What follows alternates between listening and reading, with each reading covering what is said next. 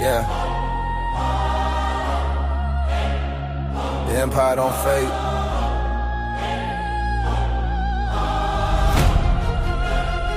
Fatty and Ali. Super panel energy. This ain't talk, this legacy. Let the orchestra breathe. They took the red pill, now they glitch in the code. Untouchable empire, truth overload. Drones hit, heavy brass explode. Super panel rain where the kings reload. We don't trade view, we expose the light from the south side, root to the throne in the sky. Fatty Ali, they testify. The empire never die. Born in the fire, raised through the test. Crown too heavy, but it fit my chest. Red pill, boy, just follow trends. We write scripts, they just pretend. Talk masculinity, we let it creed. Work, loyalty, power, D. They scream out when we plant the seed. Truth in motion, that's our lead. They can violent ride. Baseline grab. From the gutter to the marble halls. Every bar sound like breaking walls. Ali and Fatty, we answer calls. Ali and Fatty, we answer calls. They took the red pill, now they glitch in the code. Untouchable empire, truth overload. Draws hit, heavy brass explode. Super panel rain where the kings below. We don't shave it, we expose the light from the south side, root to the throne in the sky. Daddy Ali, they testify. The empire never die. Southern blood, black gold soul, tall revolution, we in control. They profit from pain, we preach patrol. Empire speak with the king's console. They mimic the real, we redefine. No more line, we redesign. The pill is gone, the mind divine. Untouchable empire, turn us shrine. Red pill, requiem, play that hymn. Truth cut deep, no way to dim. Super panel, crown, golden grim. That empire rise, we never slim. Ali and Fatty, legacy loud. Voices echo through every crowd. Untouchable creed, we stand proud.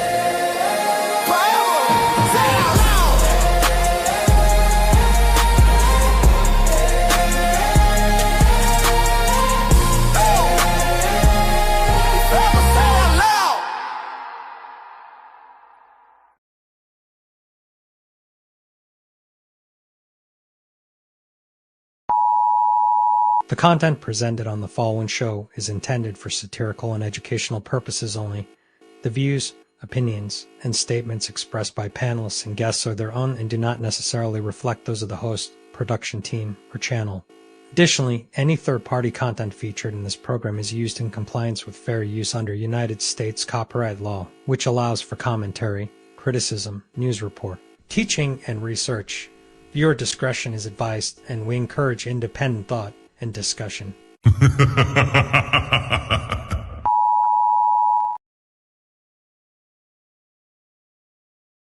Welcome to the Untouchable Super Panel with Ilkan Ali and Fatty.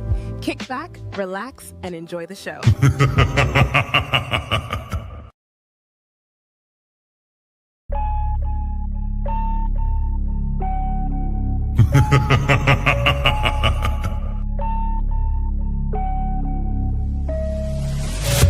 What you're seeing right now with the men is a response to your radicalization.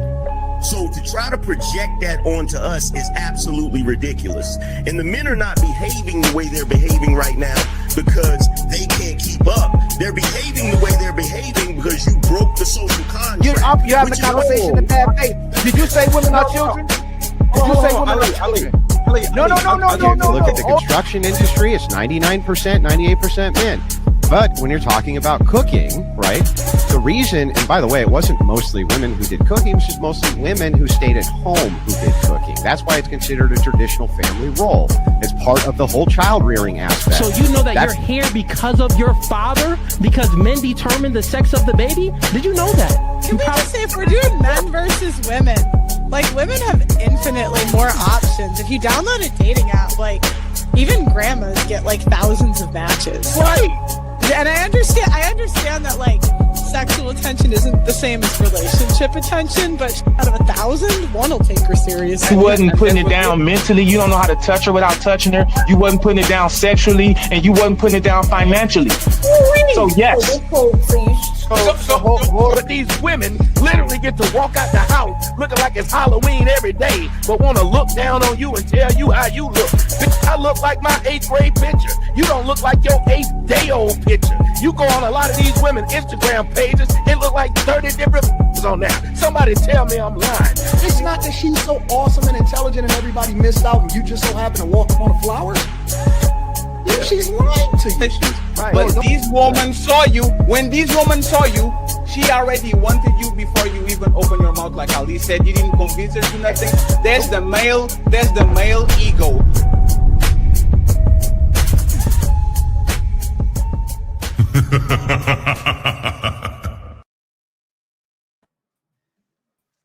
How y'all doing, family? How y'all doing, man? I'm glad to have every single one of you in the building today. Please don't forget to share the stream with your mama, your daddy, your cousins, your aunties, your favorite people, and spread the love and hype, man, as much as possible. Massive shout out to the entire Untouchable family and the legendary Untouchable chat. Y'all keep our community alive and untouchable. And if you haven't already, go ahead and spam those brand new emojis as well, too, if you can, man. We got a new one by Lou, for Fatty, and Shadow Dragon. And make sure you like, subscribe, hype the videos, and keep supporting the channel. We're pushing our goals for today for 15 memberships and 150 in the Cash App if you can, man, if you support the channel. And now it's time to bring our powerhouse panel into the building. We got the one and only Mika. We got Smell the Roses, Mrs. Ariel, the one and only Mr. Fantastic, Mr. Raphael, debating hard hitters in the space, Mrs. Bina, Mr. Jonathan with the relationship coach, and then my brother, the one and only Six as well, too, and the legendary Fatty in the building as well, too.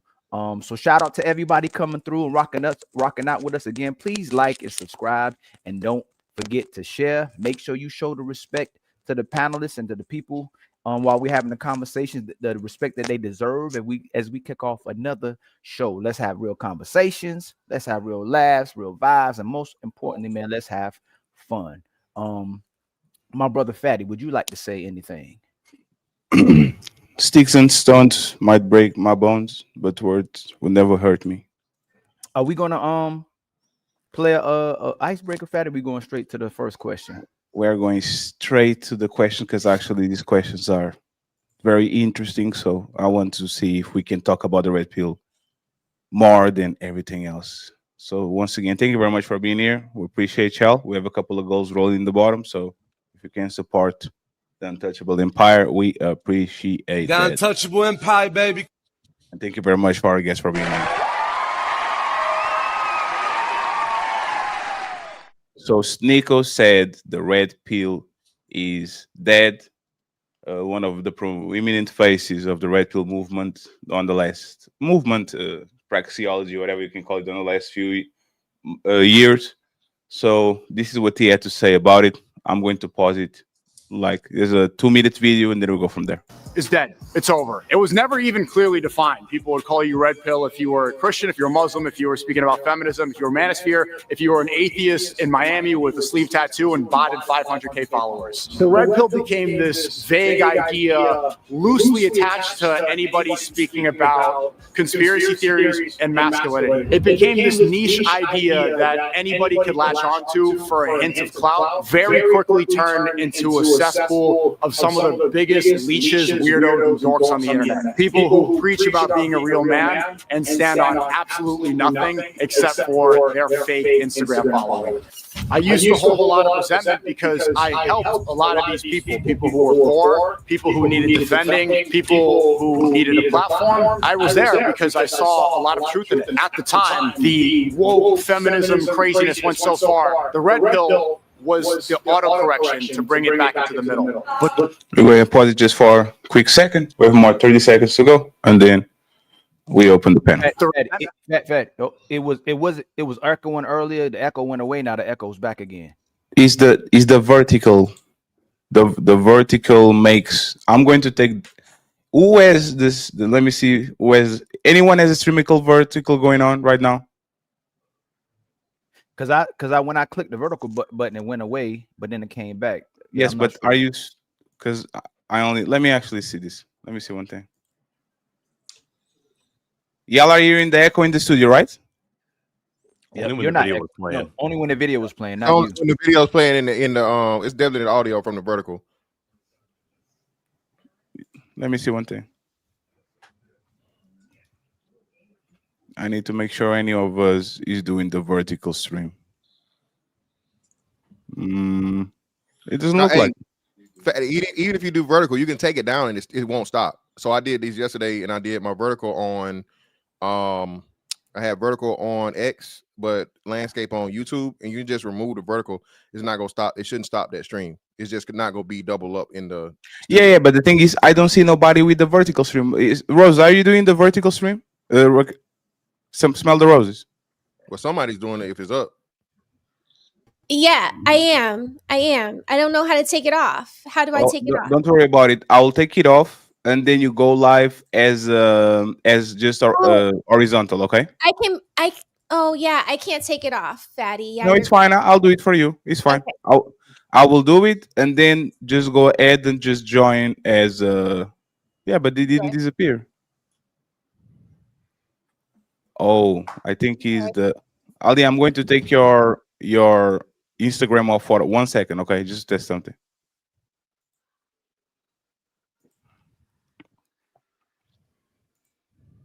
Yes, it's because when you go live on Instagram, it's mirroring the vertical to the Instagram thingy. Is that what it's doing? Yes. So basically, as soon as you go live on Instagram or TikTok or something like that, it literally starts the vertical automatically. There's no echo now, right? Yeah, no.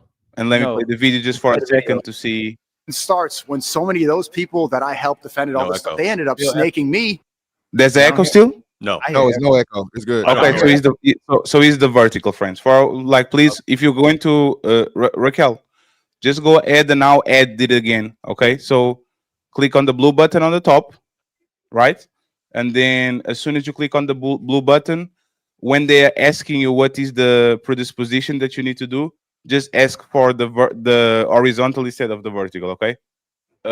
In the chat, I don't know if everybody got echo too, so I'm going to start the video again. I apologize once again, but StreamYard is doing a lot lately. The whole idea of the red pill is dead. It's over. It was never even clearly defined. People would call you red pill if you were a Christian, if you're a Muslim, if you were speaking about feminism, if you were a manosphere, if you were an atheist in Miami with a sleeve tattoo and botted 500K followers. The red pill became this vague idea loosely attached to anybody speaking about conspiracy theories and masculinity. It became this niche idea that anybody could latch onto for a hint of clout, very quickly turned into a cesspool of some of the biggest leeches, weirdos, and dorks on the internet. People who preach about being a real man and stand on absolutely nothing except for their fake Instagram. There's an echo again? Yeah, echoes back. I thought I heard echo. It wasn't mine either, Fatty, because I didn't start the live yet on IG. I just had it. It might be somebody. I stopped streaming, so I'm not gonna stream anymore. So I think it's when I do it.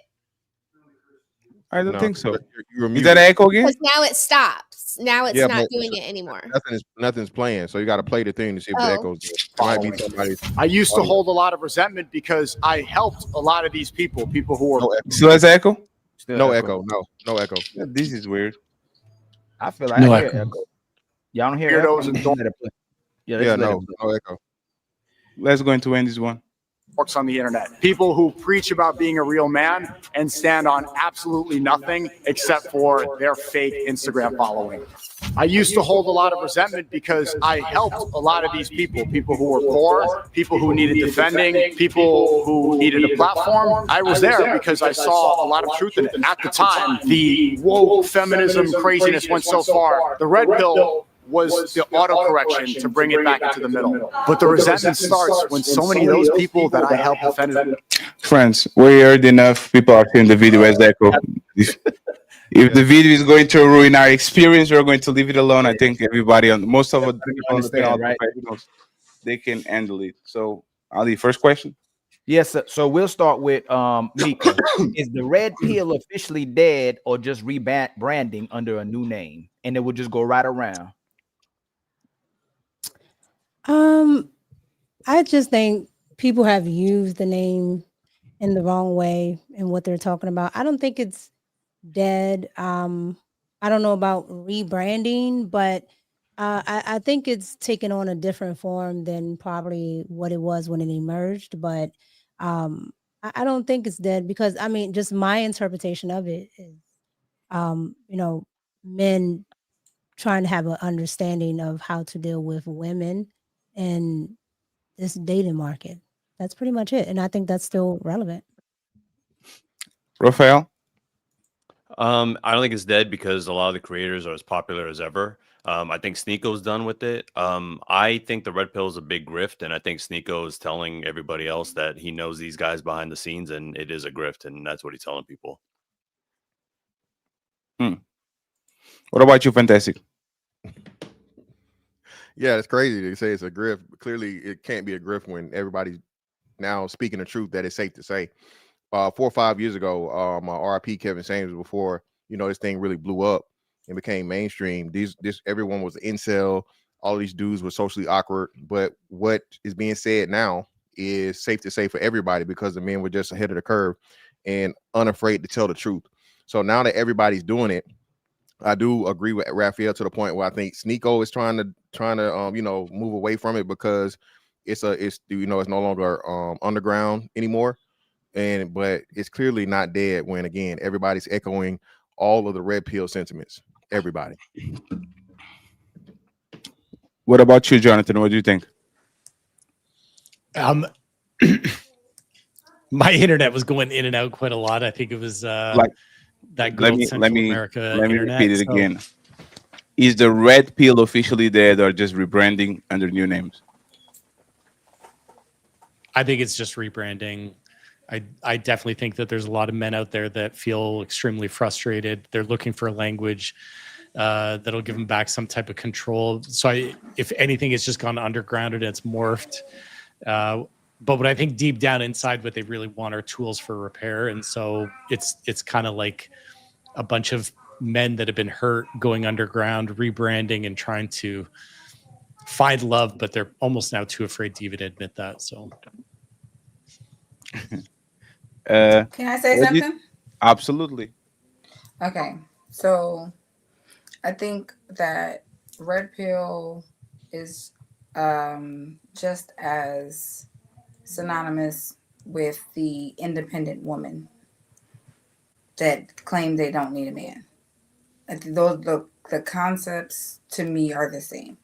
It's an extreme that comes from the result of being let down by others. So red pill men to me are men that have been let down. They didn't have they weren't able to garner the whatever it is that they desire, and so they had to go to extremes to achieve whatever it is they were trying to accomplish. So to the independent woman, right? That's an extreme.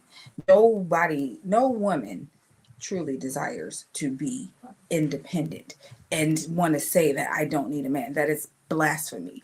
They just say that because it is coming from a place of disappointment and hurt.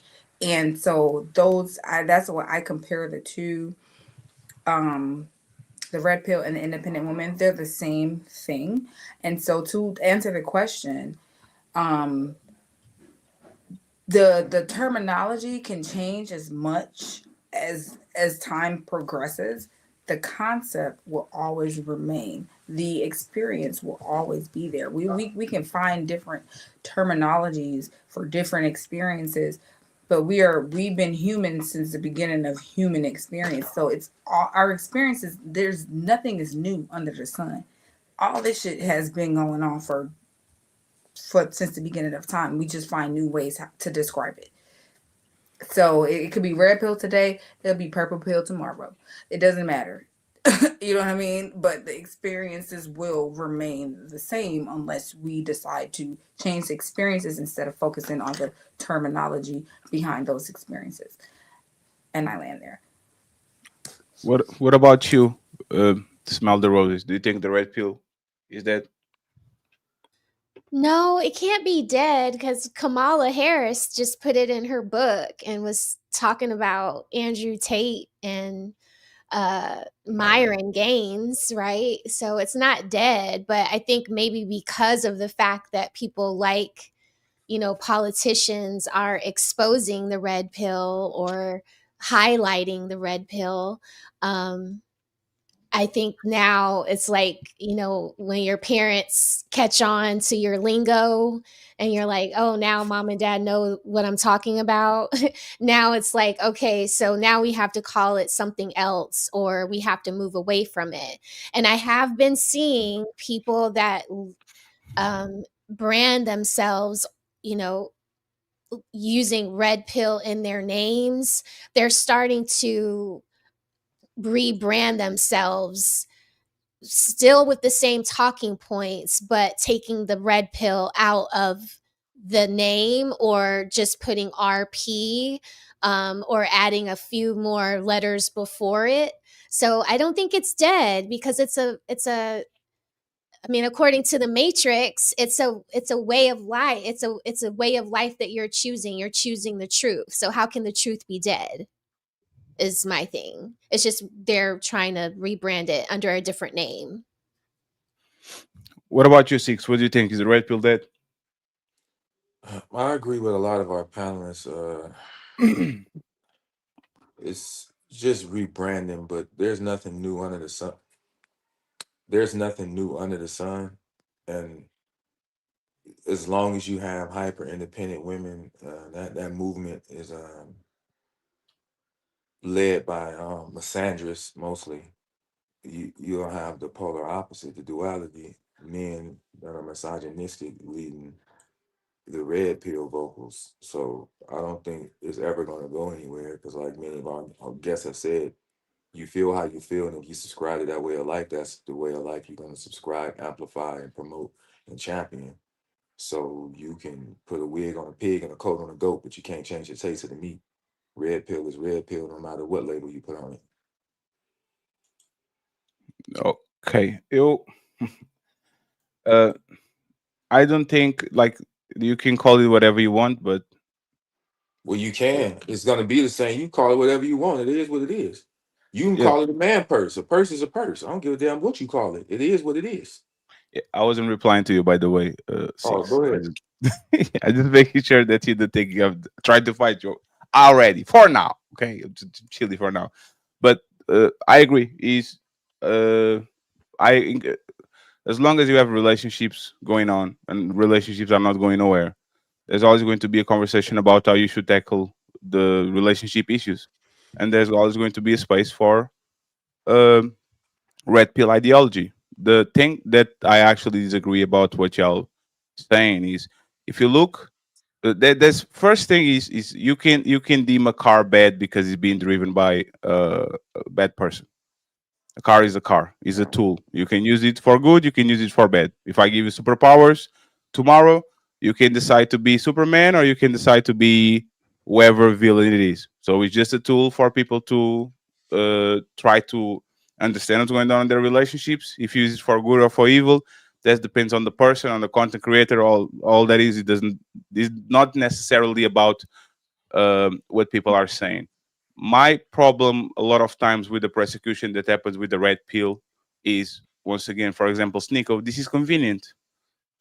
He feels betrayed. He feels that the people that are supposed to have his back betrayed him. So it's not about what he learned. It's not about what people are talking about. It looks like he's a personal. It looks like he was something personal. It looks like he actually got his feelings hurt by somebody inside of the space and decided to renounce it, just like Suzuki decided to leave the leaf. My feelings are hurt, so I'm going to renounce my village and I'm going to actually try to destroy it. But doesn't that mean he got black pilled by the red pill? No, because these words have definitions. Most people don't understand what the pills are.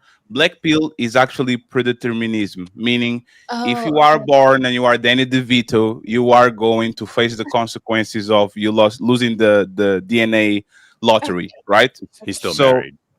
Yeah, no, I'm saying, like, but that's the point, right? Like, we believe a lot of times that you can kind of mitigate your deficits with money, with muscles, with reading books, whatever it is. The black pill believes that in predeterminism. If you are 5'4", There's nothing you can do to go ahead and to have the results of somebody that is 6'5". So you're never gonna have the genuine. So even if you can get the way he gets, the genuine desire, yes, the genuine desire. She's only using you for what you can get, and the black pill is right. Absolutely. So when it comes to these conversations, I think a lot of people underestimate something, right?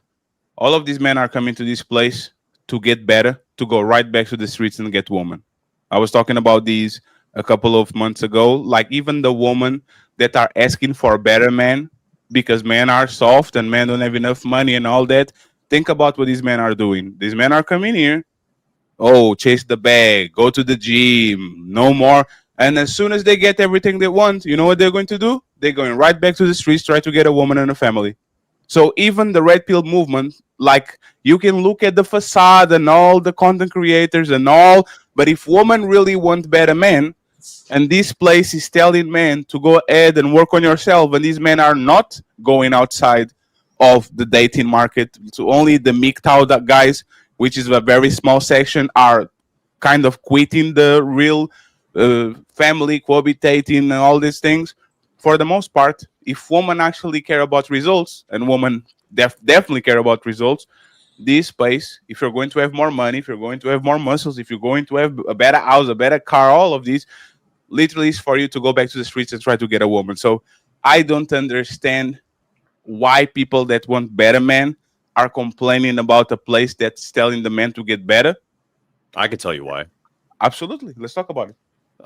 So study after study, peer-reviewed studies have analyzed men who consume a lot of red pill manosphere content, and they have very negative outcomes on their mental health. They isolate themselves more. They're not dating. They become very defeatist. They become black-pilled, and they just feel like women. They start to blame women for most of their problems, and that is research-backed. Now, they come to this place and say that the red pill creators, especially the more popular ones like Myron Gaines, Andrew Tate, the whatever podcast, they're telling men that you should get fit and make money, and that's it. And that I'm telling you right now, that is not enough to get a relationship this right now. You could be the best looking guy, make all the money in the world. That doesn't mean women are going to want to be with you, because they now get to choose the men they want to be with, not the man they need to be with. So they're being more selective in that way.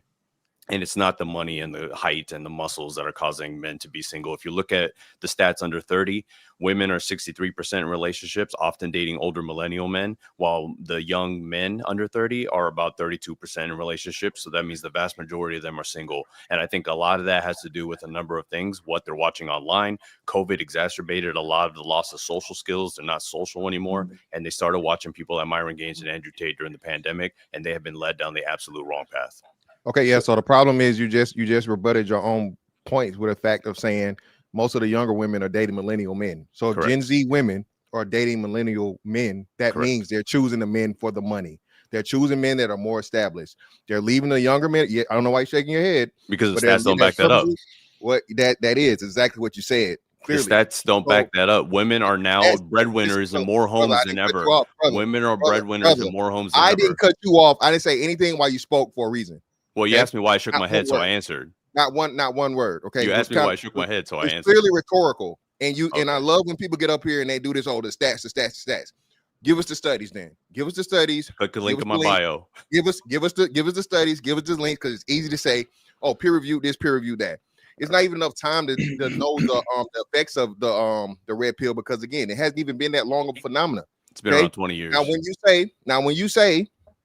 When you clearly say you shot yourself in the foot with this one, well, the younger women are dealing with these older men that are already established and have a lot more money and all these different things, but women don't care about height, which again, that's a scientific lie.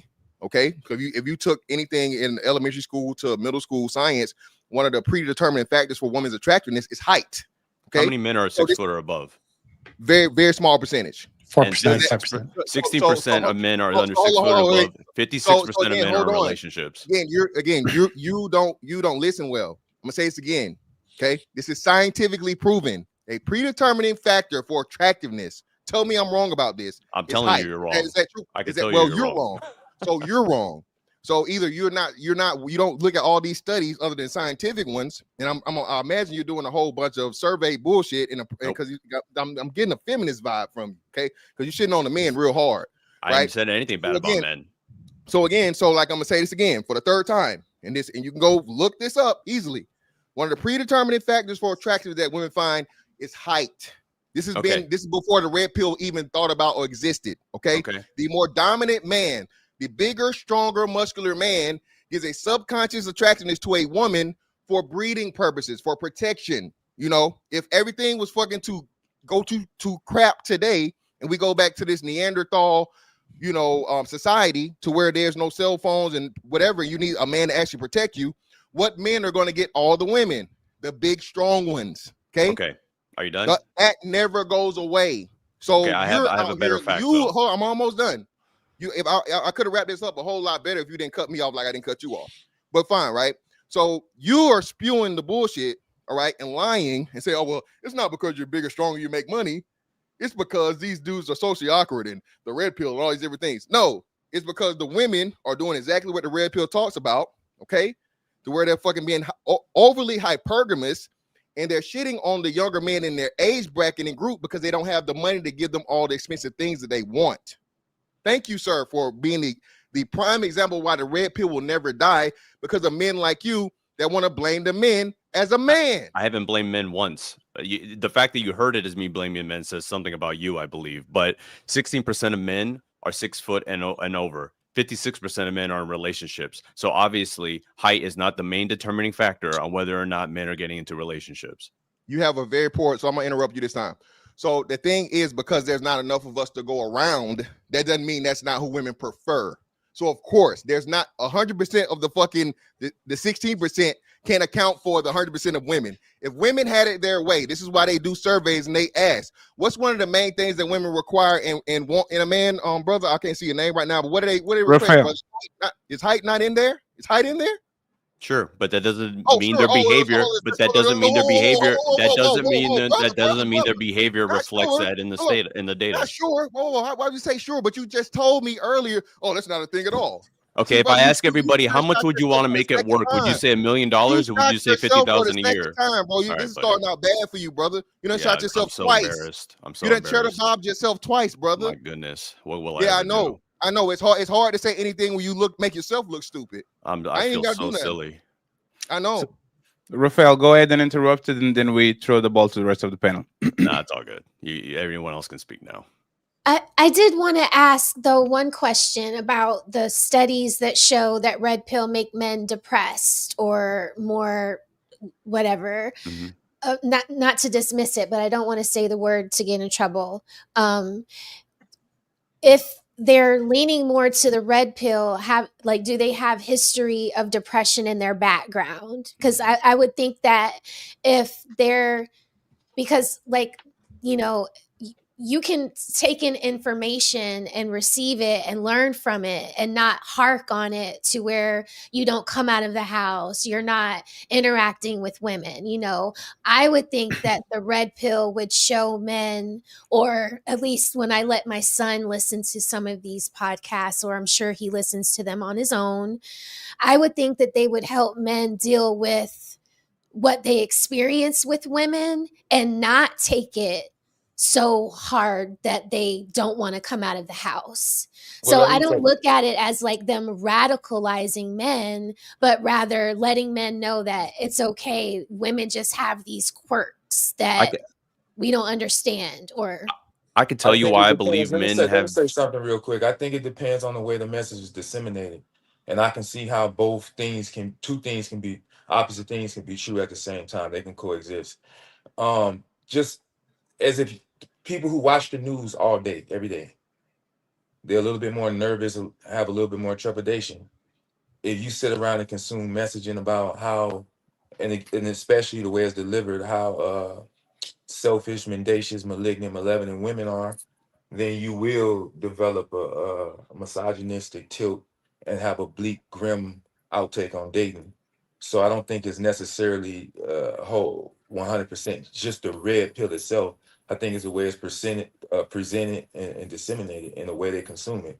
Because again, analogy in news. If you watch news, people who watch the news all day tend to be a little bit more hyper aware of things that ain't even happening. They're a little bit more, again, apprehensive.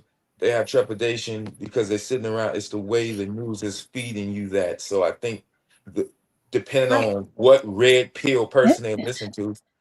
Because I'm a man and I hear some of that and I'm like, this is crazy. Okay, It's crazy. but by all accounts, right, everybody here is at least a millennial, right? And so if you go talk to, I guess they would still be Gen Z. I don't think they're in alpha yet, but they could be. But if you go and talk to the younger ones that are still in high school, um, before you even get to the red pill and all that, these young boys are already told just by them being boys that they're toxic. I seen what's going on in the schools. They're being told, oh, well, you do this with women and you treat women like this. There's absolutely nothing in these schools, nothing that you can see on just, regular programming that tells little boys what they should be receiving or how they should be treated and what should, what goes on and how they also, should move about as men, right? And so you get boys growing up a certain way and then they can't go out into the world and actually function like men. And so you can tell women, okay, well, or women can tell Because a men, lot oh, of their well, we mothers are want. misandrous. I'm sorry? What's that? Because a lot of their mothers are misandrous.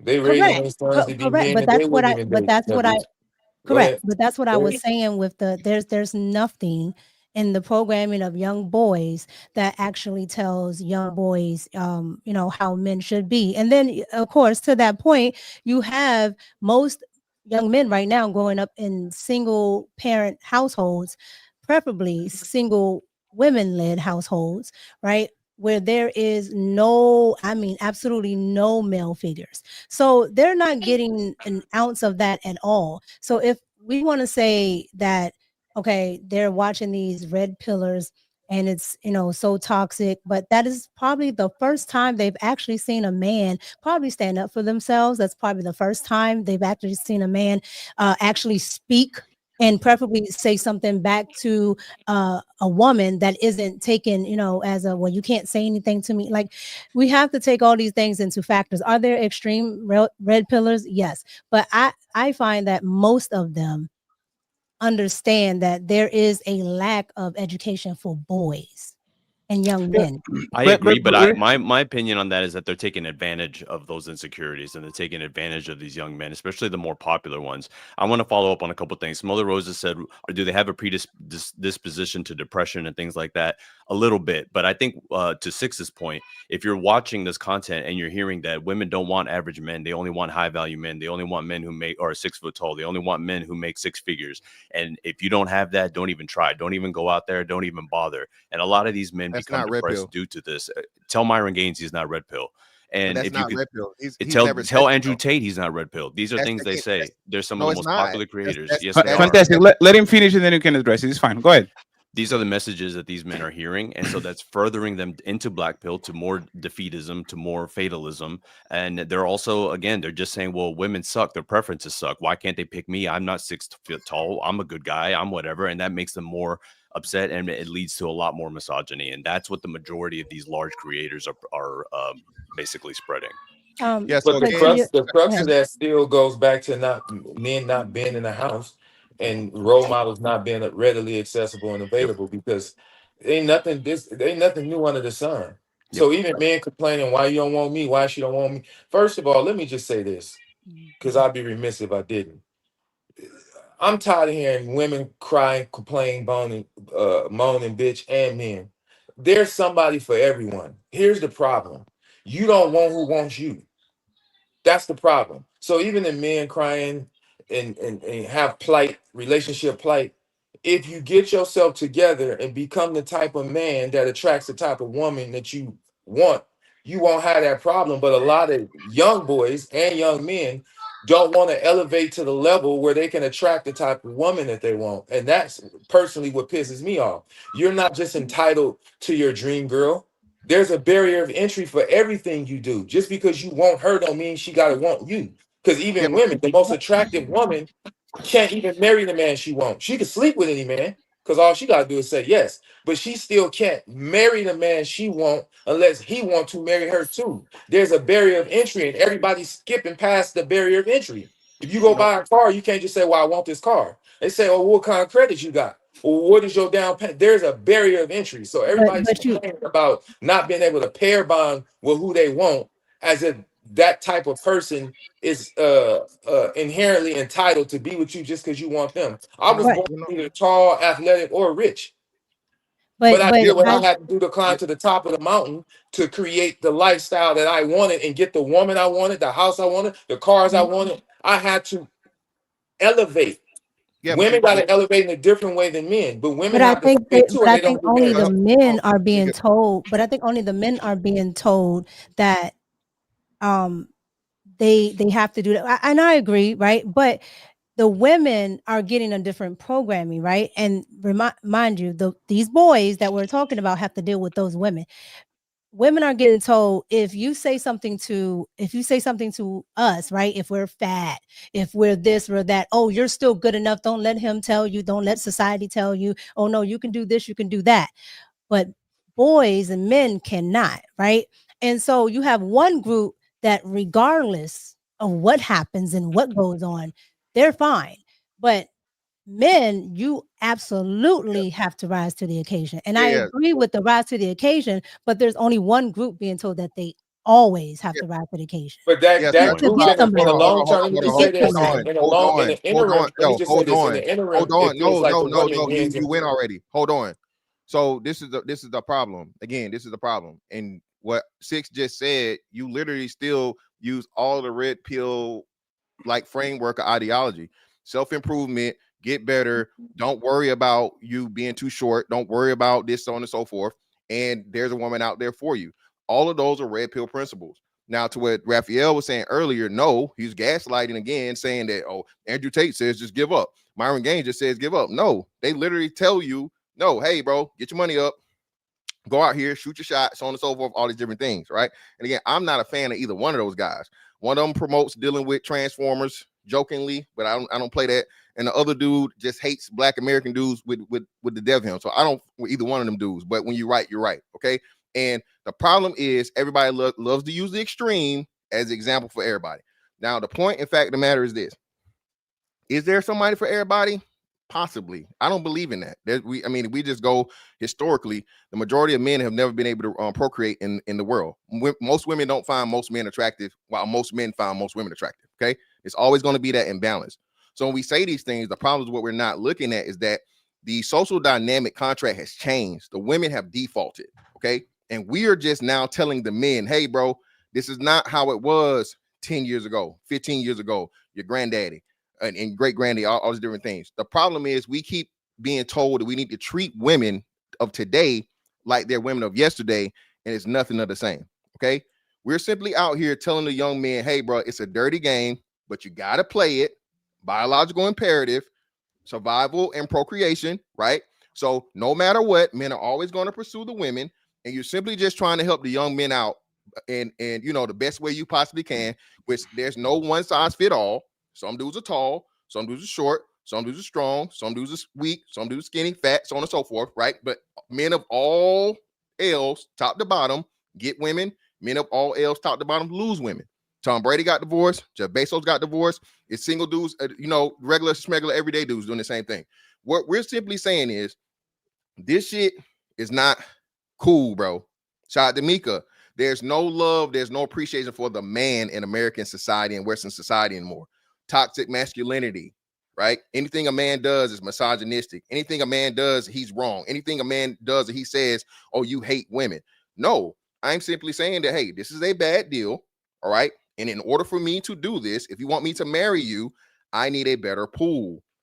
And the men are constantly told, you need to get better, you need to get better, need to get better. And the women are being told, oh, you're just fine how you are. Okay? It doesn't matter if you got 3 baby daddies. He should not worry about your past. Body counts don't matter. So when we start getting to these, real deep conversations about these things, it's telling the men, don't accept fucking trash, bro. Another man's trash as your treasure. All right? That's what the happy wife, happy life, that shit dead. that no longer exists in 2025, and that's all we doing, man. That's all we're saying. There's a lot that you said that I think is accurate. I think there's a lot of things you said that I think there is well-intentioned. A lot of people fall into red pill looking for self-improvement. They look for workout tips. They look for how do I talk to a girl. They look for grooming tips. They look for this kind of thing. The YouTube algorithm very quickly puts red pill on their page. And if you read a book called Men Who Hate Women, it is one of the best explanations of how these people get radicalized by this stuff. This stuff is well studied. And I'm saying that to Six's point earlier, there is nothing new under the sun. Telling men, work out, make money. When wasn't that the message? Has that never not been a message for men since your granddaddy, since my dad? That has always been what men have been told to do. Look good, make money. Bro, nobody. Hold on, just real quick. Fantastic. Give me just 1 second. But that's what Fantastic is saying. While y'all keep pushing the men to be better and to have bigger muscles and better cars and better houses, there's a counter movement on the other side that is telling women body positivity. If he can't handle in your worst, he doesn't deserve in your best. Like there's losers every time you talk about men, but there's no losers when you talk about women. You can be fat, you can have a terrible attitude, you can be broke, you can be a bum. Like every time a woman does something that should be actually put on the slot of loser, there's society pressure, social media. Everyone is going to come in and cuddle the woman. So now we are getting the men that always have the pressure to be better, meeting a woman that always has pressure, that is always being cuddled to be who she is, even though she's a terrible person. So this existed before the red pill. Like red pill went mainstream during the pandemic, right? The divorce rates. 1 second, Six. The divorce rates were going crazy before even we got here. My divorce rate in my country on the last 10 years was 70%. That has nothing to do with the red pill. I live in Portugal, Europe, a religious country, 95% white. Like these situations on the society was already existing because now women, for the first time in the history of mankind, kind of don't need men when it comes to relationship type of environment. And the red pill came here to tell the men about exactly what's going on. My question would be, what are these prescriptions? And I would like for general prescriptions, not something that Myron Gaines said once, 50 women. Like, let's be healthy about let's not go to the bottom of the barrel when it comes to some of these prescriptions. What is like a mainstream prescription that y'all are very upset about the red pill saying about relationships? That is right. That is wrong. That is a lie. Clear lie. They're just pushing it because of it. Anybody has anything? Yeah, I do. But the problem is with a lot of red pill content, because I believe it is necessary, but the problem is, and I'll get to the crux of it, the problem is the messenger. Most of the people pushing this red pill narrative are ultra crepidarians.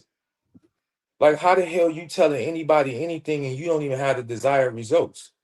What are you talking about? Let's and go. that is the problem. The same way, the same way. 1 second. A6. No, it's not one. No. A6. A6. I am going to land. No, it's not about land. Six. It's not about landing. He's on a roll, man. It's I ask you 1 second, Six. I'll pass you the microphone because I asked you a question. You decided to say what you wanted to say. So I have a question about what you said.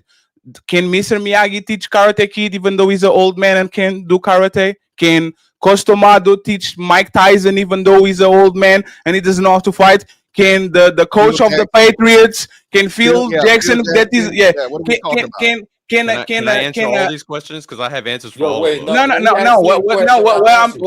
1 second, friends. You're being too froggy. What I'm saying is that you can say, oh, the person is not going to be able to give you a good advice if they are not living what is happening, because me as a fat person can say, please, Rafael, eat more salad, is good for you. There's good advice no matter what you can say about fatty. There's my name literally being fat. I can tell you, don't eat $40 of fast food every day. I can clearly give this advice and it's fine. Looking at the messenger. Let me answer your question. Your example was moot. First of all, it was moot. And it was a bunch of non sequiturs in there. And Mr. Miyagi knowing karate has nothing to do with his age. So that analogy, yes, age has nothing to, let me land. Age has nothing to do with your knowledge. Can Mr. Miyagi teach? Let me land. You want to interrupt me because you know I'm about to run you off. I want to interrupt you. Hey, talk. I'm going to run you off. A6. Come talk closer to the camera to me, please, because I think he's your predisposition. You like streaming like this, and this makes you be a little bit like reactive, right? Like talk to me like that. Okay, you got me on the Mr. Miyagi. Get me on a fat person. Get me on a fat person giving health advice to another, saying, "Hey, you should eat more salads." How is that bad?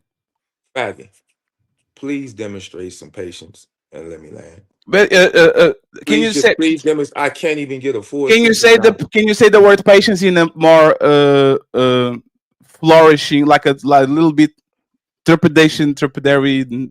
Patience. Thank you. Go ahead. That was sophisticated enough. You're welcome. Taking advice from someone who doesn't have your desired results, that in and of itself is unwise. Okay. Let's just start there. And every example you gave sounds like a person that is on the other side of that knowledge.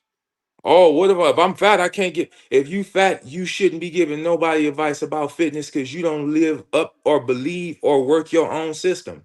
Okay. So again, I blame the person that's listening. But when we're talking about adolescents, they don't know no better. These men ain't got them results. All I'm saying is, why don't you go get advice from somebody who have the desired outcome of yours? Because again, when you get on here, whether you a man or a woman, and start talking about a relationship and what you need to do, and you don't have a happy, healthy, fruitful relationship, they have an actual word for what you are. It is called an ultra-crepidarian. And those are the people that is at the forefront of this movement, which is why the movement is not really making progress. Because with all the advice they give, if people were actually doing it, they're being happy, healthy, fruitful, Most people flourishing don't listen to relationships. that. Most people don't listen to that. One second, please. One second, please, because he was replying to me. 6. Are you married for how many years? I've been my wife. Next year be 20 years. So why are you talking about so why are you talking about single people when you are on MSN Messenger and on MySpace when you have no idea what it is to be on the dating market on the Instagram Tinder era? You are an ultra crepidarian. Can I answer that? No, you can't. No, you can't. No, I'm going to answer that. No, you can't. No, you can't. Because I'm still talking. No, you can't because I'm still talking. You have to let me talk so you can talk afterwards. If you are going to do what you're doing is called a purity test. You are not American, so you can talk about American things. You are not a woman, so you can talk about the woman body. This is something called the purity test, where somebody that thinks they have the results come around and tries to disqualify other people that don't have it, so they don't talk about the conversation. So if on the red pill, we're talking about the damages of dating in the social media era in 2025, Mr. Opulent 6 that got married when motherfucking Hulk Hogan was saying, brother, right? If you were married, if you were single when Undertaker was in his prime, if you were single when Allen Iverson was crossing people over and he was playing for the Philadelphia 76ers, you have no idea. In a league of modern players that don't motherfucking put the ball in the post, you have no idea what these people are doing. And if you're going to do me a purity test like that, I will flip it on you and say, you talk about married people and I talk about single people because you don't know nothing about what is being dating on the social media era as long as you have an open marriage. If you want to make a confession right now that you are still dating people while you have a wife, you can do it. I will clip it and make a bunch of money out of it. But if you don't talk about single people because you haven't been single for 20 years. You got it now, sir. Fatty, I'll listen to you go on and on for the last 1 minute and 32 seconds. Oh, so much time. And not one time did common sense make a debut. I'm going to ask you to refrain from letting asinine shit fall from your mouth. Now, to get to your point, married people that are in happy, fruitful, successful marriages were once successfully single. The name of the game is to get out the streets and build a home and become a matriarch or a patriarch. Okay? Now, let me finish. Success has a common denominator, meaning that not only was I successfully able to get married, let's retrace the steps. That means I chose right. The crux of relationships is not going wrong, is choosing wrong. So because I chose right, I can advise a single person how to choose right. Because we have been together 20 years every day in the age of social media. In the age of social media. And I amplify and highlight these three adjectives: happy, healthy, and fruitful. That is the relationship that I'm blessed with. So I have the ability and the results to tell a single person, because for one, I was poor. I grew up in the projects. I live in the mountains now in a big ass house I built from scratch. So I know how I feel. I'm 5'10" and I didn't get a growth spurt till after high school. Again, I was born neither athletic, tall, or talented in that matter, or rich. These are the things that I acquired. So again, for the sake of brevity, I'm gonna land this because you all guys been great enough to let me land this plane. I am qualified, bona fide, and certified to teach someone, whether man or woman, how to successfully pair bond, how to choose a mate, what qualities it. Matter of fact, most people don't even know the difference between a role mate, a swole mate, and a soul mate. We can start there. But again, 20 years ain't nothing to sneeze at. Y'all motherfuckers can't even do 20 days. Yeah, congratulations. I didn't say Hold on. I'm just saying I didn't say that. Did I say that you shouldn't talk about your marriage and how to be No, you said that I am unqualified to talk about single people. What I said was you are a basketball scout in the 90s. You are looking for Andrew Biden to play in the post as a first ref of the you are looking for people that can do the you get very patient. You are looking. Please stop. You are looking. Please stop. Please stop. Please stop. In your spare time, when you get a chance, everybody, if you don't know who she is, Google Cammie Crawford, which is one of my mentees, who's now engaged. When I met her, she was at the end of a bad relationship. She had a bad attitude. She had some of the same attitudes misogynists have. Yes, and what about Let me land. No, you are breaking. Hey, sir, you are breaking 30. She just turned 30 years old. She's okay. So why for 5 years? Okay, now married and owns 2 properties because of my teachings. Congratulations. So that shows you that is proof. That is one of many that I've taken out the streets and put into a home where they can be matriarch and patriarch and happy, healthy, and fruitful. Is the last thing, right? Is the last thing I'm going to say. Go ahead. I thought that man didn't care about woman money. You bragging about her getting 2 houses is like me bragging about I have 2 golden sheep. I have 2 golden fish.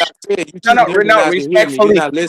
No, I'm listening. You have to. Hey, 6. You have to stop. I asked you to come closer to the camera because I thought you weren't seeing us moving our mouth, right?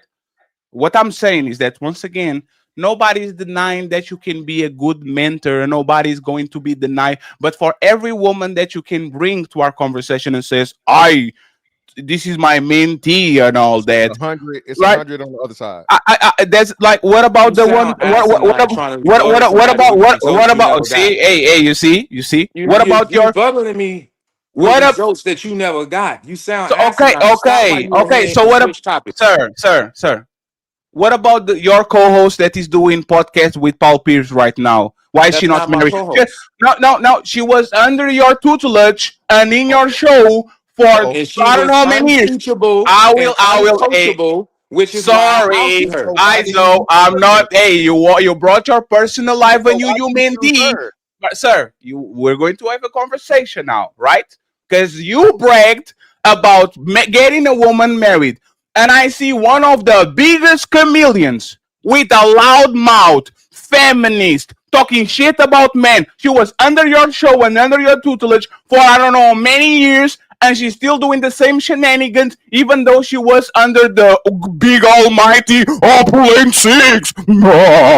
So you are going to explain me, sir. Since you are this big boy and you big dog and you make this woman do the right thing, why couldn't you get through her, sir? Mr. Expert? Can I speak? Fast, please. Thank you. My ex-co-host, we had a show for a little bit over a year. She was unteachable and uncoachable. I disembarked and ousted her. And that's what any man should do to any woman, whether it's a sister, a friend, a cousin, a co-worker, or a romantic partner who is unteachable and uncoachable.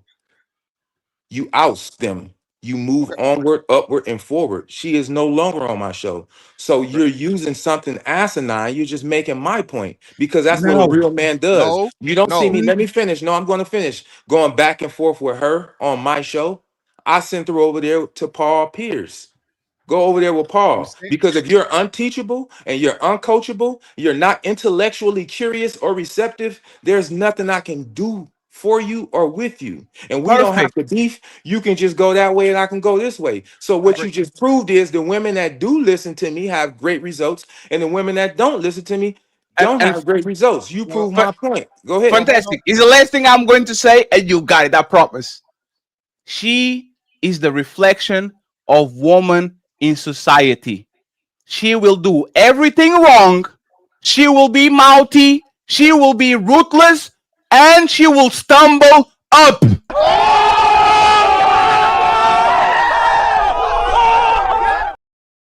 This woman was so bad that she stumbled into Hall of Famer Paul Pierce podcast. She was so bad and such a bad woman that instead of actually getting repercussions by society for being fat, for being mouthy, for being ruthless, she actually stumbled up into a bigger man than you, taller men than you, have more money than you, have more bitches than you, and actually have more influence than you can ever have in your life. So again, respectfully, this is what we're talking with. I didn't because you just sir. said something that I was didn't weak interrupt and you, sir. untrue. I But didn't you're not interrupt gonna you. speak I didn't untruth. What does interrupt you, her sir. I being didn't on a show interrupt. with a man? I What does his didn't. money got to I do with her? didn't. They're not dating. I Can we go didn't back to why interrupt Andrew you. Tate and Myron Gaines shouldn't be teaching But men? I they're didn't not dating. interrupt you. What does I didn't his money interrupt got to you. do with her? They're not dating. They're co-hosts. Brother. Are missing, and you got to are do with missing. mine. Oh my God.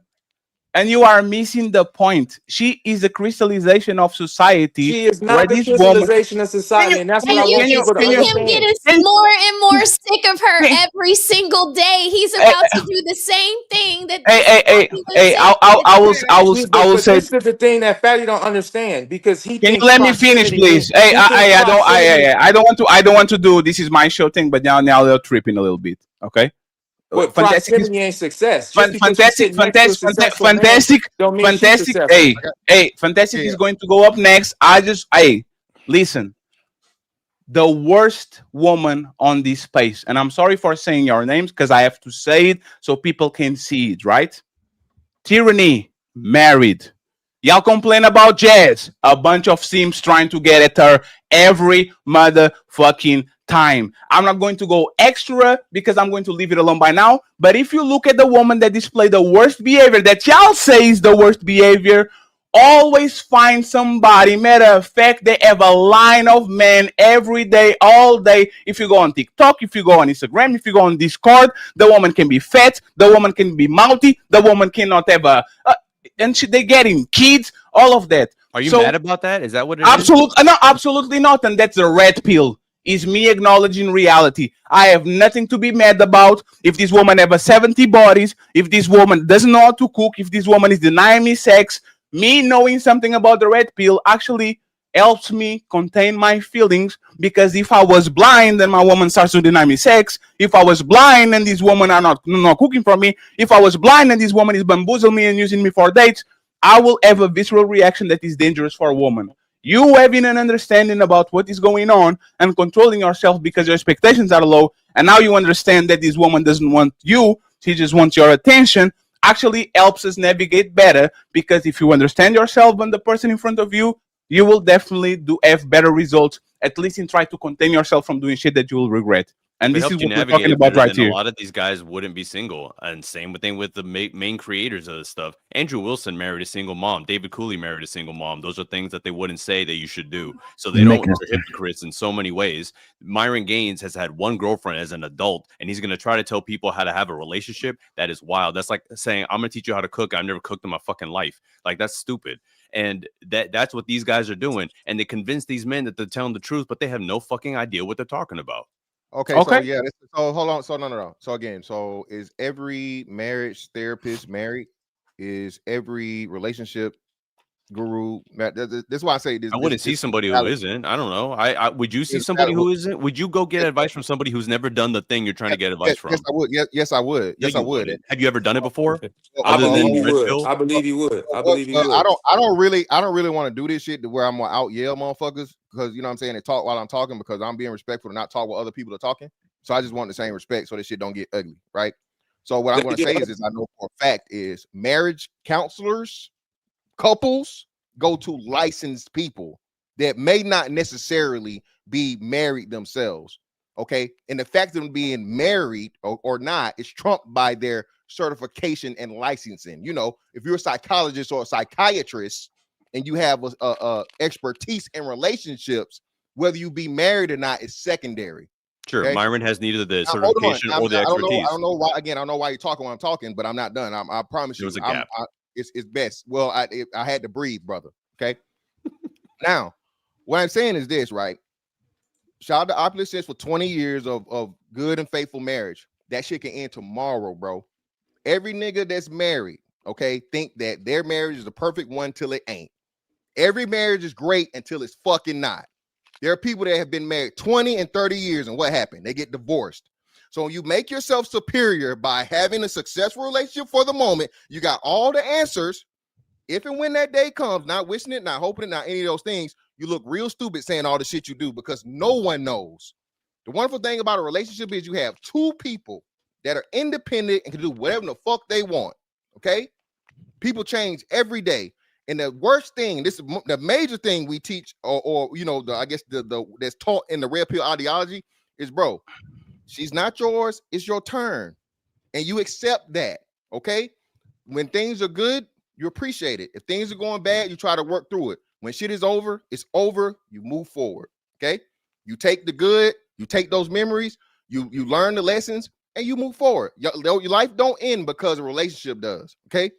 It's crazy how, oh, well, you have a failed marriage, you have a failed relationship. Most relationships fail. All a fucking marriage is a licensed relationship. That's all a marriage is. Okay. If you're in a monogamous relationship with a woman, you're just in a motherfucking marriage without the paperwork. Okay. So when we do this thing to make it seem like marriage is just also this thing to where men and women, but mostly the women are saying they don't even want to be married anymore. There's no value in it. That's another part of the red pill that people don't seem to understand. Women don't give a fuck about marriage. They're saying that marriage is sex work. Mm-hmm.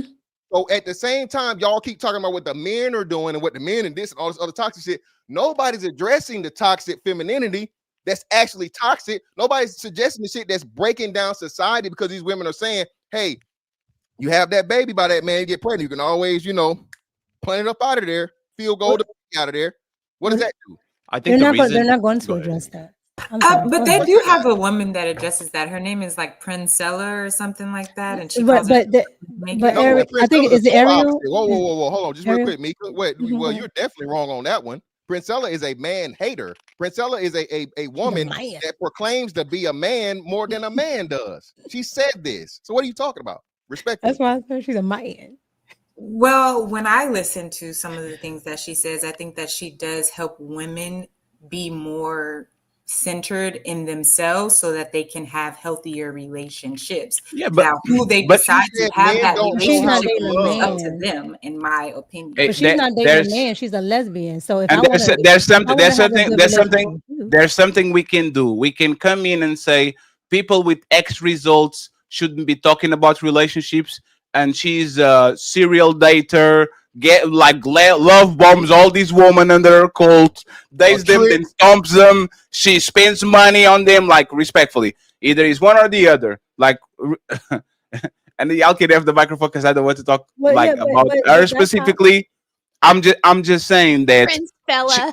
she's literally outside the homeless shelter with a Ferrari trying to pick up women. And that's kind of. Yeah, she lets these women get hurt and go to the homeless shelter, and she's outside with the Ferrari and says, "Oh my God, do you want help?" Right. So let's not use her as an example. They're not actually listening to her, and that was the thing I was just gonna say to Mr. Fantastic. That's why I said something earlier about us as women. we're not actually listening to that, right? Most of the women, and most people in general, but just particularly women, if you are a woman who gives good advice, who actually does what they say and is married and can pretty much show it and everything, they will go and say, well, oh, women don't want that. And women don't like this. And you're just showing off and we don't have to do this. You're just, you're just male centered and you're making everything about a man. They will find everything. Yes, pick me. That's the favorite word they like to call me. So they will find everything wrong with what is right. So they don't want to hear that, but then they'll go to a person that sleeps with women to get advice to be with a man, when that one doesn't even sleep with a man, doesn't do anything with a man other than imitate him, and you want me to listen to this one. So essentially, she's a red pillar because that's what Raphael is saying. That Potentially she's a grifter. She would be like she would be no different than Derek Jackson. So y'all not providing all the context with Priscilla, and I would like to get the other stuff too. Is it Ali? So Priscilla, Yeah, it's Ali. His microphone went up and down. Ali, your image is frozen for a second. Jesus Christ, man! And by the way, if you are a part of the Beano Nation, because the Angry Man is restreaming us without any commentary whatsoever, there's a spot in the panel, Mr. Angry Man. We always open our house to you. We invited 10 people. We are not going to kick a person out just because a celebrity is around. There's bad banners, and we shouldn't be doing that because everybody should actually be treated with respect. Now that we have a spot open, you can come up and have the conversation. We be nothing but nice to you, nothing but respectful to you. So please, oh please, I would appreciate that kindness be repaid with kindness instead of trying to sabotage us and talk shit about us to your people, okay? We don't need you, but we want you here.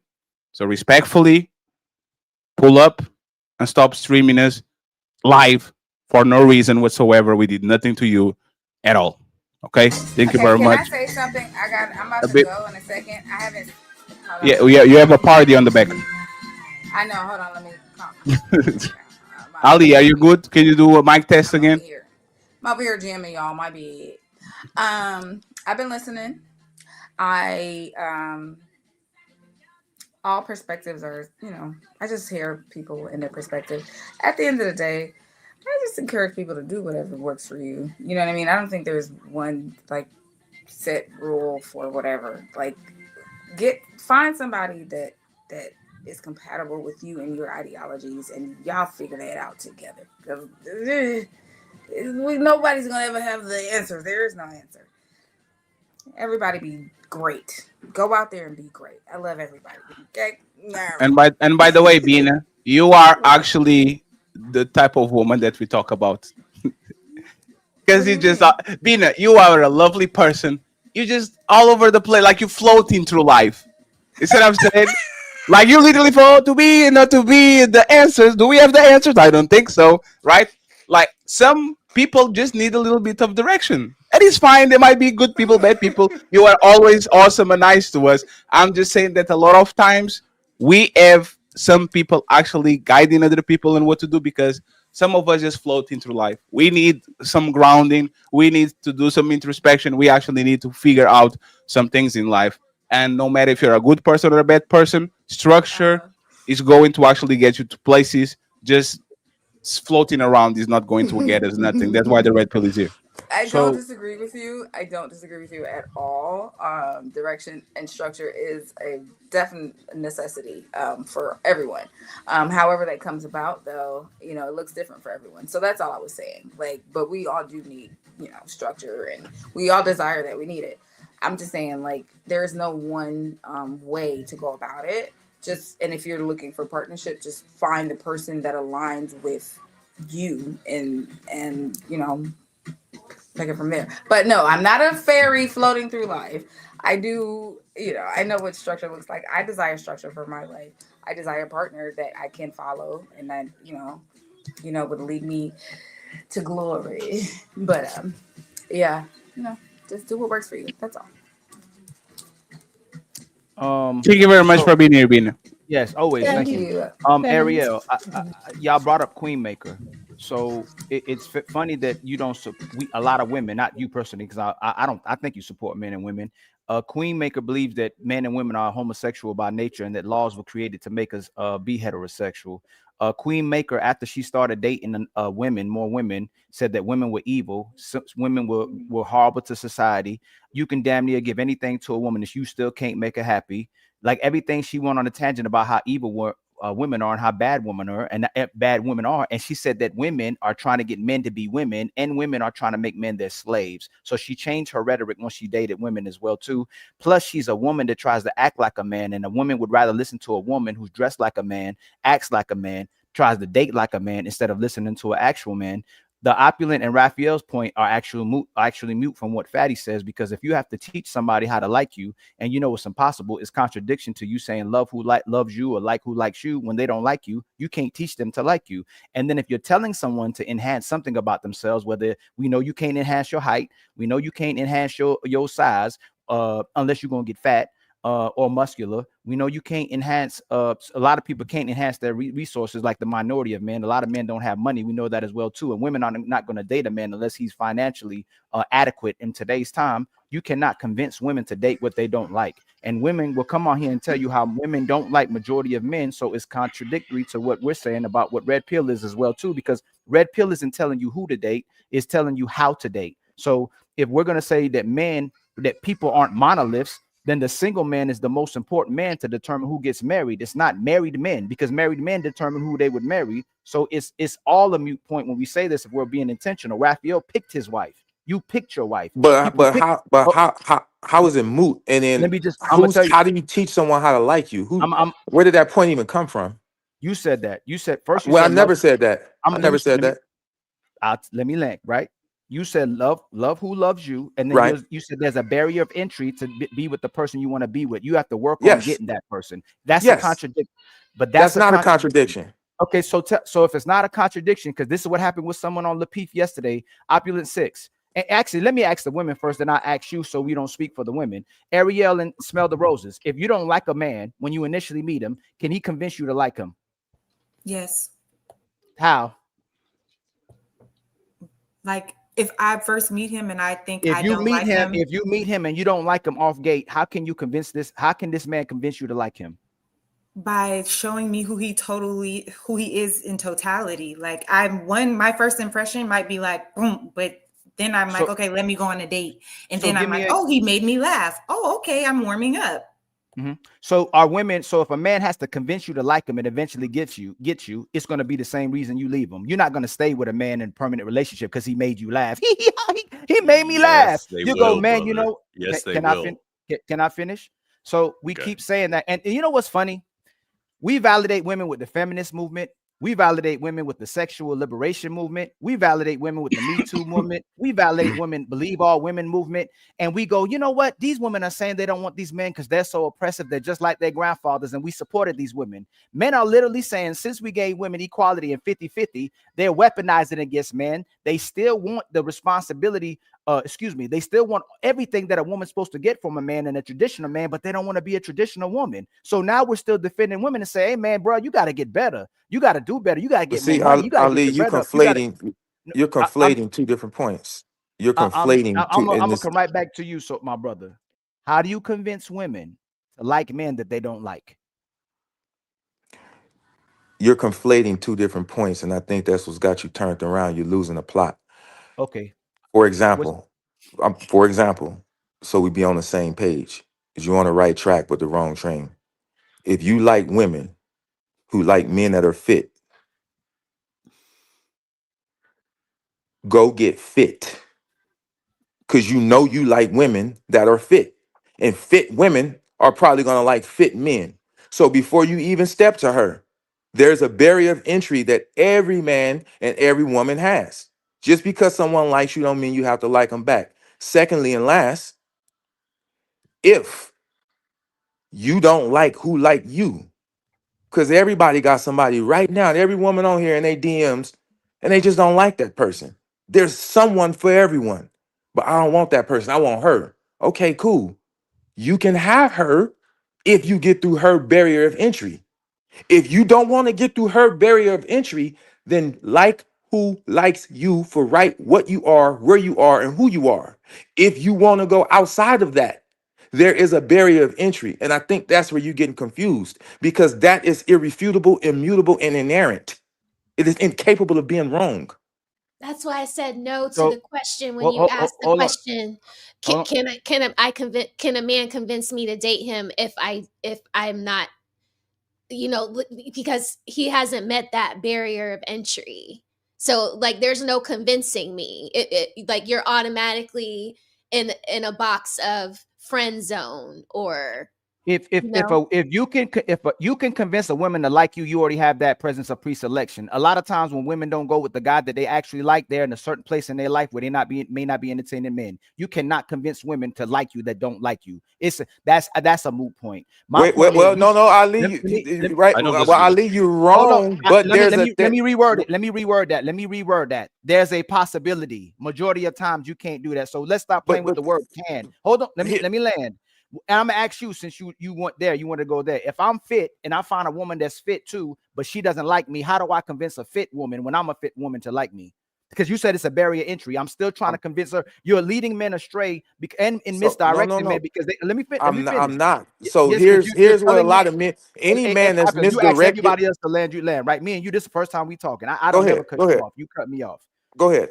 How are you convincing a man to get how do you convince a woman to like you when you already said there's a barrier entry? You have to meet her demands, which means you're already setting up the man for failure. He has to always go through her obstacles and prove himself to him. But if I do what you said, I'm fit. Dang, I like this girl. She fit too, but she doesn't like me. Let's do that barrier entry. I'm fit. She fit. How do I convince this woman who's fit too to like me? So to answer your point, one, we're on the same side. Here's the problem with everybody in this era. Y'all comprehension skills is lacking. It's very reading and comprehension was a thing when I was growing up. Go off track when y'all throw little digs at each other. No, because it's I'm not being funny. I'm not being funny. You're not answering my question. I'm about to answer the question. If I'm a young man, you're not answering. Listen, I'm about to answer. I wanted to preface it like that because I don't believe. I'm only stopping because me and you do this for a living, and you professionally, I watch you address people when they don't answer your question and run away from it. Please don't. I'm going to answer your question. If I'm a young man and I'm trying to date a fit woman and I'm fit, how do I convince this woman that doesn't like me to like me? Let me answer your question, but I have to preface it like this. It's vital because I don't think, and I just generalize because I'm not trying to be malignant or point out anyone. I don't think in this era people are using their comprehension skills. So when someone says something, they're not really comprehending. They can hear the words, but they can't comprehend the message, probably because they have a very rudimentary understanding of whatever the topic is. So please try to comprehend what I'm about to say so that we don't lose the plot. If you're a young man, your example, and you like a woman that's fit and you're fit, if she don't like you, there is a reason why she don't like you. If you get to the crux of that reason, there is a possibility, using your language, listen, let me land, that you can bypass that. Here's the caveat. For every action, there's an opposite and equal reaction. The caveat of trying to, this is what I teach my mentees, of trying to convince someone or contort, bend, and meander to what they like, you might get them. But the downside of that is you definitely gonna lose them. If I was Bali, you look confused. I'll say this, and then you take the floor. You look confused by the end of that. Just because you could don't mean you should. You could convince somebody to be in love with you. You could convince somebody to go on a date with you. It's possible. But just because you could don't mean you should. See, you conflating the fact that there won't be consequences for doing what you're doing. That's a different point. We weren't talking about the consequences. Can you do it? Sure. Should you do it? Probably not. Because on the downside of that, you saying what I said. I said you're on the same page. I said that. I did not start off by saying Ali. Did not start off by saying we weren't on the same page. Now we're on the. No. We were always on the same page. I just lacked. I wasn't able to convince. No, we weren't always on the same. I know. Well, they were. They make it true. They make it true. I said it, my brother. You just wasn't comprehending, so I tried Brother, to don't find do the that. language to bridge the gap. I No, just tried to there's find the there's language to bridge the gap. Yeah, there's no. Hold on, so brother, please, first and foremost, brother, please stop throwing jazz with short arms. Okay, all right, just stop. I Like, love that platitude. That's one of my Stop. favorite platitudes. Yeah, stop throwing jazz with short arms, brother. You feel me? I love that platitude. Good job. You Figuratively use your and whole literally. frontal cortex for that one. Figuratively and literally, brother. Again, like I said, you're a little fella. But anyway, let's do this, right? I know. You must ain't seen my page. You a little guy. I know. You a little, and you little financially. No, never that. But again, listen, bro. No matter where my motherfucking wallets in my pocket is, I'm bigger than you in every way, shape, form, or fashion, brother. So Well, again, it's cool to use your imagination. Let's not make this about size, brother. Little fella. Is that what you're called, Mr. Fantastic? This is so entertaining. Don't bail this little nigga out. No, I'm not trying to. I'm just trying to bring light Smell to the roses. the. Stop. Smell the rose, baby. You didn't jump in when he was talking shit to me, so don't jump in now while I'm talking. My nigga, you lose your money, you lose everything. You a little nigga that likes. You have nothing to lose. No, you the little nigga. Likes to fucking. I got 2 businesses and 4 properties. What do you got? Dark skin T.I. We don't care. What do you got? Dark skin T.I. What do you got? Brother, what do you have? Enough to be on the same panel with you. No, you are the patriarch of nothing. Now.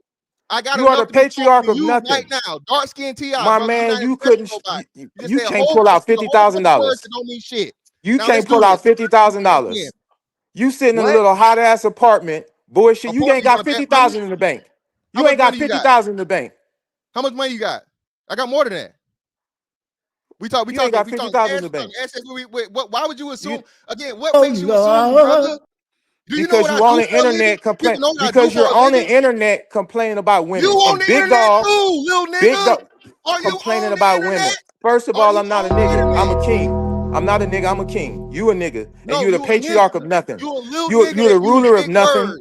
You're unimportant. You're unwedded. You have a rudimentary understanding. Talking about your house. That's why I keep talking about your money. You are insufficient in your own mind, little nigga. Okay. That's why you keep talking about what you got. I don't got to do that. Okay. I'm me. You don't have anything to talk. You have no accolades. I ain't you got have to bring no up my accolades. motherfucking wallet. This is marvelous. I ain't gotta You bring have. up You my don't have a wallet. wallet to bring up. Nothing but me. You said it yourself. You told have on nothing. yourself about your insecurities. You the one who said you didn't catch a grown person. You a grown ass man, nigga. You said that. What does that you got mean? a little man complex. You admitted it. Okay. So let's not do this. All right. You take away your Now money, what? you are nothing. Now what? You lose your money, brother, you might lose yourself. No, if I Let's lose get my away from money, that. if I lose my money and I lose my family and I lose my common sense and I lose my physique, I would be Mr. Fantastic. I'll be No, you. you wouldn't. You can't be. You can't be. I'll be you because you ain't shit. Small. You ain't shit. What do you Brother, have? You don't measure up. Okay. You don't measure up, brother. To Again, who? you the one that keep talking about I got To this, who? I got that, I got this, To I got who? that. Brother, Because that's stats identity, matter. brother. Stats your matter. identity. You What want to facts? live in a world What like that. You want to live in a world with Donald Trump where stats don't matter. Your life is the total sum of your advice. And So what my is your life? advice tied to? What is your my advice life? tied to? Now When tell you the give people my life, relationship brother. advice, are you in a relationship with the Tell the woman in people your my life. dreams? Now, What brother, is your advice tied to? life, I'm curious. first and foremost, brother, What hold is on. your advice anchored to?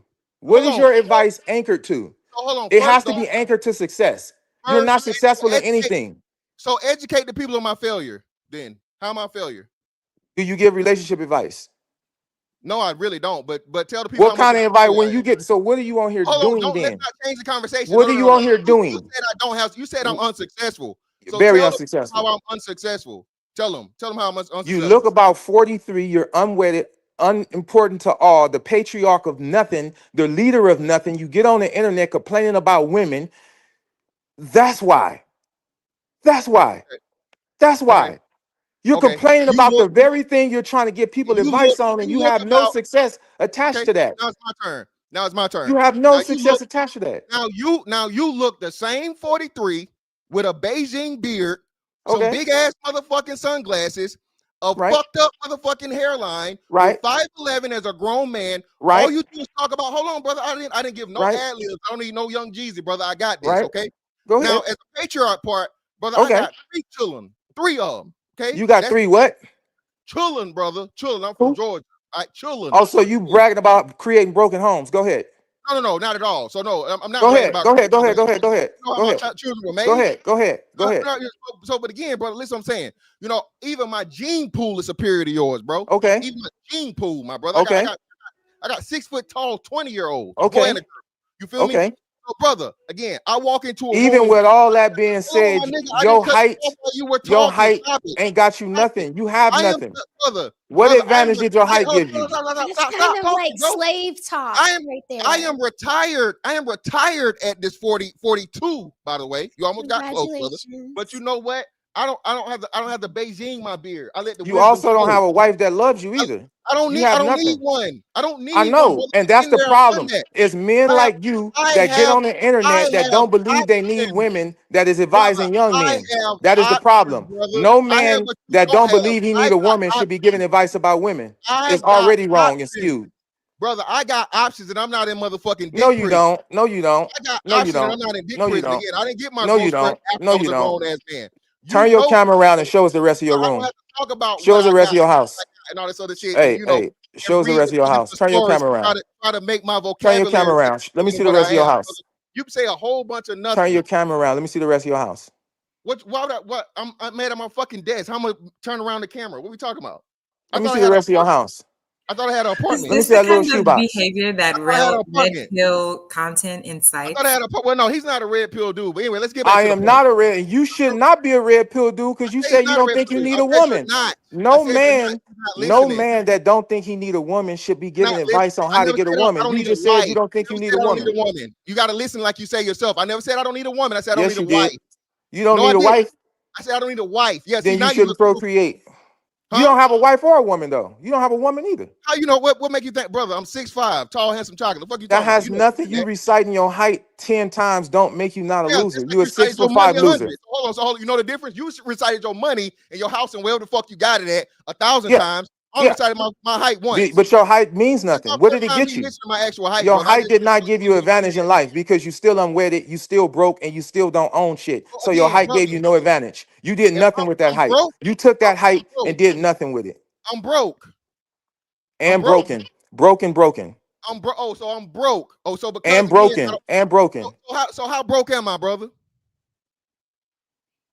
You done? How broke am I? You done? How broke am I? No, tell me. Broke enough where your only accolade is being 6'5". Mr. Money. Broke enough. Your only accolade is you 6'5". Niggas like you. I'm not a nigga. I'm a king. You end up getting yourself exposed. You a nigga. I'm a king. I walk through my house in my neighborhood, my post office, my bank. I'm a king. You a nigga. You live in Georgia. You a nigga. You are the nigga. I'm a king. You don't even listen well. You don't listen well. You said I didn't need a woman, which I never said I don't need a woman. I don't live in Georgia either. You don't listen well. See, abort your need to. Why are you trying to prove yourself to me? Abort that next. Yes, you are. You trying to make this personal. What? No. You trying to line up stats, but you can't. So just stop. I don't need to. You the one making all right, these stop. You stop telling then. me I'm broke. All right, you are broke. I know a broke motherfucker when I see it, and you broke. You don't even have the intent. You're not even intelligent enough to touch $100,000. Shut up. What are you talking about? So now I got 100,000. Okay, yeah. Okay, yeah, sure. You're not even intelligent enough. Yeah, but I'm retired at before like fucking 45. You could have went to the army and broke your fucking ankle and retired and be on the SSI. That don't mean shit. 20 years? In 20 years? That don't mean shit. In 20 years? That don't mean shit. 20 years don't mean shit. 20 my years brother, abort the need to compare yourself to other men. I never compare myself to you because there's nothing to compare to. Abort the need. Depend on their money and they whole motherfucking everything is look what I got. Who's a failure ass nigga? That's a true failure because again, you lose that money, nigga. You are done. You cooked. Yes, I will be you. I will be you. Broke ass nigga in your mind that came to watch, as you said yourself, nigga. I will be you. Your whole life is the alleged money you got. Allegedly. Who knows, nigga? It's plenty of motherfuckers around here that's millionaires and broke. Okay. And you ain't even said nothing about chasing a milli. So nigga, you on the same panel I am. We are not that motherfucking far apart, my nigga. We're light years apart. We're eons apart. What the fuck I got? I So do again, know what you little got. bitty I ass could nigga, tell let's your get back, energy. little bitty nigga. Let's get back to the topic because you're gonna lose this shit on every way, You shape, form, and you fashion. lost in You life the one trying to already. say I'm big not bank. comparing myself to You don't you. know what the bank I got. You No, lost the minute you tried to compare yourself to another man. That's weak I sauce, never man. try to compare myself to you, little fucking dark skin Ti. I never did that shit. I just say you read the thesaurus, my nigga, and you like to use words that don't really I mean don't shit. read the thesaurus. I Yes, you just have a do. diverse group of friends. I have a Oh, you don't, very brother, opulent brother, consortium. brother. I The have a words very you use, opulent brother, consortium. And that's how I know you don't have no money, because nobody that is making money is using that lingo. You don't know how to talk to a doctor, a lawyer, a politician. You are a nigga. That's why you use the word nigga, because yeah, you're you right. are a Yeah, see, nigga. so niggas that say niggas You ain't got are a no money. nigga. You're right. You Niggas that are a say niggas nigga. got no You money. You're are a right, bro. nigga. In every sense Right. of the word, Yeah, you're you right. are a I'm nigga 1,000% with them nigga. You know bullshit what? locks in your You know head. what? Grow I'm up. still You better over than here. you. I'm a Okay. nigga and I'm still better than you, brother. Quit I don't have to comparing worry about yourself to other and lead men. everything with Fantastic. my money and my house, Fantastic. my this and my You that don't and have to my be better than me. Be better than yourself. I am. Quit saying you No, I'm better better than than you. me. That's all that matters. That's That's where you go. all That's that where matters you. to me, and that you know, me and you know, man to man, a nigga that talk about this man shit, that's a little man, that's a lesser man, that's always got to talk about his pocket. That's how we know. Me and you know if don't nobody else know. Okay. I am better than you, my nigga, because I ain't got to worry about my motherfucking pocket. That's why Okay. you against this red pill shit, because you a But tricking ass nigga. A nigga why always talk about you the motherfucking money he got. comparing That's the yourself first thing you to gonna another lead with. man? That's the first thing you gonna lead with. You paying for that marriage, nigga. That's why you still in it. You lose Okay. that money, you lose everything. Okay. Okay. All right. I'm good either way. I know. I I'm hear out you. here lovely. Now again, I let's know. get back to the topic. I Now where know. you fucked up at, I know you know. And I again, know. that's why you humbling down right now, because this I'm not humbling down, but I just don't stand where fools it's a dwell. man and an almost man talking. You took I it don't here. You ain't stand have where to do fools it, but you dwell. took it You here. a fool. I've been Listen, going at it for like 6 minutes, my nigga. y'all. Come on. It's a man and you are almost man. So getting back to All the right. Well, topic. I keep that same energy when you see me. Oh, word. What that No, mean? no, guys, Oh, word. no. Hey, I'm with it. ISO. I was trying to let the clock run, but we're going to go immediately to the super chats. Buckle up, everyone. It's time for some super chats.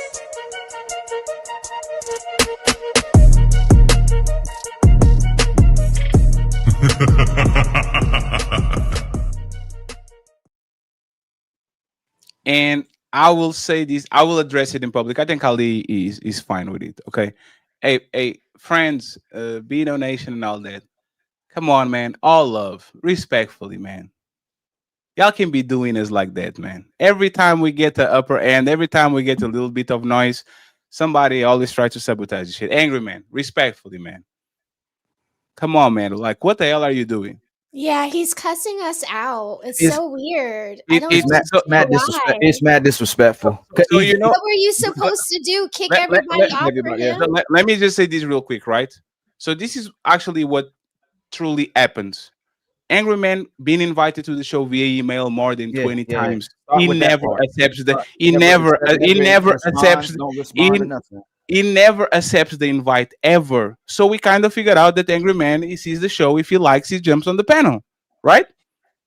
We're showing nothing but love to the man. I have that man book right over there. 2 months ago, we got YouTube money. Angry Man was a part of it because we clip him a lot. I send him $300. Me and Ali together send him money and all that shit. Every time he asks for the link in the chat, we say, "Hey, here we go, the link." We started the show with 10 panelists. You just have to wait an hour. I literally said, "Hey, man, brother, wait just 1 hour. I got you." And that's what we did. As soon as we got one spot, here we go, AM. Now you're talking to your people, try to sabotage us and all that shit. When we show you nothing but love, nothing but respect, and no motherfucking content creator goes ahead and sends as much money on a one. Like, we're just showing love. If we're winning, you're winning. If we're losing, we lose all together. It is what it is. And We now can have he's gonna triple down, quadruple down because you're right, wrong. You won't just admit you wrong. We're right. not gonna Like, kick nobody off the panel. I don't care who it is. If we invited them on the panel, they took their time to come here. So once people drop, then we let people up, man. And like Fatty said, we've sent countless emails, no responses, and that's okay. He has the right to. We're not gonna beef with you because you're not responding to emails. Now you want to go on a tangent saying that we're not letting you up, or we got one red pill on the show. We got dead pill is red pill is dead. Ali disrespecting red pill, and Ali now they disrespecting men. That's a topic. We're addressing the topic. Like, it's crazy, regardless of what the topic is. And to say we can't defend men and women all inclusively together and just pushing that narrative is wild. You should apologize because nobody did nothing. Nobody throwing no ad hominems to you, nobody disrespecting you, but you going on the tangent disrespecting us, and your people might support you too because they might just believe everything you say. The people here will at least criticize us, but we did nothing to you, man. This is happening live right now. We send countless emails to him, but we don't Fatty get mad dropped at a him. link in the chat twice. That's how I got the link the first time, and I waited, and then he dropped it again probably like 15 minutes ago. And genius, this always happens like this. The panel starts full, but in 1 hour people have business to do. We drop the link, so he comes up. But that's the thing. We have to have some level of integrity because one day we're going to have a full panel. Andrew Tate comes around, and now I'm dropping you AM because I want to talk with Andrew Tate. That is foul as fuck. That's actually foul as fuck. Always drop me. You can always drop me. No, but Rose, it's not that. It's about principle. Y'all went out of your way on a Friday to give us at least 1 hour. So even if I'm fighting with you, I will wait until you bow down so we can bring the bigger content creator up. That's usually how it works. And the thing is, it will be very foul if we had a panel and now whatever, Andrew Tate, Nick Fuentes, whatever the pulls up, and now, hey, Angry Man, I'm sorry, man, I'm going to drop you because I need to talk with Andrew Tate. That shows character. We could bring him up, let him blow up on everybody, get a bunch of money. We tag everybody. You know, everybody, we tag everybody. We collab with everybody. We give everybody opportunity to do that. Everybody don't do that with us. The big content creators don't do that with us either. They don't be clicking our collab button, but they'll come to the show to get views from it too as well too. But nobody want to give love. There's so many people because the positions we in would rather, instead of shoot us up, is still trying to hold us back when it's convenient. All we do is show love to everybody. The only time we're gonna blow your head off and cut your head off and cut your feet off, arms, legs, everything, is if you try to do that to us. But even then, Fatty ain't even doing as much as he used to do. I'm not doing as much as we used to do. Like, we show love to everybody, so you people should show love back instead of just creating. And no, it's not even that. Is I should, just like we talk about women, I should be a mind reader. I should send 20 invites, get either no response or a no, and then on a particular topic that the person that told me no 20 times, I should read the environment in the world, and I should know that on this topic this person wants to be on the panel. So if I invite too much, sorry, Ariel, you have to go because I was not like that. Shit is foul as fuck. We're being nothing but nice. We're being on panels with Angry Man. Like, come on, man, that's crazy. Man, I bet if y'all emailed O'Shea Duke Jackson, he would give you he would reply. It's respectfully, Rose, that was that was an interesting shot. I'll leave it alone and I'll go from there. Okay. Sorry, I have to defend you because you are very, very you have been diplomatic. It's fine. And you know, hey Rose, let me just show you something before we actually, like, y'all. This is something that I want y'all to see, right? This is something that I actually want y'all to see. Do you see that wall over there? Like, do you see that wall over there? This is how much love we actually show to Angry Man. Mr. Fantastic, and Angry Man are people that usually pull up on the show and people that usually are always here. You know what he did? First people outside of the Untouchables that actually got the wall, it was Mr. Fantastic. He's right there. If you want to see it, is Mr. Fantastic right here. Right? You can see it. That's sorry, wrong place. It's Mr. Fantastic. Cool. Right there. This is the first person that got was Mr. Fantastic. And you know the second person that got the like, again, he's not untouchable. This is the first person that got the panel out of the Untouchables. Like, guess who was the second one? Angry Man. I will give you $1, and then this is actually now he's messing me up. Okay, because he's casting voodoo on us from wherever he's at. So who is this person?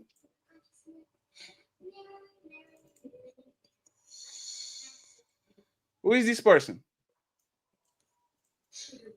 Oh Lord, that's Angry Man right there. Like, who is this person? Oh, we don't love you either. That's Like, facts. come on, man. Come on, man. That's crazy.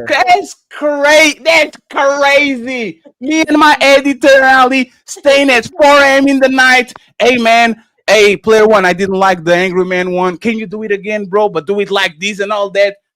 And it's the first opportunity to show the claws first. Like he did, motherfucker stay 2 hours trying to do this shit. That's crazy. Like, I don't know what we're doing here, but y'all as bigger content creators have to show a little level of respect because we're trying to make it, man. Like we really try. Oh, we trying. Like we trying our best. Like what is this? Like what is the necessity? I mean, But it that's also crazy. doesn't count when you punch down on people, and that's what people don't understand about leadership. It is what it Punching is. down is not a good look. It is what it is. But once again, we are not going to say a lot. I'll tomorrow see what's going on the chat, so we can have a conversation if you want to. Let's go to the super chats. Once again, I appreciate y'all support and being here. Thank you very much. We have a couple more questions for y'all. It's time for some super chats.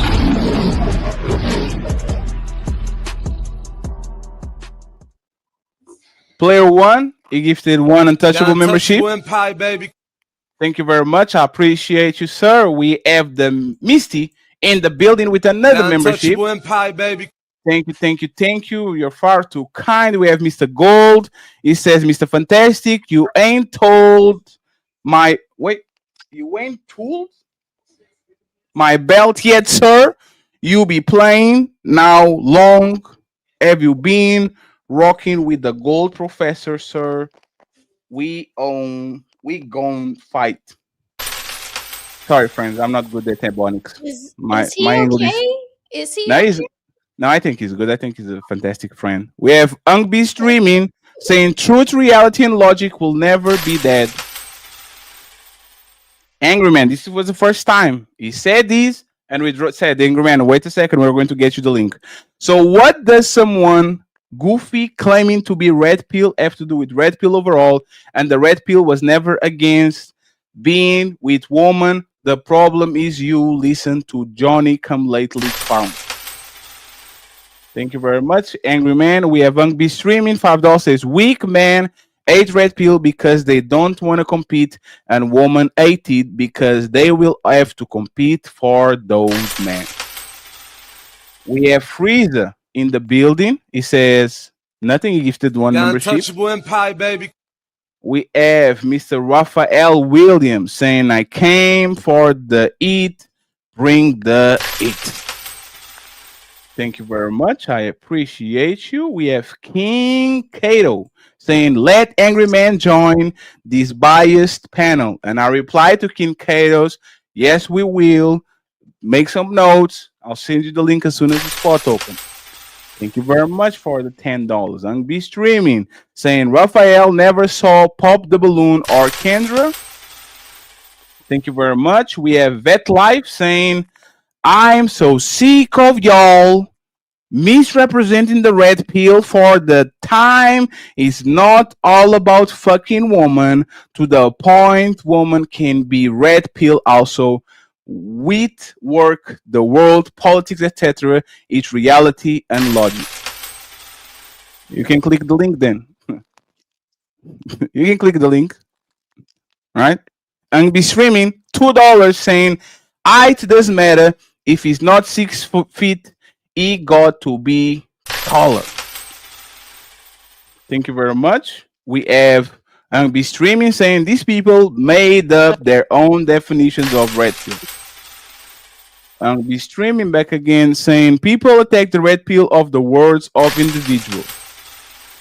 Then he comes back again and says mathematically it's not somebody for everyone. We have Mr. Gold. He gave a membership. Thank you very much, sir. Baby. Appreciate you. We have Ungby streaming back again. He says, as someone what a male loser, dusty or lame look like, they would answer fast. Ask what the female version looks like, a new ear cricket. Thank you very much. We appreciate you. We have SKS says, I got them plane tickets. Untouchable Empire, baby. Thank you very much. We have Buckamania saying salute Mr. Fantastic. We have another one. Go. It says support the stream. Thank you very much. We have DJ Smeek in the building saying, Mr. Fantastic face reactions be having me dead. And then we have 10 to go. King Katos says, why you did let Angry Man join Fatty? StreamYard, there's 10 spots. Even if you look on the stream and you saw 9 people, there was the white man called Jonathan that was here last week that was having technical issues. So we had 10 people on the panel. It was not 7. It was not 8. It's Ali that is having technical problems, and is Mr. Jonathan that was on the panel for the start of the show that keeps dropping and coming back and up. So I will petition StreamYard to have 11 spots. So just in case somebody wants to join, we have an extra pot to see. I guarantee you, StreamYard is going to say, yes, Fatty, you are right. We made a mistake. You shouldn't be paid for it. And Ali is wrong too. Okay, but Fatty is right. Absolutely. Thank you very much. I appreciate you. We have Be streaming back again saying Opulent never even been on dating app. Thank you very much. He comes back and he says, stop using Myron. That's like using Sexy Red. Good point. We have King Kato back again saying, nobody up here can debate the red pill against the Angry Man. I'll bet a bag on that. Yes, like we don't agree with him. Oh my God. Thank you for the donation. Petty Red in the building. She gifted 5 Untouchable memberships. Thank you very much, Patty. We truly appreciate you. Thank you. We have King back again saying, I'm starting to think y'all are haters. For real. StreamYard is the hater. They should have more seats. Grey Peel Podcast. Long time no see. Thank you very much for the $2. We appreciate you. We have Eden Chain saying, get him. We have Petty Red in the building saying, why 6 licking his lips at... Fantastic. Oh man, hey.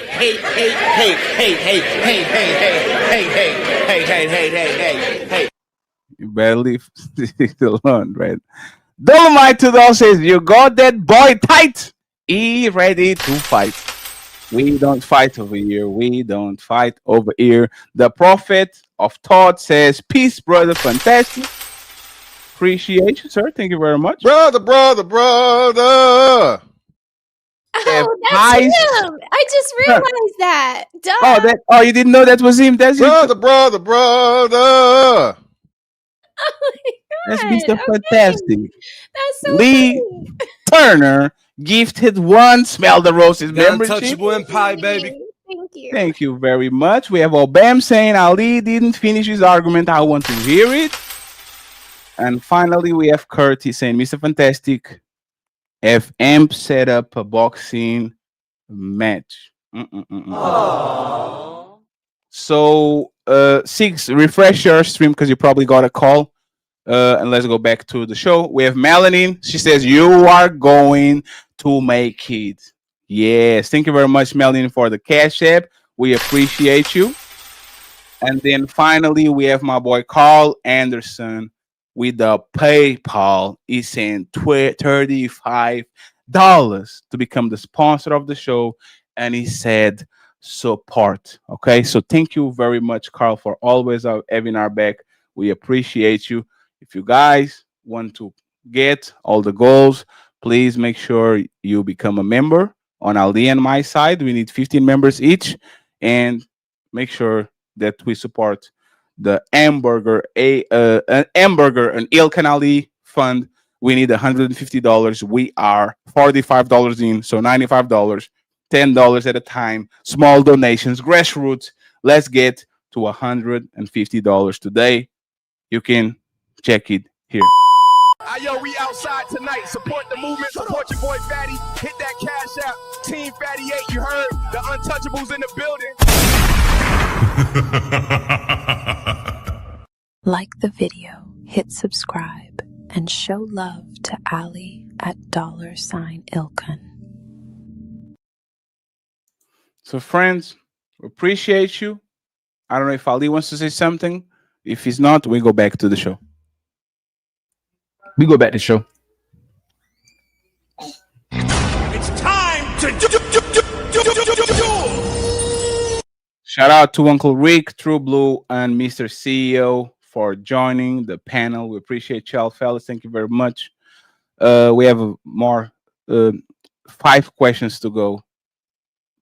Of course, we have no more show to have. Like, it was only 6 questions, right?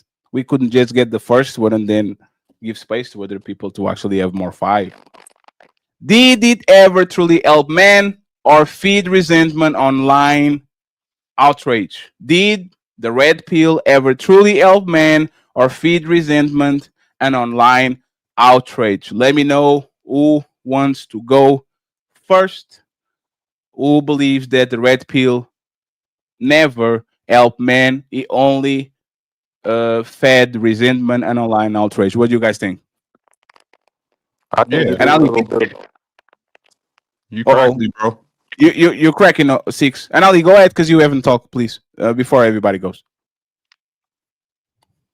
No, I truly believe red pill has always been good intent, and it also broke down the aspects of what men and women both should do to get certain results. And it tried to help people to get better results. It tried to teach people a little bit of how to date better, to do self work, to get the so-called results they were looking for, but they couldn't determine the conclusion. So and even now, I still believe. Well, I know it's good intent behind it. Whether it's the women is speaking on red pill, whether it's the men speaking on red pill, it's still good intent. It's the people in the retractors or the people who supposedly grifting who are tired of the pressure that they're getting from society that's trying to change red pill into something else. But it was and it still is.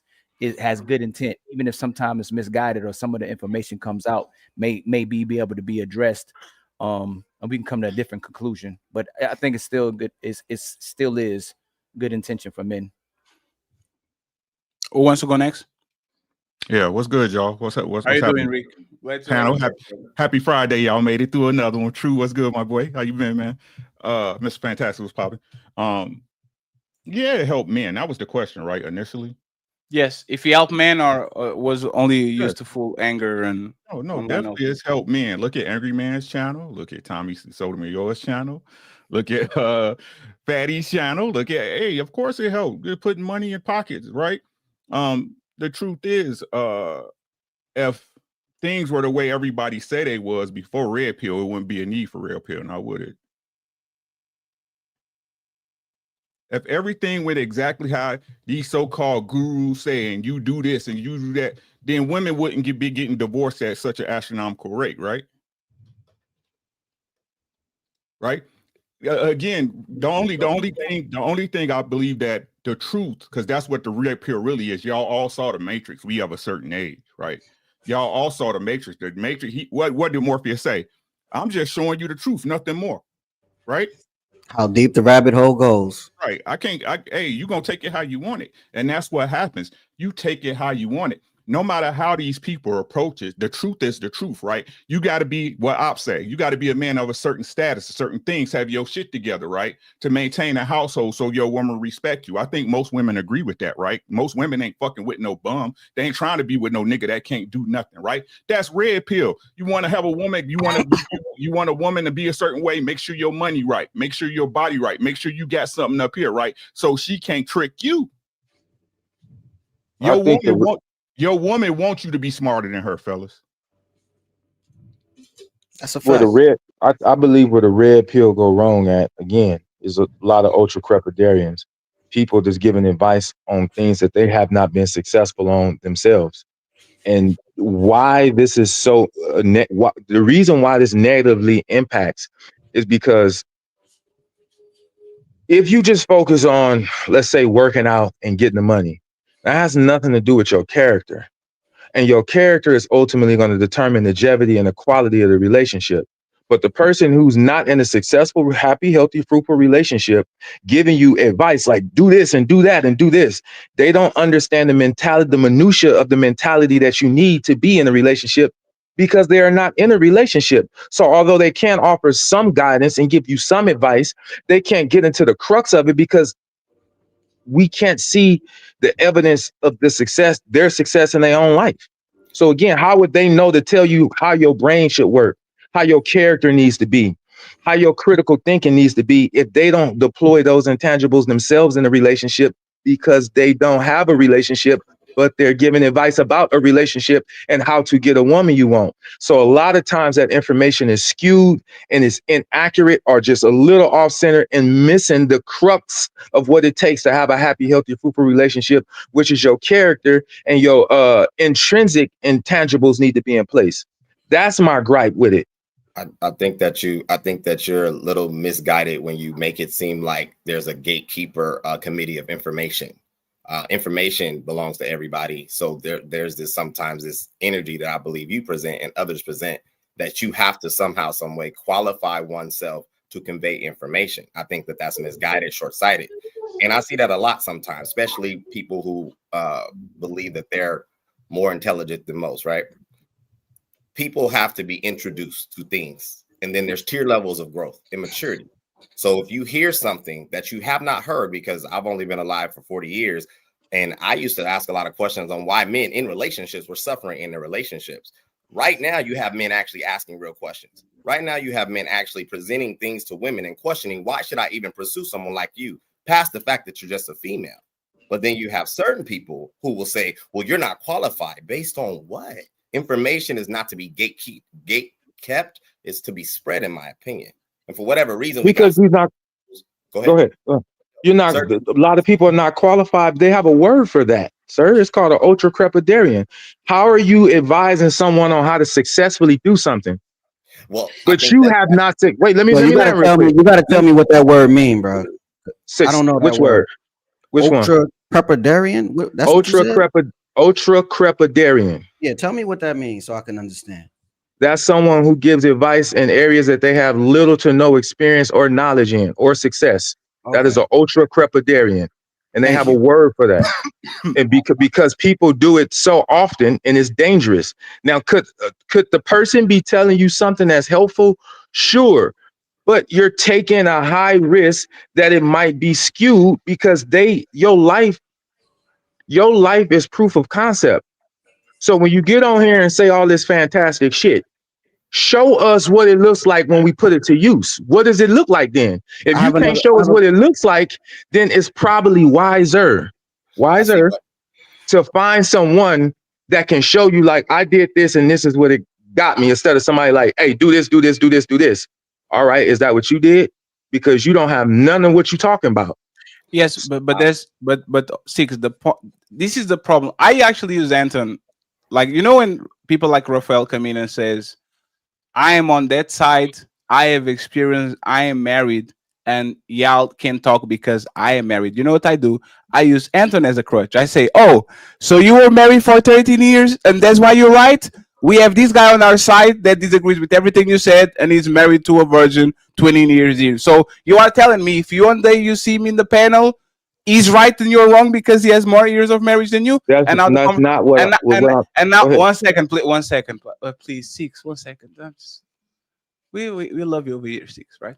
I'm just saying. I love you guys too. Like it's once again, it's a purity test, because the best coaches were not the best players. That's the reality. The best coaches in the planet were not the best players. Look at what Magic Johnson did when he was head coach of the Lakers. Look at what he did when he was. That man is probably top 5, top 10. He's a terrible GM. He's a terrible owner. No, not owner. Owner is a good owner. He's a terrible coach. So you saying just because I played in the league, I am a better analyst than you is ridiculous, because once again, Nick Young is not a better sports commentator than whatever they have a professional like that. So why do that? So you're kind of conflating, and I can see how that be. I can see how you would feel attacked by that comment. I can understand. You are an old man. I'm way above what you were when you were my age. What the fuck are you talking about? I didn't hear what you said. Can you repeat? I'm glad you didn't, so I don't have to fight you. Go ahead. Nah. Here's what I'm trying to convey, because I'm not saying if you don't have blank, fill in the blank with the accolades, that you don't have no good advice. What I'm saying is, because I've sat around and listened to Myron, a lot of these people, and it's off skewed. It's like you are almost there, but you're leaving out some important stuff you should be telling them. But I can't blame them for leaving it out. They don't know. They're not using this in real time. You're not a patriarch in real time. You're not running a household in real time to know, like, hey, no, this is an intangible you need. That's all I'm saying. Sometimes it's skewed because the person giving the advice is not actually living their advice. They're not living proof, so it can be skewed or just off by a little, and they would have no idea. So let me ask you a question. Let me ask you. I'm gonna ask you a question. I'm gonna relent. I'm gonna ask you a question and relent. If you had a choice, and you was having open heart surgery, and you had a choice, and one surgeon is like, "Yeah, I've done 106 of these successfully," and the other surgeon is like, "I've never done this before, but I can do it." It's a horrible. Who would you choose? Yes, I would choose the surgeon with experience. What's the point? The point is experience matters. So by trying to defend yourself, you're inadvertently, which it comes across asinine. You're inadvertently saying experience don't matter. No, just listen to anybody. No, that's not what I said. I agree. This is how it's coming. This is how it's coming across, Fatty. No, six. I agree. Go ahead. I agree with your point. So this is what we're going to do to see if you have consistency or not, right? You said that you are married for 20 years. If I bring an old simp that was married for 40 years and says, happy wife, happy life, you have to treat him like princess. You don't even need to, when woman eat you back, you should put your hands on your pockets and walk away. You don't even need woman with the flower. Woman need to be, it's okay if the body count of woman is 70. As long as you love her, it takes a shower, it's good to marry her afterwards. If that man says that, and he has double the years of you of marriage, is his opinion more valid than you because he has double your experience and he did way more surgeries than you? Go ahead, sir. Answer that. So that question is nuanced because I always say, and I'm going to answer your question. I know how y'all don't like when people answer your question. But first, we have to acknowledge that question is nuanced. And what I always say, there's 3 adjectives that I love to amplify because they're important. Words have meaning and words matter.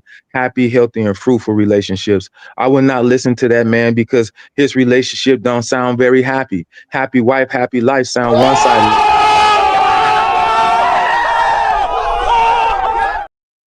So it depends on your opinion. It's nothing to do with experience. Oh my God. It has everything. It has everything to do with experience. This comprehension matters. Listen.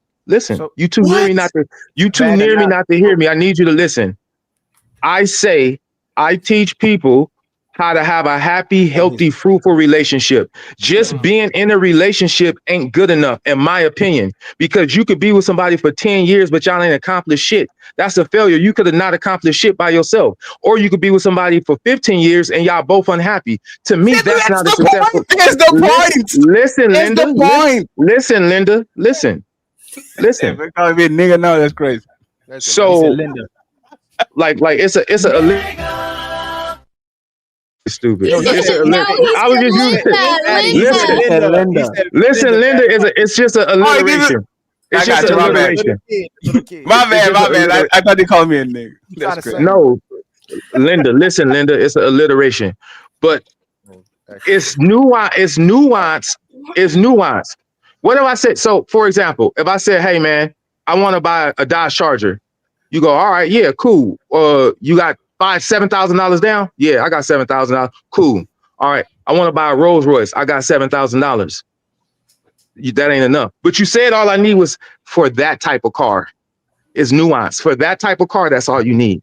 So if you just want to be, I'm gonna land real quick because it's nuanced, and y'all try to separate the nuance, confuses people who are consume this information and don't know. For that type of car, that's all you need. So all you want to do is just wake up next to somebody every day. Cool. Then none of these rules apply. You can just find somebody to wake up to. But if you want to be happy, healthy, and have a fruitful relationship, These are some of the things you're going to need because that type of relationship is different. It's not like buying a Dodge Charger. Buying a Dodge Charger is go ahead. But I see you, Rose and Ali. But that was the point, right?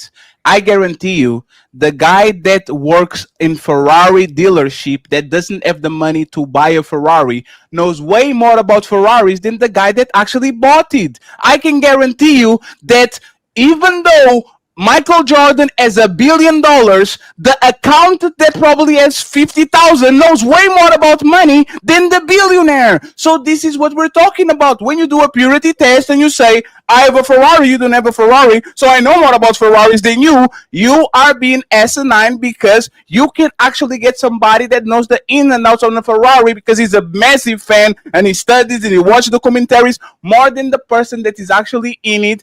And you are denying the experience of a person when somebody that is a simp or is a happy life type of dude can come in with 40 years of marriage, claim he has a massive marriage, a good marriage, a stable marriage, 2 grandpas, 3 grandmas, 3 kids, 6 stable, and he says, you know what, sir? You know nothing about relationships because you don't have the that I have. Hold on, I agree with you. I agree with you. I agree with you. I agree with you. Go ahead. So 6, your point is a moot point. And I'm gonna tell you this: that's a horrible analogy when you keep using experience. If you work to be a real estate investor and you put experience in being a real estate investor, you more likely probably be able to buy properties. If Fantastic put experience as being a soldier in the military, he'd likely be a soldier. The bad thing that you're saying, if men put investments and time into being what women desire, even if women get the man that desires, they don't stay with them. So you could be the best man and she gets you, she still doesn't stay with you. So you still misleading people, and that's a horrible analogy and point because if you got the experience, you should always get the woman. Just because you get her don't mean you keep her. So that's the problem. The man can't keep these women with the experience that they have too. It don't matter how experienced you are. We saw what happened to Shamar. We saw what happened to Michael B. Jordan. We saw what happened to Tyrese. We saw what happened to Tom Brady. We saw what happened to the elite man. So we already know what happened to the average man. And another thing we also saw the type of women they chose. Another thing that I told you, your point is mute, is women come on here and complain about the majority of men putting their hands on women, beating women, deleting women, hurting women, and you turn back around and go, how can you tell anybody about what they're supposed to do and you ain't got no results? That's disingenuous to tell the men when they come on here and say that women don't like us, whether we do good or not, whether we're elite, whether we're not elite, poor got money, we can't get women, and you do what the women do. I can't listen to this brother because he ain't got no woman, he ain't got no results. He's saying he can't get results because the women don't want him to have results. So both of those talking points need to die this year. If it's red pill as well too, if you're trying to tell the truth, those red pill points are that's not even red pill points. Those are things that women would tell us. A6, where's your results? When we say that a man is a man without having a woman, you don't need the woman to be a man. Is that the fact that you're a man, that what a woman desires if you're a man? The point is when you become a man in today's society, the woman doesn't want you. She wants the men who come on this panel and start lying. She starts regurgitating feminist points. She wants the man that enables her and puts her in power. Matter of fact, if you find a woman that is experienced as you as well too, and equal or higher, she don't need a man anymore. It's only the so-called broke women who at least desire a man to get resources, but the woman with resources, she still wants you to make equal or higher, but a lot of them don't need men anymore. So those points, it's a moot point, my brother. Well, let me say this. You're right. But here's where we differ. You're right. Fatty's right. Mr. Fantastic was right in some of the things he say.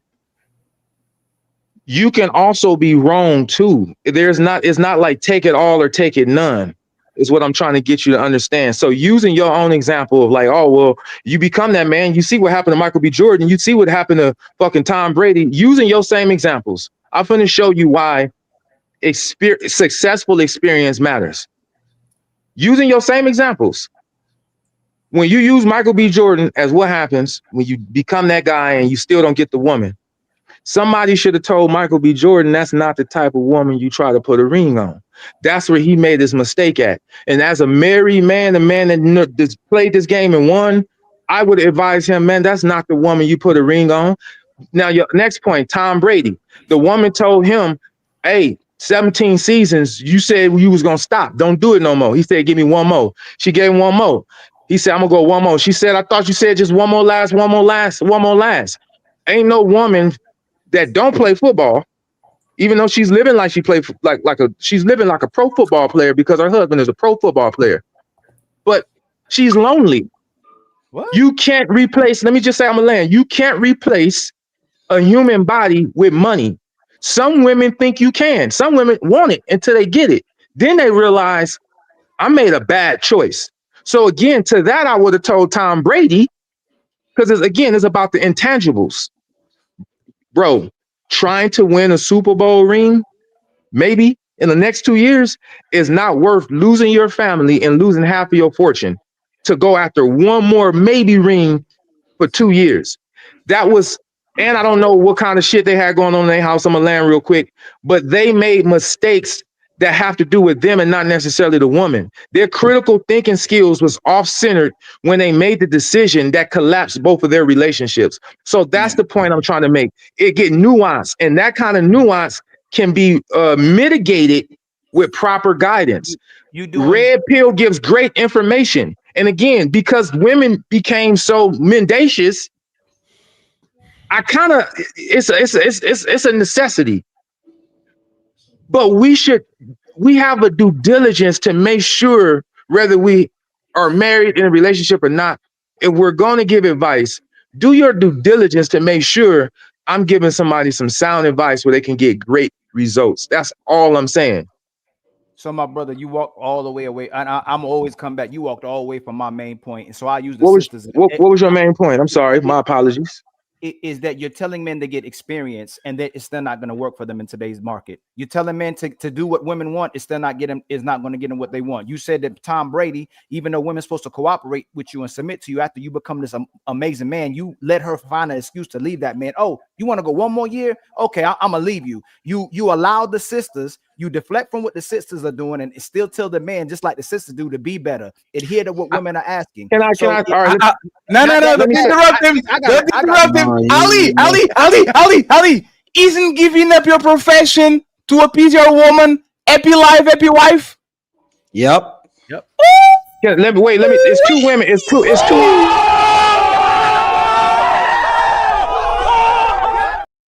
Yo, now I pass the microphone to my brother. Sorry for interrupting you. We're going back to the sisters because we're gonna keep doing Well, this. yeah, I was gonna ask the sisters a question. It's two sisters right here.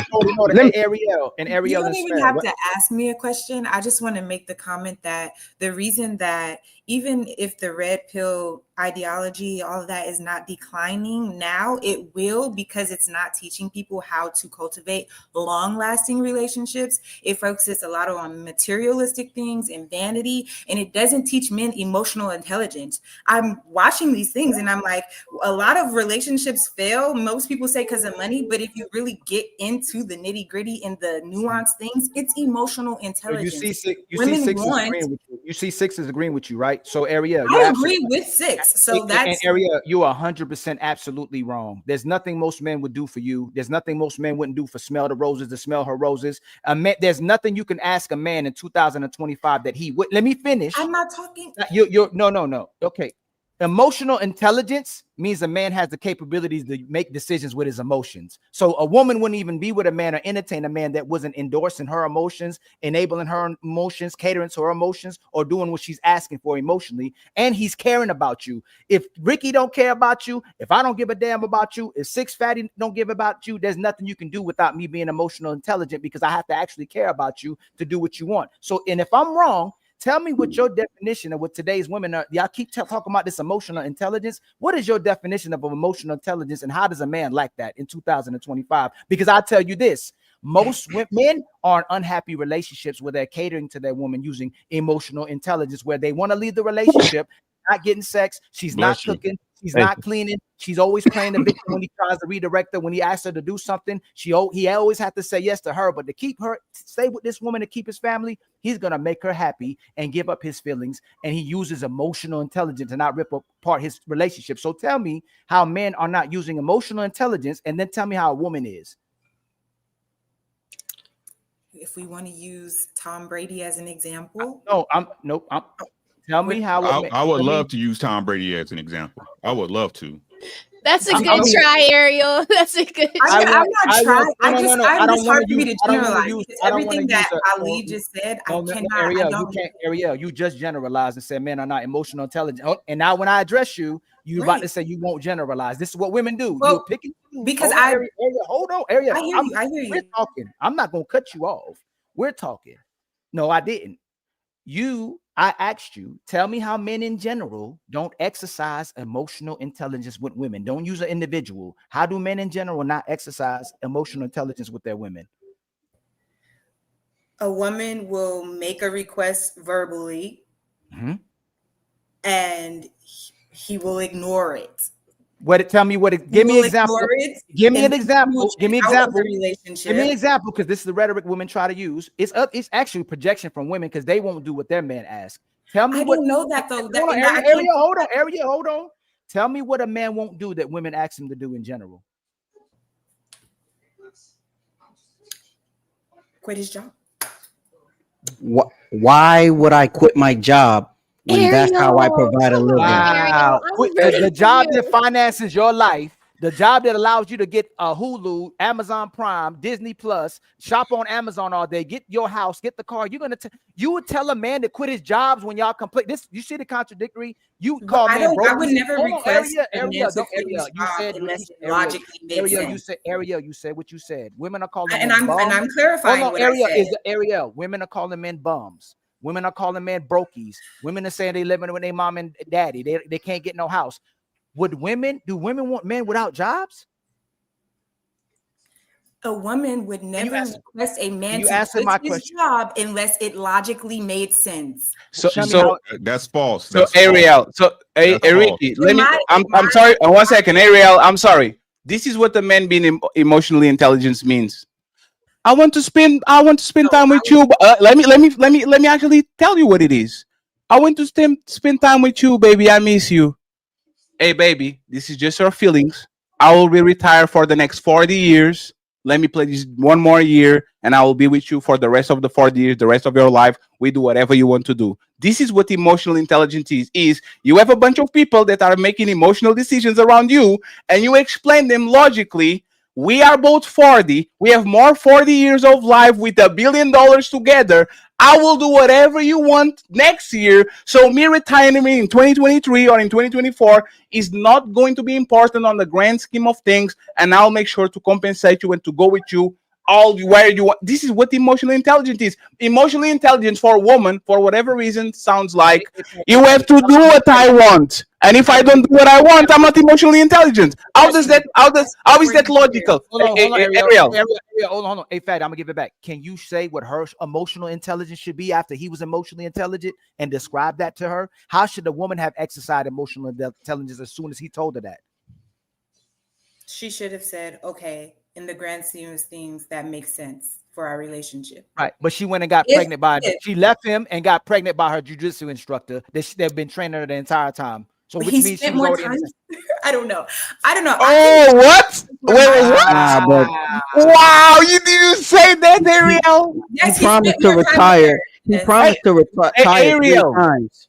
Hey, Ariel, everybody that works with the person usually spends more time with them than they spend with their boyfriend or girlfriend. So you are telling me if my woman gets a work husband because she spends the whole day with that dude and I only see her from 7 p.m. to 4 a.m. because I have to go to work, you are justifying that she should do what she should do because I'm not around? But I've also never been in a relationship where I had to work. So I don't know. Oh my God. Hold up. See, this is what we talking about, right? And this and no diss to you, Ariel. I don't know you, right? I'm talking in general, please. It's never anybody on the panels, okay, guys? It's never none of us, right? Never. But isn't it crazy how, right? You never had that situation. You're not condoning it, but it's socially accepted, though, right? Is that fair for me to say? Right? Yes. It's socially accepted that because he's doing something that he wants to do, or something that she didn't want him to do, that now she has the leeway to go be a whore. Right?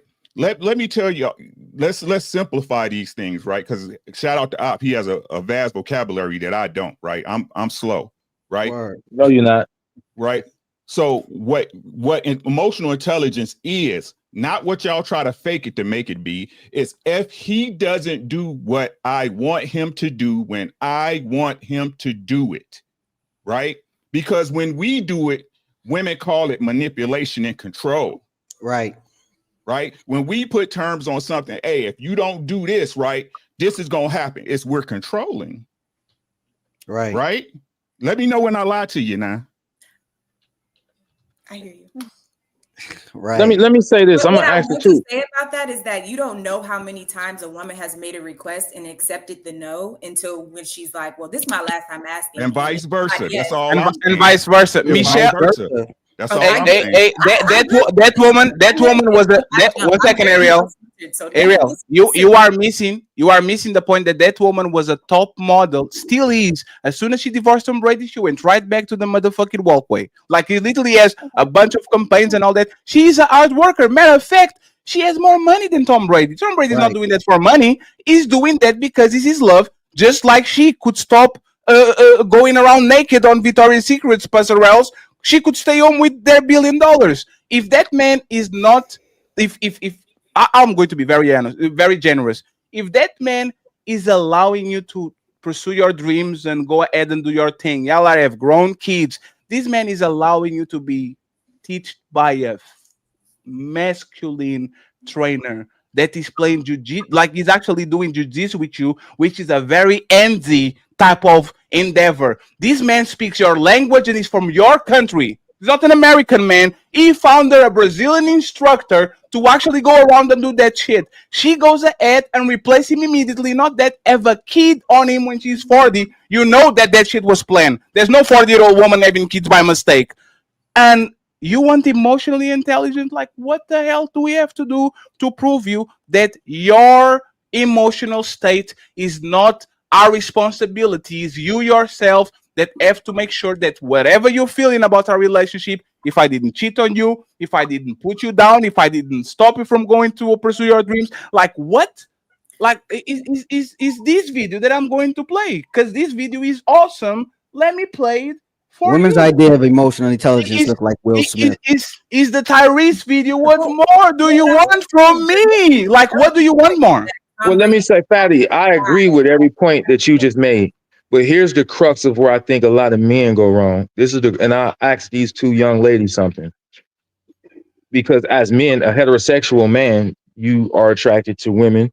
So you want to be in alignment with your attraction. So the opinion point of women matter because that's your objective. So I'm going to ask these two women, because this is the crux of what I believe why a lot of men like Tom Brady, because I believe his situation is nuanced, but the point I'm about to make, I think a lot of that is in there.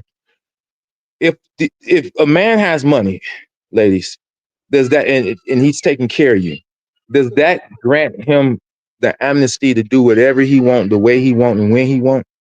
No.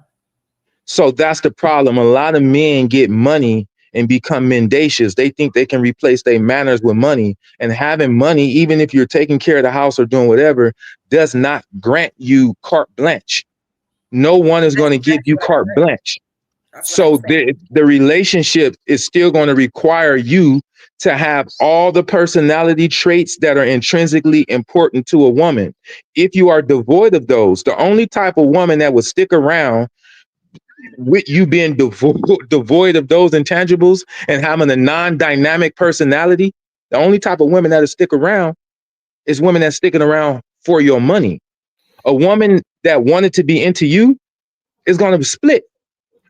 Because they're like, I wanted to be into you, and you don't have a dynamic personality. You're mendacious. You use money to cover up your mistakes. And this is where they go wrong. This is how you can amass all that money. Look at Bill Gates, and still unable to pair bond, because you cannot use money to replace manners. You still have to have those intangibles. They are intrinsically important. Even a gold digger will eventually leave you. I agree with what you're saying as far as men need to know how to maneuver their relationship. But I do think that it's also equally important to convey to men that to a point, and also teach women that to a point. See, the relationship is not the woman's relationship. That's where it's misconstrued. I'm inviting you into my world.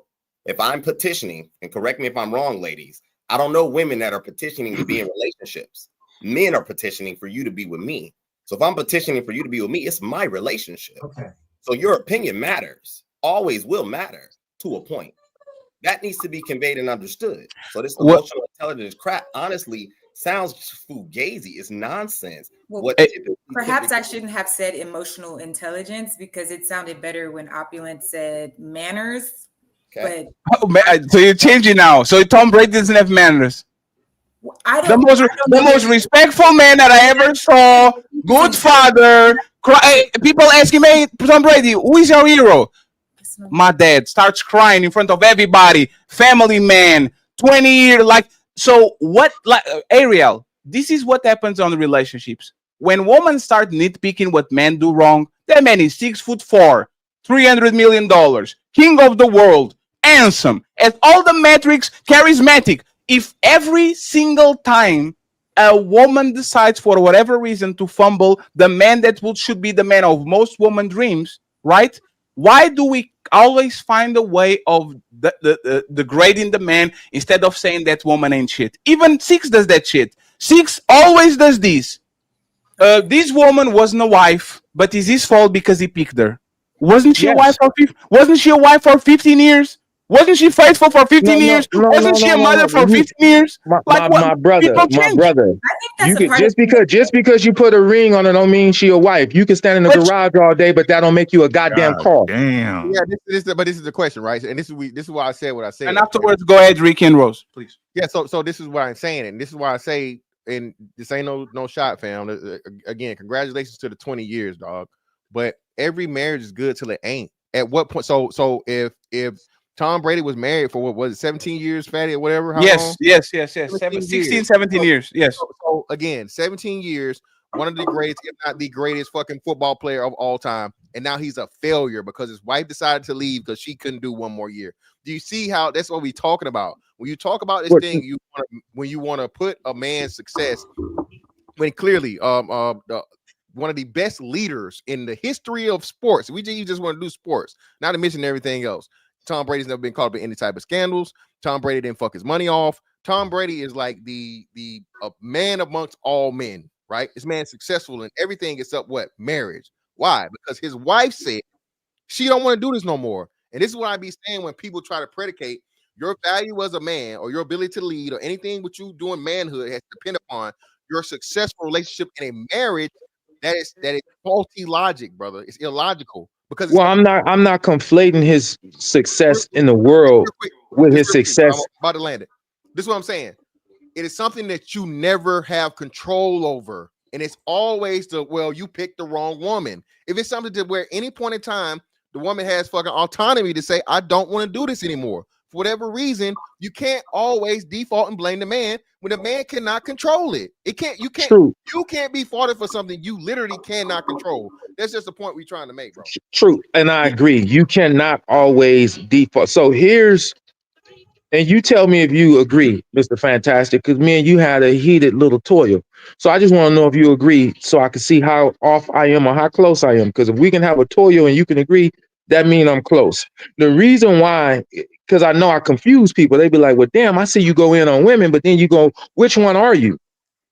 The truth. I'm the one that's going to get the result. The reason why when I do go on men, I go in on men is because the world is hard on us and nobody gives a fuck. And when I tell them, I say, boy, you better listen to me. Because them tears and that pain and that ain't gonna mean shit.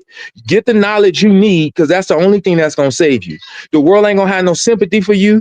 Your own mama gonna stop caring after a while. Every guy in this world gonna go through a heartbreak as a canon event that's necessary. But if you listen to the way I'm talking to you and what I'm telling you, you're gonna be okay. But if you waiting on somebody to have sympathy or a woman to reason with you or somebody to agree with you, you're gonna end up hungry, broken, stranded. But if you're gonna let me impart this knowledge onto you, you'll be okay, because I'm gonna make sure that you straight, because you know what you gonna do. You never know what somebody else gonna do, Mr. Fantastic. But you should always know what you gonna do. So any room, any situation I go into, I walk out a champion, because I don't care what they're gonna do. I know what I'm gonna do. I have the right intangibles that's readily accessible. So when I'm talking to men, I'm not being as sympathetic. I'm empathetic. I have a whole lot of love, but just a little bit of empathy. So I'm being a little empathetic, But I want them to understand no one is going to care, bro.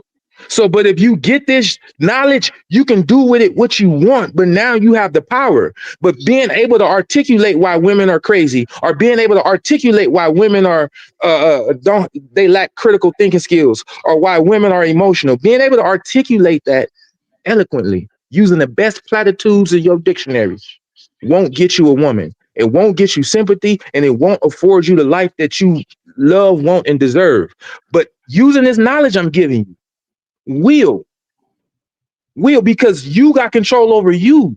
I don't have control over my wife. I have control over me. But there's one thing I do know, and then I'm gonna land and you can tell me I'm right or wrong. One thing I do know, and we all know, for whatever reason, women won't leave a nigga that ain't shit. They'll go back and forth with them 6-7 years. They just get strung along. Oh my God, the same guy been breaking my heart. If a woman won't leave a man that ain't shit, they damn sure ain't gonna leave a good man that's doing everything that's intrinsically important to them. So I can control me. That's why, wait, I'm finna land. That's why she been here and ain't going nowhere like a bad natty, because I know that I know how to do all the things that are intrinsically important to her without compromising who I am as a man. I know not to let her lead, no matter how sweet or soft her voice is, because that is not her place. The man is the head, the woman is the neck. And the neck holds the head up and can actually turn the head in any direction. So be careful. But you are the head and not the tail, because I know I don't relit, I don't meander, and I don't obfuscate or capitulate to any of her bullshit. She respects that, all while me being able to convey what I just said without it being malignant or malevolent. You can say what you got to say. People always think the truth got to hurt. You know, you could tell the truth without making it sting. The truth, oh, that was the truth. Yeah, it was. But I made your favorite meal, Mr. Fantastic, whatever your favorite meal is, and I put it on top of a trash can top and gave it to you. You probably wouldn't eat it. But I'm like, this your favorite fucking meal with your favorite dessert. And you like, it's on a trash can top. I'm not eating off a trash can top, because delivery matters. I teach timing and tonality. It's a lot of the shit y'all saying is true. Some of the things are a little off-centered, but a lot is true. But if you don't know, if you don't understand timing and tonality, or just understand the intrinsic nature of a woman, you're going to be lost in the sauce, because a woman is going to be a woman. They're neurotic. They are emotional. So complaining about a woman being emotional is like buying a dog and being like, that motherfucker always barking. And you go, well, dogs bark. What do you mean? That's what they do sometimes. Women get emotional. You don't know how to navigate that? Because that's going to be a real thing no matter what woman you get with, no matter how much money you have. Tom Brady is a parable for that. A woman is still going to be a woman, and it only helps you to know how to navigate them successfully so that you happy and have what you want. A lot of these women get in the car they want, the man they want, temporary, the house they want. Men should be able to go out there and get everything they want. That's all I'm saying. When I say my accolades, it's to let you know I'm not an ultra crepidarian. I have everything I want. And these are the intangibles I deployed to do it. But at one point I was on the wrong side of information. I did not have what I want. But when I realized, like, look, I'm a little mean. I'm in these streets. The type of woman I want don't want me. I'm too gangster. I'm not intelligent enough. I'm too aggressive. I don't know how to convey what I need to say without offending someone. So it didn't matter if I wanted a hood rat chick or a corporate chick. Those qualities that I lacked was going to come back and bite me in the ass. And it was only through self-development that I made myself invaluable. My wife can leave if she wants to. She's attractive. You've seen her. But I can leave too. It's checks and balances. We both have she have her own money. I have my own money, and we have our money. My woman is here because she wants to be here, not because she have to be here. Because the way I can, and that's what we're saying, brother. It's just her opinion. If one day she wakes up and says, "I don't want to be here," there's nothing you can do. That's the point. Wait, 1 second. Six. This is the point. And let Ricky and the rest of the fellas go. Right. Go ahead. This is what we're telling you. Literally said during your monologue, you said you can control yourself. You can control the person in front of you. That's what we're saying. Like you, no matter how big you are going to get the earth for a woman, and one day she's going to wake up and say, "Hey, having Mars will be nice. Why are you not getting Mars for me?" Like, this is the nature of woman. You said it. They are psychotic. They are emotional beings and all that. So there's no logic. There's no working hard. There's no nothing. Every woman's psychology is the same. She wants Superman. And once she get him and sleeps with him and have kids with him and has a house with him, she will wake up one day and says, damn, why do I like Clark Kent again? Because that motherfucking Superman, you're just used to Clark Kent. So just like everybody in nature, you really crave the Ferrari. You really crave the mansion. It's the best house in the world. But once you get on it for 5 years, it's just another car. It's just another house. There's nothing special about that shit because you are used to it. That's what we're talking about. So please, Six. That is true. But what I'm trying to tell you, some things are possible, but highly improbable. Possibility and improbability is too. Is it possible to hit the lottery? Yeah, it's possible. Will you hit it? It's improbable. So if you have these intangibles, is it possible one day your woman could just wake up and leave you? Yeah, anything is possible, but some things are highly improbable, and y'all like to conflate the two. You cannot conflate the two. It is definitive. Wait, I just got one question. I just got one question. One second, please, because it was Ricky, and then CEO asked the question, please. Okay. Yeah. God damn it. Big Rick, go ahead, baby. It's improbable until it happens to you. Don't you think Tom Brady probably said, Gabrielle leaving me? I don't think that's gonna happen. Yes and no. I say yes. Hold on. Go ahead. Ain't no need, right? My question is this to the ladies, right? Does a man have to do something for you to fall out of love with him? Yes, he has to do several things over and over again. Are you sure? One thing, there's one thing that'll definitely over. No, it don't have to be no other thing, no another thing. What's that thing? No, listen to what I'm saying. Listen to the question, ladies. And no disrespect. I ain't here to disrespect nobody. I didn't say leave him. I said fall out of love with him. Fall out of love. Okay. Yes. No. He has to do multiple things. For you to change your feelings for that man, he has to do something to you. Or do something, not even against you. He has to do something for your feelings to change. No, my love is unconditional. I understand, but you get to change it when you want to, right? You get to fall out of love when you want to, don't you?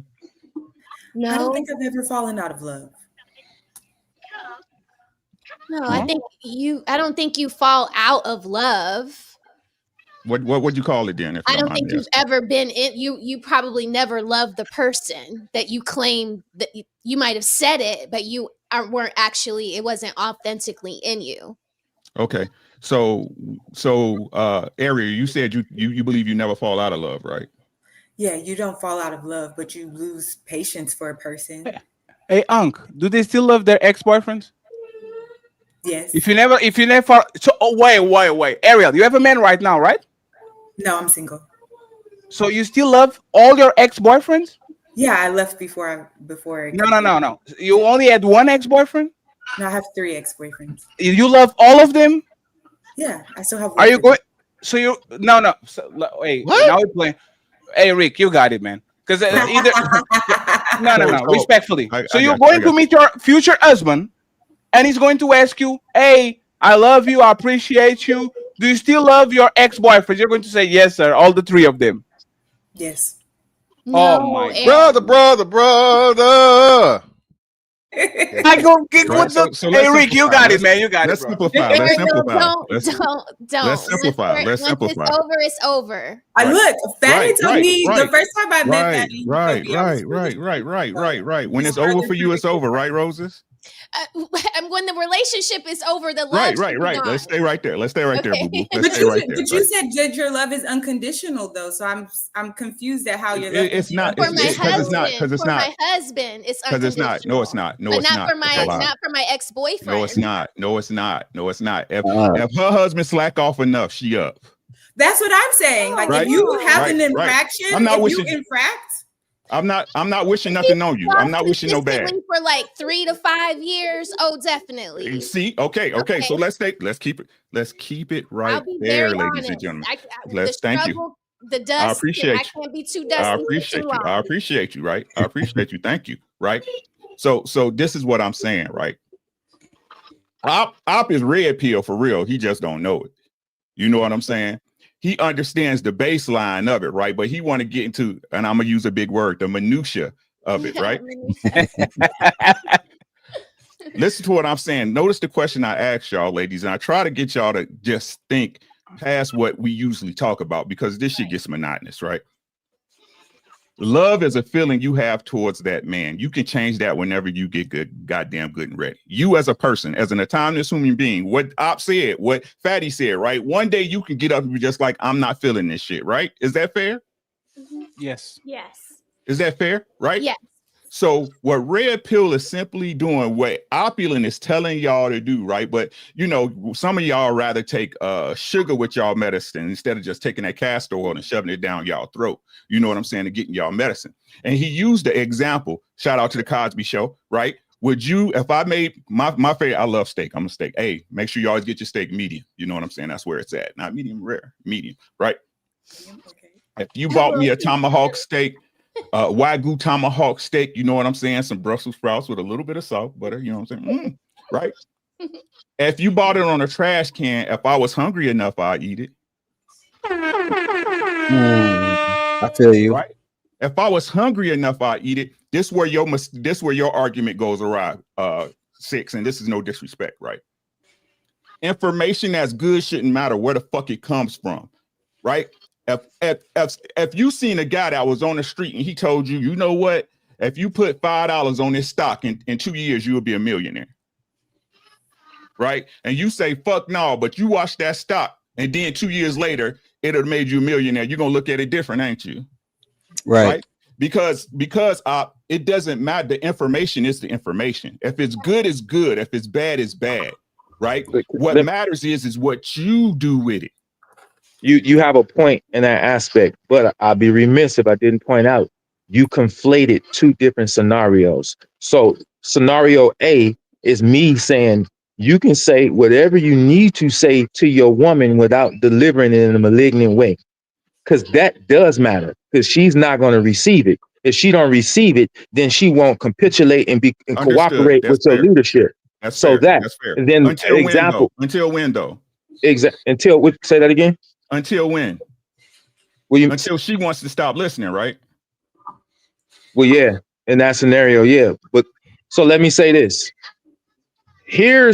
Let me ask you a question. Would you ever wear a baseball cap and some Chuck Taylors and a wife beater to a job interview? Let's say you was about to go work for an S&P 500 company, and they're like, come in, we're going to interview you. Would you walk in there with a baseball cap, some Chuck Taylors and a wife beater?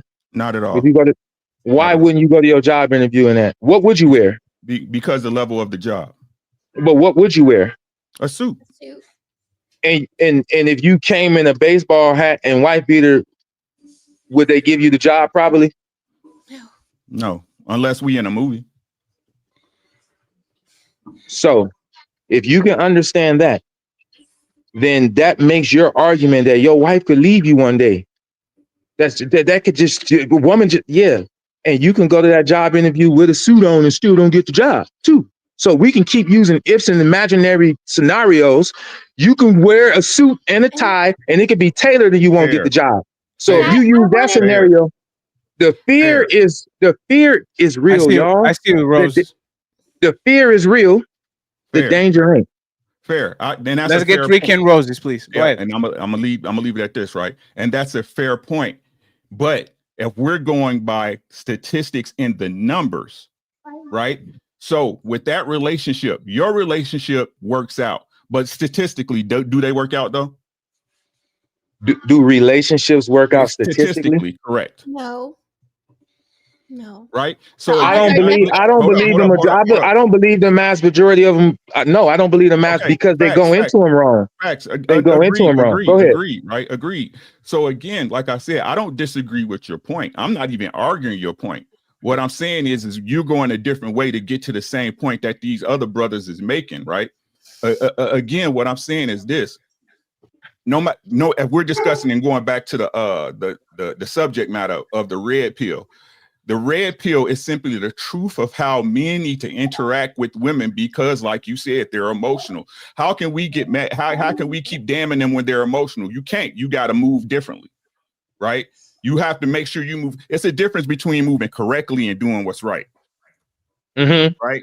We as men have to move correctly, right? The right thing to do, like you said, right? Hey, deliver the message so she can understand. But when she's emotional and she's blowed out or she continues not to listen, sometimes I'm gonna have to lay the law down. Well, see, that's why the first thing to do, the crux of conversation is timing and tonality. So if she's emotionally inebriated, that's not the time to try to impart anything on her. So it's about, and this has nothing to do with like, it's about just being a man, because that's called being astute. And if you can't be astute in your own relationship, in your own household, it's hard to convince me that you're going to be a plumb and competitive man out here and be a high earner, because you're up against other men that are like me. And we're astute and we're aplomb. We can read a room. We know when to speak and how to speak. And again, if you can't run your own household successfully with a woman, another man that want that job, want that deal, want that piece of property, you're not going to outthink him, because you used to thinking like a woman think. You can't allow her to drag you into her disarray, her emotional disarray. So again, I just amplify. Go ahead. I'm sorry. So again, this is I think where we're at is again with the translations of how you take what I'm saying, right? Go ahead. Laying the law down is, in my opinion, you being a man. Hey, what you said, right? This is what's gonna happen, and that's the end of it. Right. But what I'm saying is the time. What is the timing and tone? Yes. But what I'm trying to convey, the timing and tonality matters. It matters. And a lot of men, the crux of it, think when we have money that now grants us carte blanche. We now get to do whatever we want to do it, however we want to do it, regardless. And that doesn't work for a happy, healthy, fruitful relationship is all I'm saying. You can have the money, because taking care of someone ain't the same as them being cared for. Because there's a lot of women that are gold diggers and men are footing the bill, but they crying and they Rolls Royce sad and getting babies had on them because they're not being cared for. She's a gold digger though, right? She's a gold digger though, right? Yeah, there's plenty of examples of that. But what I'm saying is being taken care of and being cared for is two different things. Now, if you got you a good woman, I'm gonna assume that you're going to be, or when I say you in general, the type of man that's going to choose, because a woman is a reflection of you. Who you choose as a woman is a reflection of you. Men choose women based on a level of consciousness, and women choose men based on a level of self-esteem. This is why you can see a woman getting mistreated, but as long as he's providing for me, I'm going to accept it, because she don't hold herself higher. She has granted material things and profligate behavior as her master. So I'll suffer and endure anything as long as I can get that. Then you have men that go, no, the woman I choose is a reflection of my manhood. I'm not going to get the dumb bimbo who don't know how to do nothing but spend my money. She's a net negative. You should never date those type of women. He's going to go choose a woman that will add value to his life, that will capitulate and cooperate with his leadership. That is the difference on the type of woman that you choose. Like even Michael B. Jordan, going back to my good brother Ali example, why would you propose to that girl? If he had proper guidance, that's not the girl you want to marry. Because even if she said yes, 5 years from now, 6 years from now, when Rocky 8 came out and she done took half of his money in divorce, they'd be saying that's scandalous. But she wasn't a wife to begin with. Just because you put a ring on her, you can stand in the garage all day long, but it don't make you a damn car. Just because you put a ring on a girl's finger don't mean she was a wife. Wife is behavior. I'm sorry to cut the line. Sorry, because I know Rose and Aldi. Hey, Six, didn't you say that you got your woman when you were on the streets and you were a mean man and you were doing all the bullshit? Yeah. Was she was her choice of you a reflection of her, knowing that you're doing all this? Absolutely.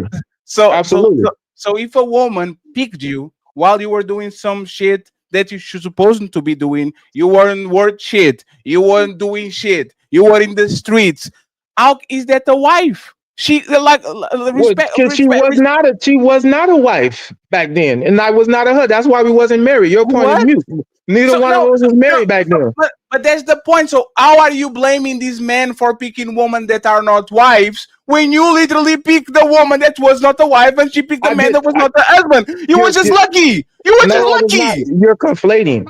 I did not marry. I didn't even propose to my woman until we were 9 years into our relationship. I had to see the 4 seasons of this woman. I had to see what she act like when we have nothing. I had to see what she act like when she's mad. I had to see like what she act like when she have everything. And most importantly, I had to see what is the worst thing you could do when I fuck up. If I do the worst thing that I could do, what's the worst thing you would do? Once I seen all, let me land. I'm about to finish. And this is great advice to anybody that wants to be married. Once I seen all 4 of these seasons, I was able to go, because you can't marry somebody for what they could be. When you marry for what they are. So once I seen the 4 seasons of her, because again, I'm about to land real quick, Fatty. I'm about to land real quick. Who I was at 22 is not who I am at 44. When I met my wife, I was 22. She was 20. We were children.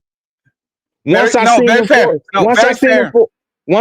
4 seasons, when I seen them 4 seasons, and I said, I could do this. I could do very this. fair. That's very fair. And once again, I'm sorry to the panel because I know you.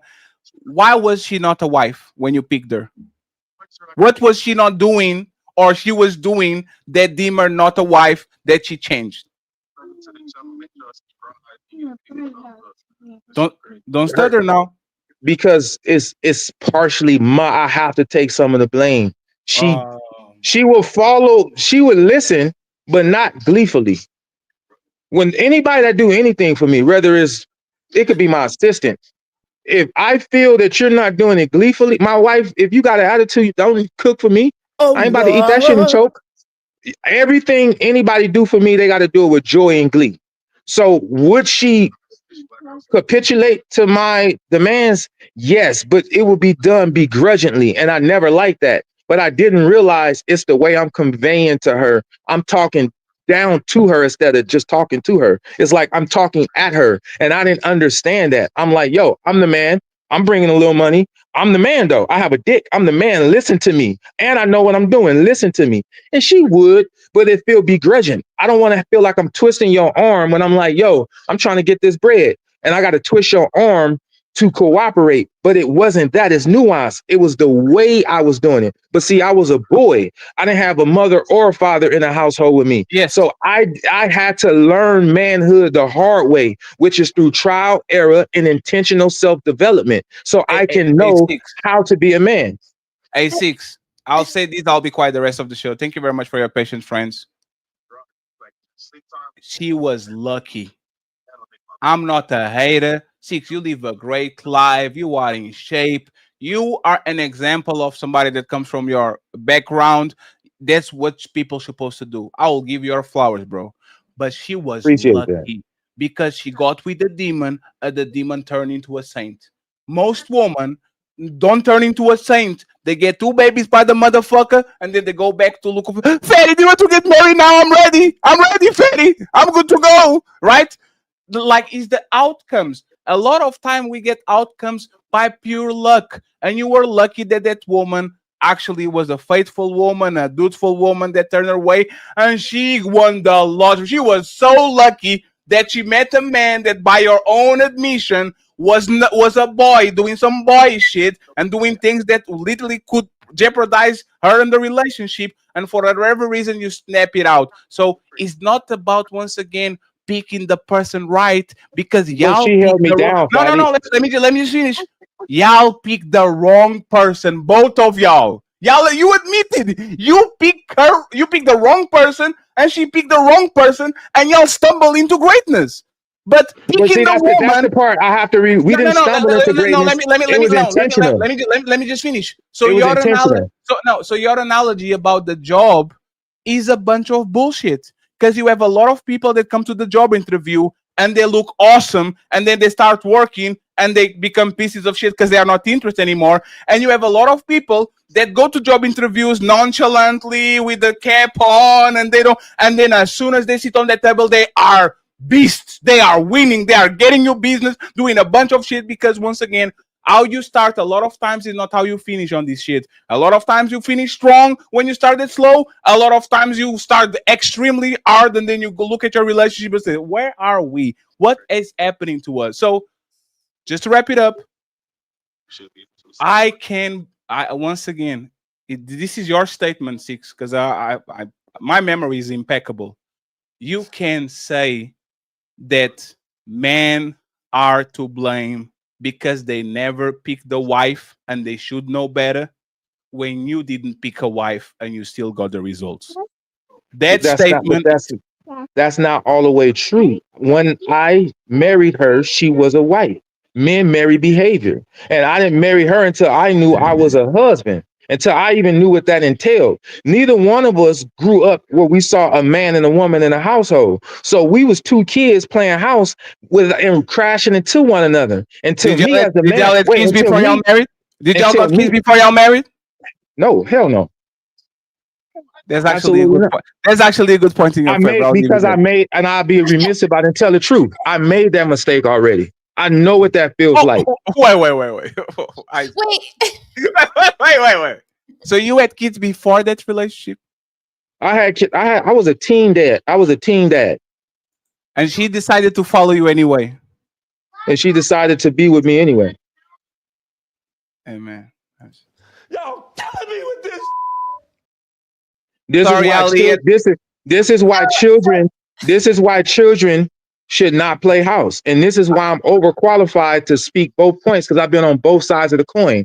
And anybody on the other side of the coin, I am a beacon light for them to say that that's not where it ends. If you become intentional about your growth, if you become intentional about your manhood or your womanhood, then you can evolve into the person that you want to be and have the life you want. Every saint has a past and every sinner has a future. So when people look at me, no matter how low they are, it's a beacon light where he used to be low. So that don't mean this is my last stop. Right. In the end, but you're contradicting yourself. In what way? Because you were still able to get somebody to lead you, and you were still able to get results, and you weren't somebody who wasn't qualified because of the mistakes you made. If you're saying you who did I get to lead me? Who led me? Who did I get to lead me? You got your wife to no. You got your you got your wife to follow you. Yeah, but you want like what Fatty said. What Fatty said, there's some truth in that, because you know what happens when most women follow a man that's on a path. I don't even want to make that my point, because we keep no going back. Six. There's not this Six. There's not this point. His point is you don't have to be a leader. If she fucks with you, she will follow a trash ass man, no matter what. So that's no Six. So listen to what Ali. No, listen. True. No, you're you right. don't have to say, but you're right.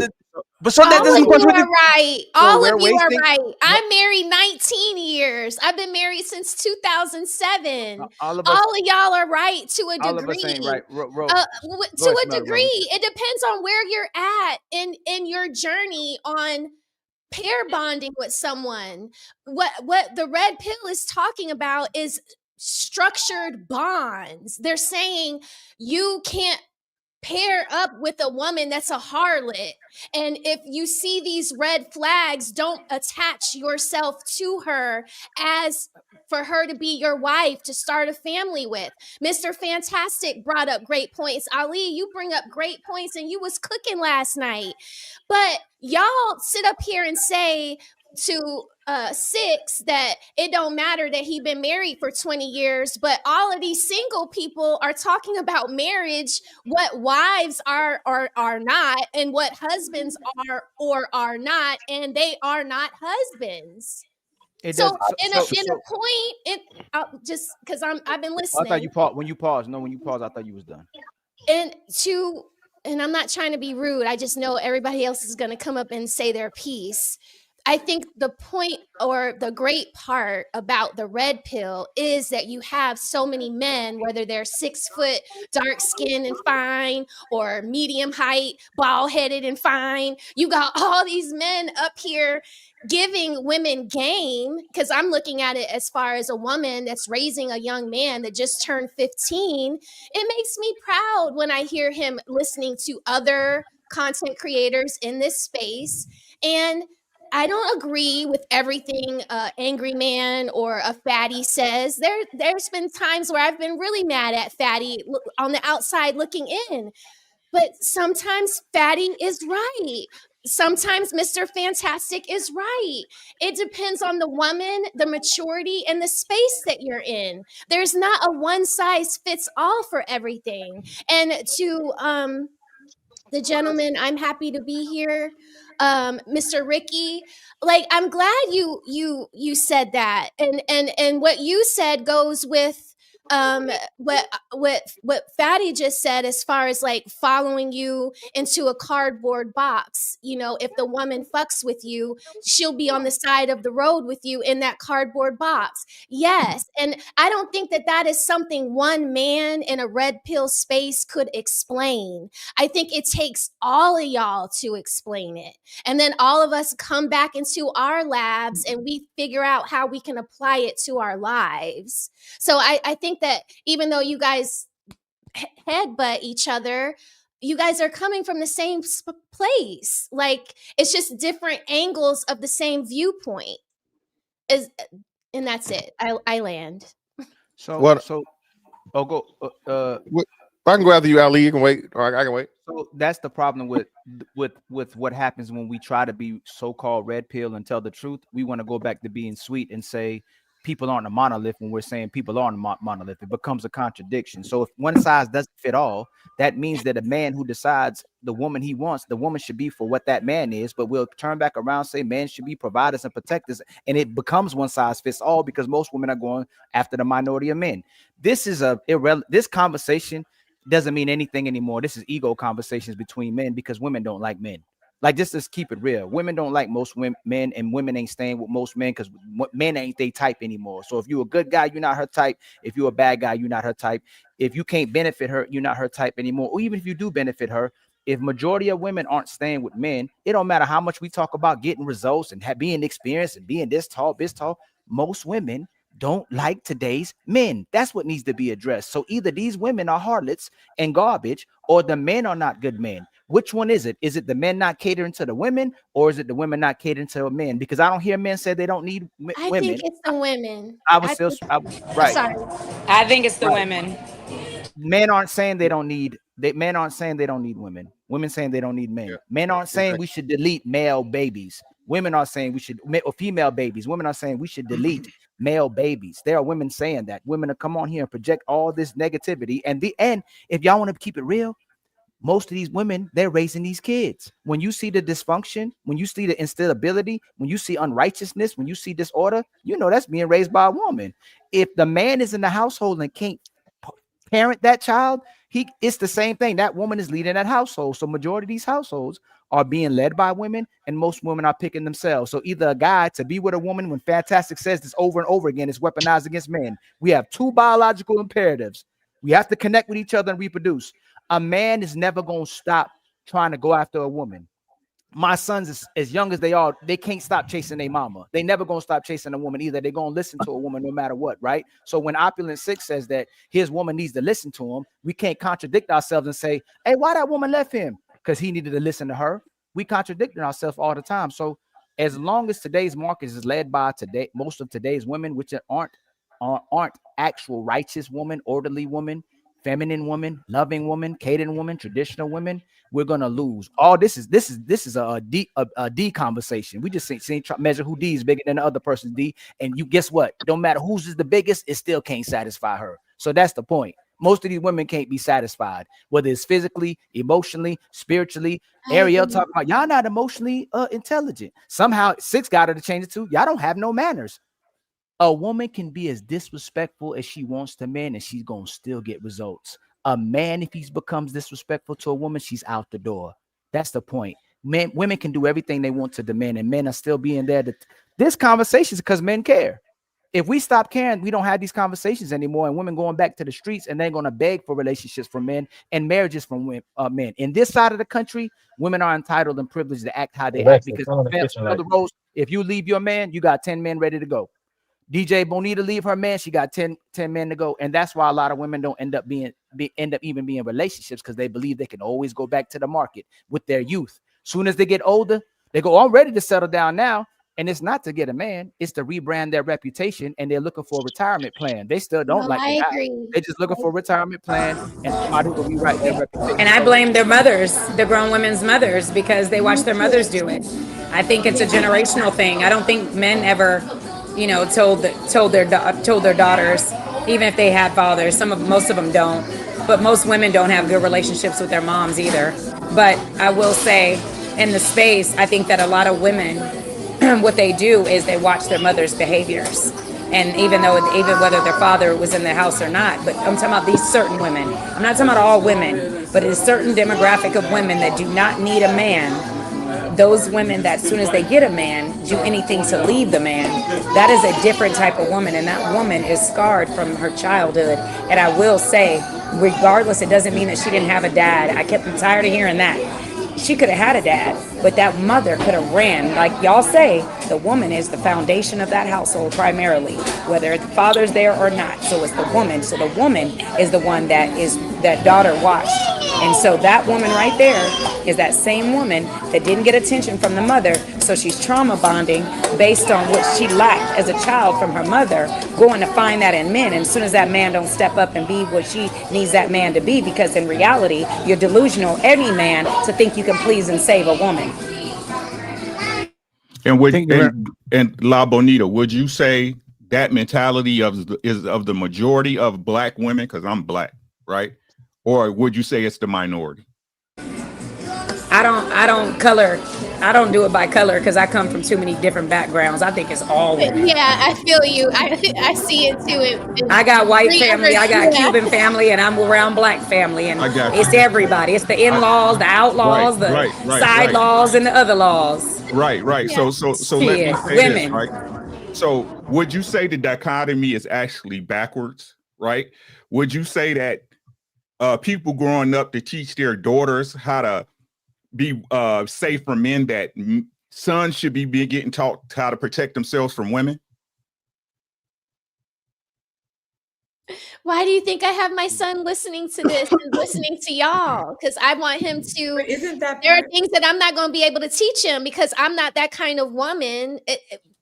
I wouldn't do certain things, but y'all talk about women I'm the furthest from. Part of me like joining these panels and getting up here is because I'm so sick of men thinking that every woman is a gold digging 304 that's just looking for dinner and hair money.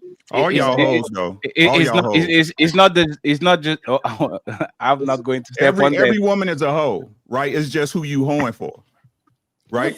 Only my husband, yes. Exactly. Right. Right. What y'all say? We love especially hoes. on vacation. Especially on vacation. Right. Listen, y'all tell me. Shoot, I wrote a song back in 1995 called Hoes Be Winning.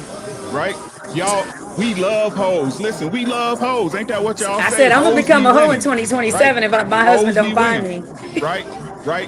But we just want a good hoe. We want you to be our hoe. Ain't that what we tell you? We want a lady in the streets and a freak in the bed, right? We just want you to be our hoe. But again, I ask, the majority or minority, would you say the majority of these women is hoeing for just one dude? No. And that's the conversation and why the red pill is needed. Yeah. This woman will follow the worst that we have in society. Good man, the pastor, our dad, our mom are going to say, it doesn't deserve you, baby. Be careful. Don't do it. Don't do it. They will go ahead and do it. And then they want us on this little space to fix everything that the guy that was fucking you before actually did to you. An incel never broke a woman's heart. He's not fucking. What did the incel do to you? The incel that is on the internet saying woman bad. What did he do to you? The guy that gets all the woman, your ex-boyfriend that gets all the woman and keep cheating on you and playing with your heart. There's the man that you worry about, but let's for whatever reason all of a sudden, it's those little guys that don't get no pussy over there on that side. Nah, your baby daddy gets bitches. Sorry for cussing. Why you talking about these incels on this side? Matter of fact, even Ariel said that. Oh, they are teaching men to be materialistic. Because y'all are materialistic. That's what y'all want. Y'all want money. Y'all want cars. Y'all want trips. You say to the universe that you want money. So the man go and say, I have to get money so I can go ahead and give this woman what she wants. The day that woman say, I want fat homeless people, you know what men are going to start doing? Selling their houses. I don't need to pay rent. I can get the cardboard over here. Like, is y'all. Y'all dictate the market. Y'all tell exactly where you want to fuck. And if you don't tell us, you show us. Because there's Hey, no way you get to 30 and you're asking for you this having my good phone? man, and then I go back and I ask you about how your ex-boyfriends are, and one was a narcissist, one was abusive, the other one was broke, the other one didn't have money. That's your type. You like those dudes. Now you want me to repair the shit that you broke with them. No. Go back to them. You got it. Yeah, and that's the thing, right? And like we said, men have to and are forced to live in reality. Niggas can't be like, I deserve this, and life will humble you real quick. We get this shit all the time. So understanding that, you know what I mean, looks matter, money matters, status matters. This is why men do what they want. No matter how much niggas say, oh man, I don't do it for the hoes, don't do it for the hoes. At some degree, nigga, you doing it for the hoes. Why? Because every man wants a woman in whatever capacity it may be. Some men want long-term relationships, some men want marriage, some men just want some pussy for the moment. All right. Yeah. And every woman that motherfucking turns into a wife was pussy for the moment to begin with. Okay, that's what most women don't understand, right? What we're telling the boys, and I mean, shout out to Smell the Roses for saying this, right? These young boys getting something that we didn't get. Facts. Our daddy, our granddaddy, happy wife, happy life, cheaper to keep her, all this bullshit, and hey, he gonna figure out for himself. We were literally set up to fucking make the same mistakes they made because you need to be a man and, you know, learn, right? Instead of brothers giving you a you know what I'm saying, a cheat code or way to surpass the bullshit and skip over a lot of the bullshit. Again, man, I was a baby daddy also. Why? Because I didn't understand that if a woman starts dealing with you and she sees you as an asset to her life and you start playing daddy to a kid that's not yours, right? And you're not even seeing that she's setting you up and planning for you to be her next daddy because you're such a great daddy to the kid that's not even yours. Now I got twins that'll be grown. They'll be 20 years old next month. Facts. I have no shame in telling that story, right? Because I know choose better. There is no choosing better because as a man, not so one, which is it, right? So should a man never trust any woman? Are we saying that? Because you can't trust no woman, you can't even trust your own wife, right? So are we gonna say that, hey man, there are a lot of women that are foul, so you have to always look out for yourself because she's making plans for you that you're not even thinking about. If you are this dude that she sees that she wants and a lot of other women wants, okay, she will motherfucking, you know, make you a permanent figure in her life even if you don't plan to be. So this is the stuff that we're willing to tell these young dudes because we weren't told that, right? And then now you got to make up shit on the way and figure it out and be a man, be responsible, provide, protect, be a father, be there, fight through because the shit don't work out. Now she want to keep you for them same kids that she purposely had on you. You see what I'm saying? So this is, again, the big part of this stuff, man. It ain't just getting pussy. It ain't just getting females. Bro, this is literal life advice. This is literal long-term relationship. This is fatherhood. This is relationship. This is business. This is fitness. This is health. This is all this thing that the red pill is, you know what I mean, turns out to be. It's this whole motherfucking jambalaya or whatever you want to call it. But motherfuckers only want to focus on the thing because the safe thing to do, the safe shit is to do, man. These niggas just incels, man. They can't get no women. They broke. They ain't got no money. They fat. They dumb. They this or that. It's all this negative shit because it's like it's easy to shit on men. The world shits on men. So what do? If a man makes a complaint, you just shit on him, right? You discard him. But like I say, what people don't understand, and this is a historical fact. Everybody hates slavery, right? Nobody gave a fuck about slavery till the white folks started saying too, hey man, slavery kind of fucked up. As long as it's just the black people saying it, oh, they're just complaining, they're slaves. Of course they don't like it. You have to have somebody from outside your group to agree with you for people to start taking it serious. And how you know the red pill is not only alive, but will never go anywhere. Everybody's doing it now because it's safe. You go on TikTok, go on IG, see how many women saying, I literally just, I don't even, Kevin Samuels was right. Just look, all these women saying Kevin Samuels was right now, fucking five years later, right? Hey, fantastic. Go even deeper than that. They are mad because some men are pause. Yeah, there's a gigantic pause. They are afraid that their man get up to game. God dang. That's literally what it is. They are afraid that the man. They are afraid that the man that they bamboozling for 7 years finally understands why she denies sex every time she wants to do something and he doesn't want to do it. Like That this exactly. is right. This is a scheme. This is knowledge is go power. ahead, you got it. That's a woman thing, though. Knowledge is power, and it's why they have to fucking kill the knowledge and the power. It's why they have to shut niggas up. Shout out to Uncle Rick. Uncle Rick been married for some time, right? Uncle Rick tell you everything. Uncle Rick need to put that shit on a t-shirt. Every woman is a hoe. Just who you hoe is hoe, right? That's a fact. So, but you know, if you say that to a woman first without her understanding the context, this is the married Right. man saying plenty years. Oh, what the fuck you mean? Ain't no hoe. They understand it in the songs, though. Ain't that ironic? Exactly. But that's what I'm crazy. saying. So They'll twerk to it so fast as soon as they get off work and before they go home to their husband. See, Rose know how to do I it. see it. I see it all the time. I see it. Right. And for the right nigga can buy your wife a drink too at my while I'm DJing. You see what I'm saying? And that's what I'm saying. Like, and this what I mean. Like, Only y'all if love his wrist broke. Only if his wrist broke. y'all love is based on condition, right? We all got conditions, right? We just not we all right with admitting it. Y'all not, right? Y'all think because, and I'm not gonna say y'all, not y'all, you know what I'm saying? But society feels because y'all rear the children that y'all have this untapped this unlimited pool or this unlimited well of unconditional love when most of y'all don't even like y'all kids for real.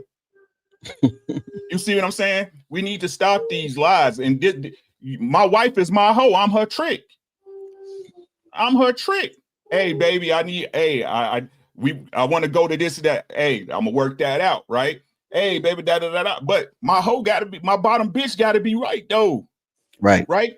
Ain't no, it's two types of women. There's sluts and there's hoes, right?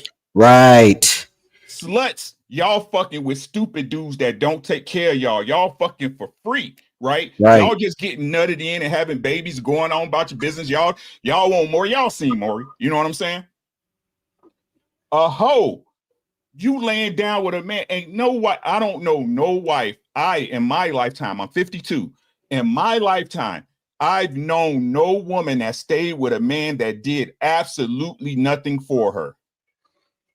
You are with me because you believe I'm going to take care of you. You married me because you believe in your heart's of heart, at least in that moment, right? That moment, we all prisoners of time, right? But at least in that moment, the dreams and the aspirations that me and you discuss are attainable. Hey, Rick, can I give you an example? Oh, it was a long pause, Rick. No, go ahead, bro. And I got you, Labonita. Can I give you an example of why this space is needed? For 30 years in my life, there was some things that I could feel it and I couldn't understand it. And then Kevin Samuel said, sign language. Once you're doing something that you don't like, you are doing that she doesn't want you to do, shame, insult, the need to be right. It's not that he invented something. He just crystallized the concept into something that you're like, oh, so this is what my ex was doing every time I say I want to play PlayStation or go outside and do this, and she didn't want me to do it. She shames me and says, oh, if you love me, you would be with me. Then she insults you. Are you a boy? Why you keep playing PlayStation? And then she like, the terms are there. So men that are feeling a lot of things finally crystallize ideas and understand when this woman is asking you for a break, it's not because she is confused about her feelings and she's thinking about working on herself. Nah, she's going to out, try to fuck another dude. If the branch is strong enough, she's going to stay with him. If he's not good enough, she's going to come back and says, I had time to think and I miss you and I love you. Y'all been running game on us for centuries. That's the truth. That's the reality. and men never exchange notes with each other. So you could bamboozle everybody on the village, and everybody will crash out for you and go, hey, oh, you said this about my sister? I'm going to fight you. I'm going to crash out even if I go to jail. Now that men are getting up to game, and you only can do that with civilians, you are afraid of them waking up because, like Fantastic said, you are losing your power. Once the man knows exactly what you're doing, you have no power over him because he knows for a fact that you don't reply fast, not because you're busy, because you stay the whole time with your phone on your motherfucking hand like that is like glued on your hand. She just doesn't like you like that. She just doesn't like you. That's why she doesn't reply fast. Because there's one guy, every time she sees the notification, she is happy and giddy to open that shit to reply fast because she likes him and she doesn't like you. So, respectfully, if y'all are going to talk shit about the red pill, y'all need to find a place where we should go to learn what we need to do. And it's not TikTok because they hate us over there. It's not Twitter because that shit is radicalized. It's not Reddit because all the red pill groups were banned and they were excommunicated from the community. If you are going to say that what is happening over here is toxic for men, you have to replace and give us a place where men can go so they can vent their problems and they can get good advice. I would say there's no place like that. There's nothing. Why can't There's this no. be a place like that though? What'd you Like, say, Ariel? I said, why can't this be a place like that? Like, Because why? if we talk too much, we go to Rumble.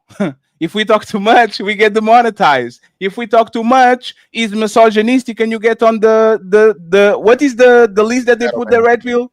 Shadow ban. Shadow ban. You get shadow ban. No, not only that. The FBI puts you on one of these Oh, lists. the watch list. The watch Yeah, list. the watch list for problematic.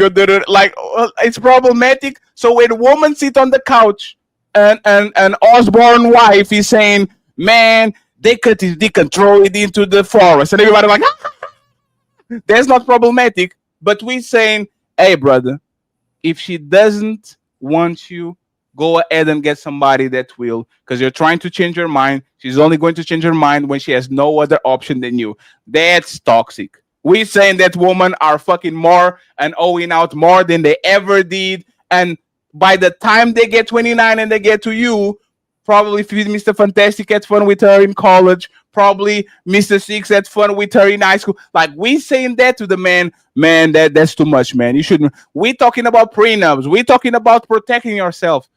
It's frustrating because you want your brother to be up on game. You want your son to be up on game. You want your nephew to be up on game. Every time your nephew comes in and he starts to be, you say, "Hey, bro, that woman don't like you. That woman this, that woman that." But as soon as your husband up on game, as soon as your boyfriend up on game, now all of a sudden, why you listen to those losers over there? You know they hate women, right? You know they hate women, right? So it's just self-preservation. And again, women are survivalists. As soon as a woman smells that the man is up on her game, she's going to just go ahead and find another victim. Just like the movie, what was the movie of Michael B. Jordan where he was a vampire? Sinners. Sinners. You can't get in if I don't invite you, bitch. I'm sorry. You can't get in. Oh no, I'm just here because I want to sing with y'all. No, me. This is what vampires do. They will find somebody that is not up on game so they can suck their blood. You are mad because we know that fat motherfucker, he was a vampire. He was full of blood. No, me. I'm just playing security. No, let me in. I got you, brother. You're going to do me like that? Now you know exactly what it is. Once a man knows you are a vampire, there's no blood to be sucked, and you are afraid that everybody on the neighborhood notice and actually is on game and knows that you're a vampire too. So you're trying to make sure that you eliminate the whistleblower, because if the whistleblower is gone, now you can go ahead and you can go up to your shenanigans again. I'm not talking more today, and shout out to Mr. John Henry with a big $100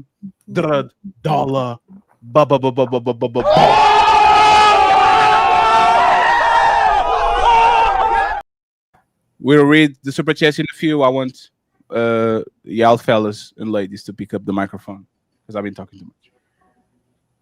I wanted to just say that, like, sometimes this conversation feels a little redundant, and I think that's because that everybody thinks that marriage is for them. And I just think that we should accept that marriage or relationship is not for everybody. We need to stop forcing it on everybody. It ain't for everybody, especially when you have unhealthy, unhealed, and not well-raised human beings in society.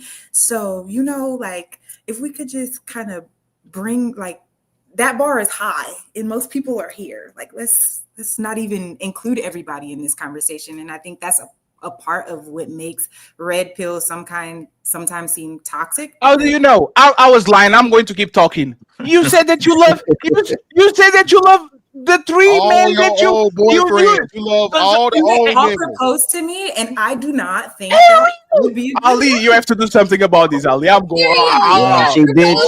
Three Yo, times?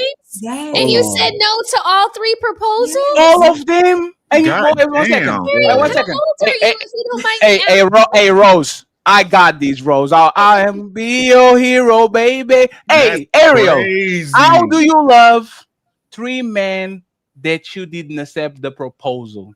How do you still have love for three men that you literally refuse their love for you? How? Explain that to me. How? I just didn't think that either one of us coming from single parent homes had what it take to be in a successful marriage. Okay, but hold on. So you said all three men, different men, correct?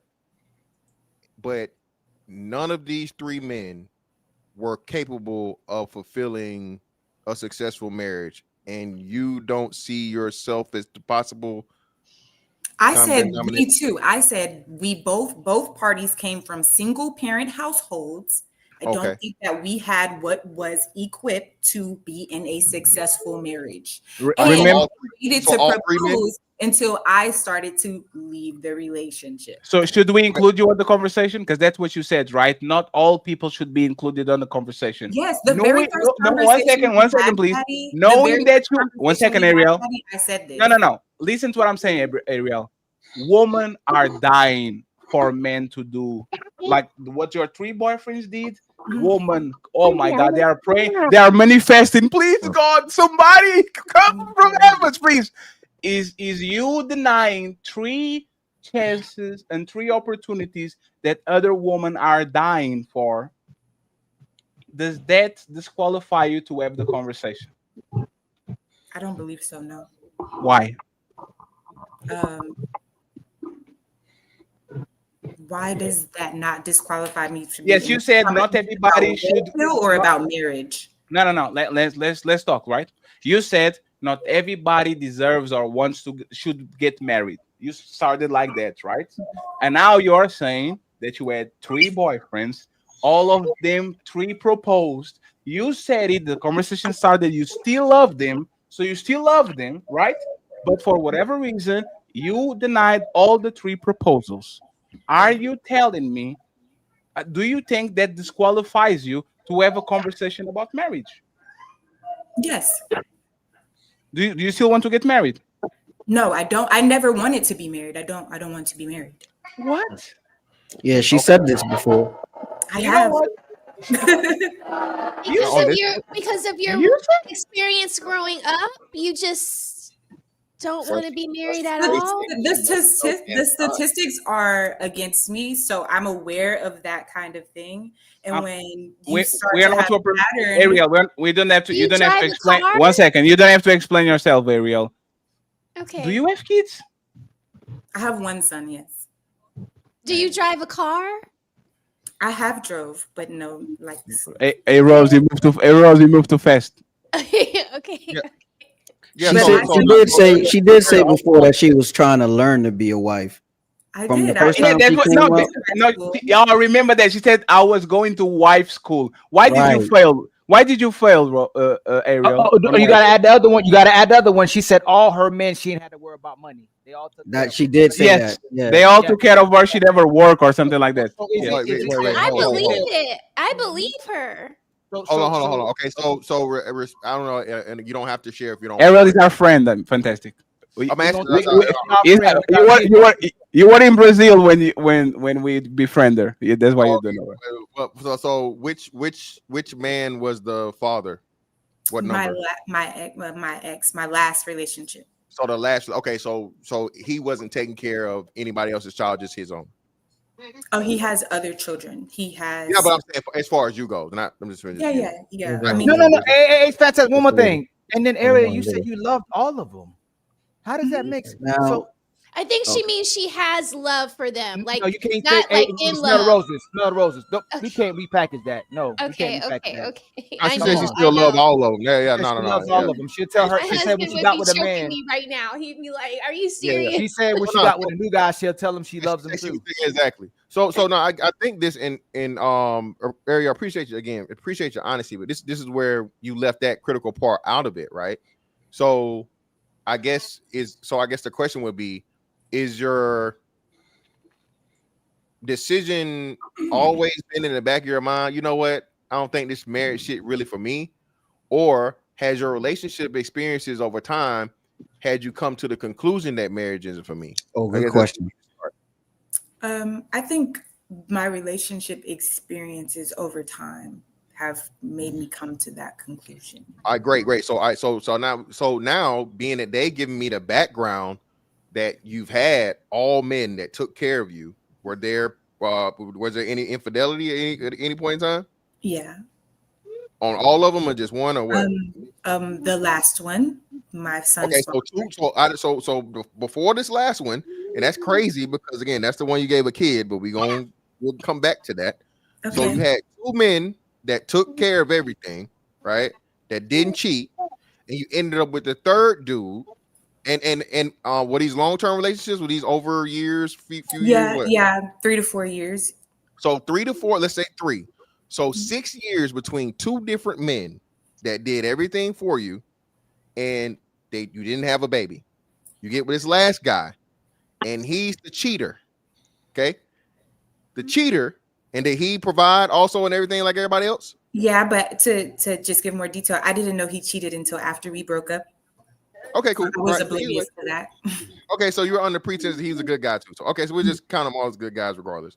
Yeah. So you get with this last guy, okay, but then you don't even break up with him because of infidelity. You break up with him why? We had a 5-year plan. We got to the 3rd year of our plan, and he told me that there was never his intention to follow through with the 5-year plan. And I waited a year for him to come up with, for us to rebuild and come up with another plan, and it never happened. So I decided that we didn't want the same thing. We weren't going the same place, so I broke it off. Okay, so and this is after baby. Yeah, so we planned the baby. Like, he courted me for 6 months. We planned the baby before we even had the baby. We were together a year in six months of courting, and then an additional year, and then we had the baby the 2nd year. Mm-hmm. And this was all planned. Okay, great. Okay, and now you're to the point of where, and I'm guessing, like, since you all love him, I'm guessing despite what's name, he's a good father. Yeah, that was part of what attracted me. He was great to his other children.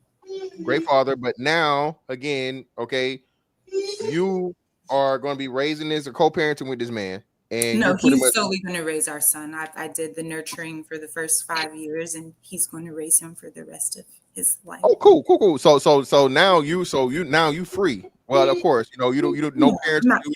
You're the visitation and stuff. You see the kid and whatever, but he's full-time dad, and you mom get to. I'm guessing you talked about plans, so you have your own personal life plans and aspirations. You get to pursue those without having the burdens or the, I won't say burden, but responsibilities and the rigors of parenting. I will financially have that burden or whatever you want to call it, but yeah, that responsibility. Yes. That's why I say not burden, but that's why financial responsibility. Visitation. Oh, so you're paying him child support? Yes, I will. Okay, cool. All right, and you made this decision, and I'm not shaming none of this shit. I mean, I think again, we know and shout out to you for pointing out statistics. I am statistically, children turn out better when they're raised by their father. Yeah, exactly. So that was a no-brainer. I understand that. So yeah, I applaud that. I think a lot more mothers should do what you're doing, actually, right? But how old is the kid again? He's 5. Man. So you just about to turn over the keys, huh? What do you mean? About to get? Oh, dad already got him, or dad about to get him? Dad's about to get him. Yeah, see, so yeah, that's why he's smiling. You know what I'm saying? FTK, baby. No, I'm smiling because to share this it's. I feel like I'm living a little bit of a taboo situation. So no, it is. It is. It's not. So you are giving. It's rare. It's rare, but not, you know. So you are giving. So you are giving away your kid to a man that provided for you and your kid. So you now start paying child support to that man. Yes. Shout out to her. He gave me money when I had. So Ariel, what is more valuable than being with that child and the father, especially when you get to 50, 60 years old, when there's nobody around you, there's nobody going to be with you, since you think marriage is not good for everybody. What is more valuable than being with them two? I wouldn't say, I guess my mental health. Your mental health? Yes, because so when you say, hold on, smell the roses, what do you mean by your mental health? My mental health, because the reason I broke up with him was because he told me that a plan that we made for the 6 months that he courted me for was no longer his, that he never even had the intention to do it. Like basically that he just was like, I just said whatever to get. Oh, he sold you a dream then. So Hey, Rose, you got, what was the plan exactly? Can you tell us? Okay, so we were going to be together for a year, have a baby the second year. The third year we would move to be around family so that our child could be acquainted with cousins, aunts, uncles, grandmas, grandpas, because we were living up in New York, but all of our family lives down south. Then the fourth year we would go to explore Africa, have another child. And the fifth year we would work on dual citizenship. So what was the part of the deal that he broke? Yeah, what was the part of the deal that he broke? He was a hotep hobo. No, hold on. No, hold on. Hold on. I thought the plan. Hold on, Ariel, you moving too fast. I thought the plan was gonna lead to like marriage or something. You said African citizenship was the main plan. Yeah, like building a family, having more children, having dual citizenship. Yes. Hey, Ali, you know why this is confused?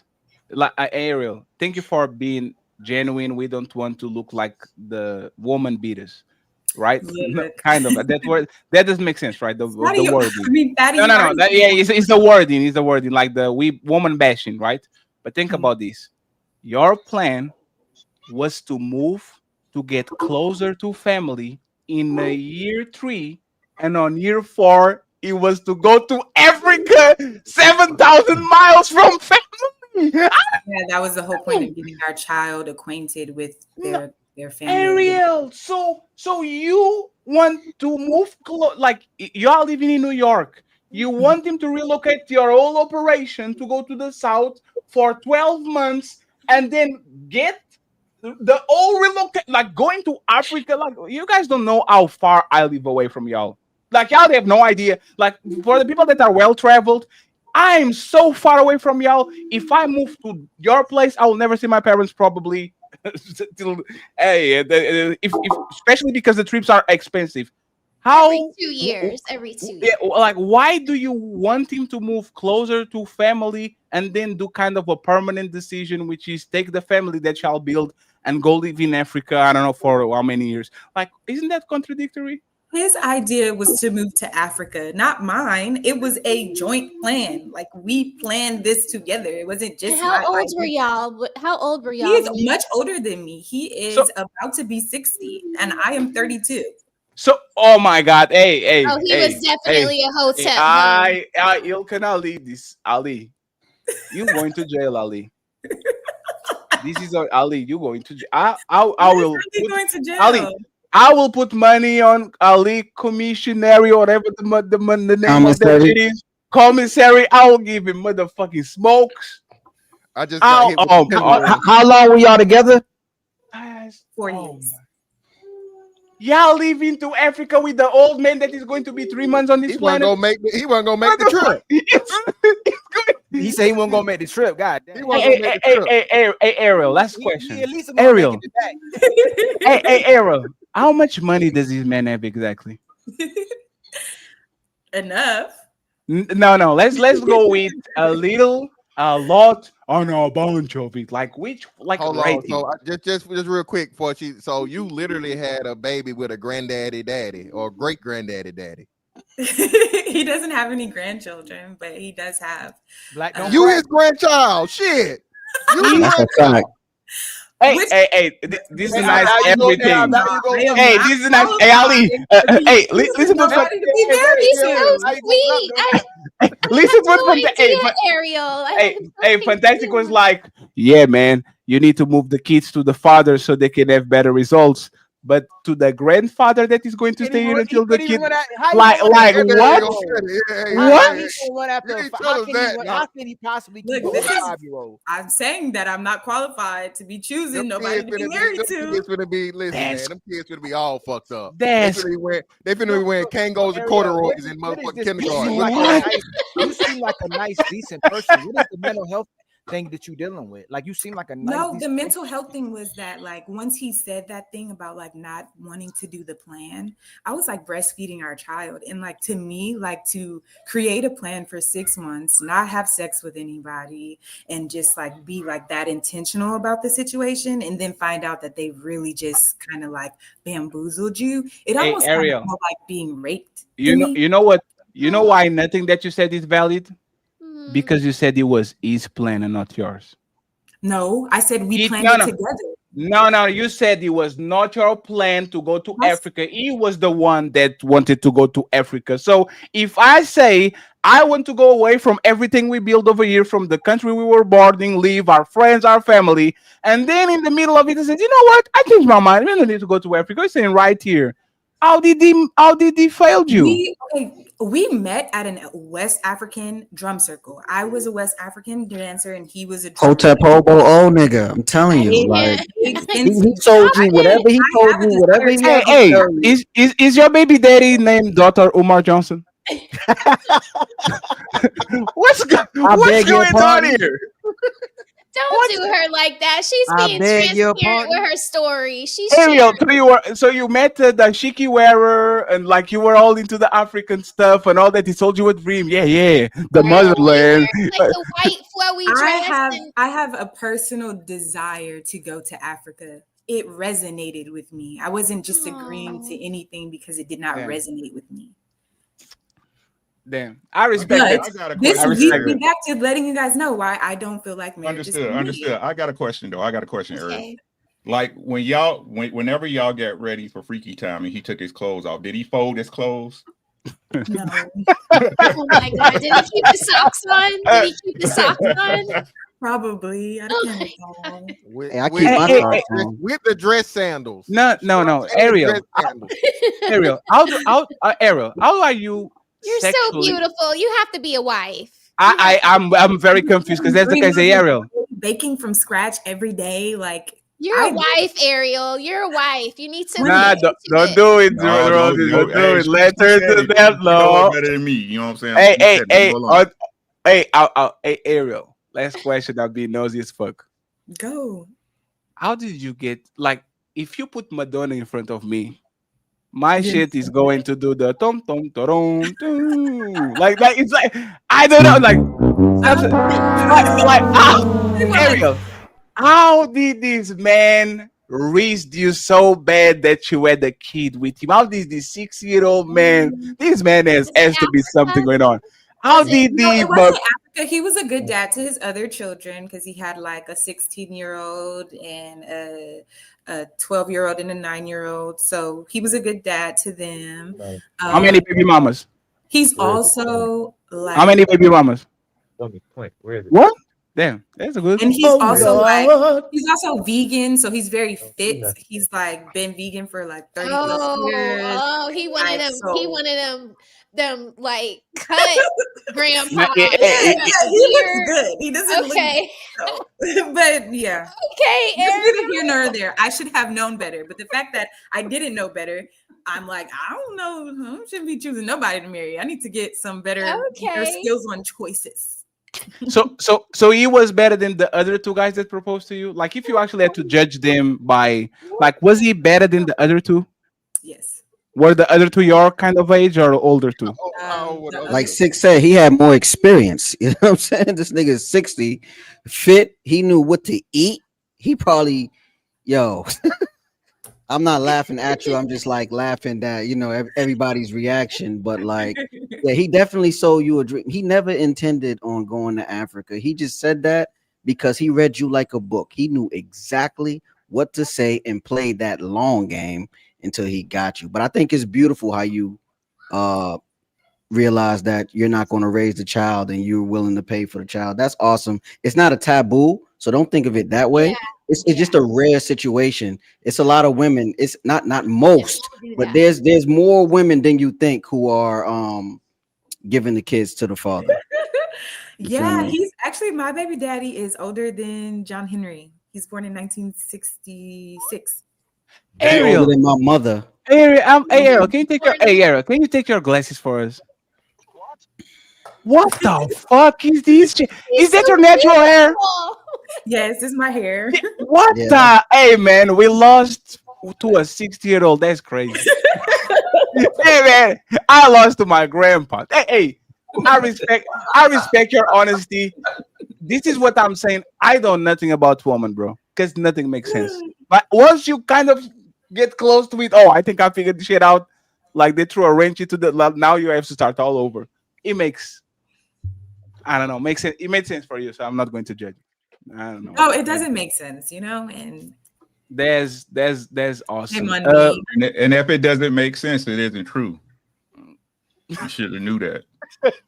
Hey, Ricky, leave her alone, Ricky. She's under our. I mean, if I tell you more about myself, you can see why like the grand traveling is like a thing for me. Like I travel a lot. The first time I flew on a plane by myself, I was 4 years old.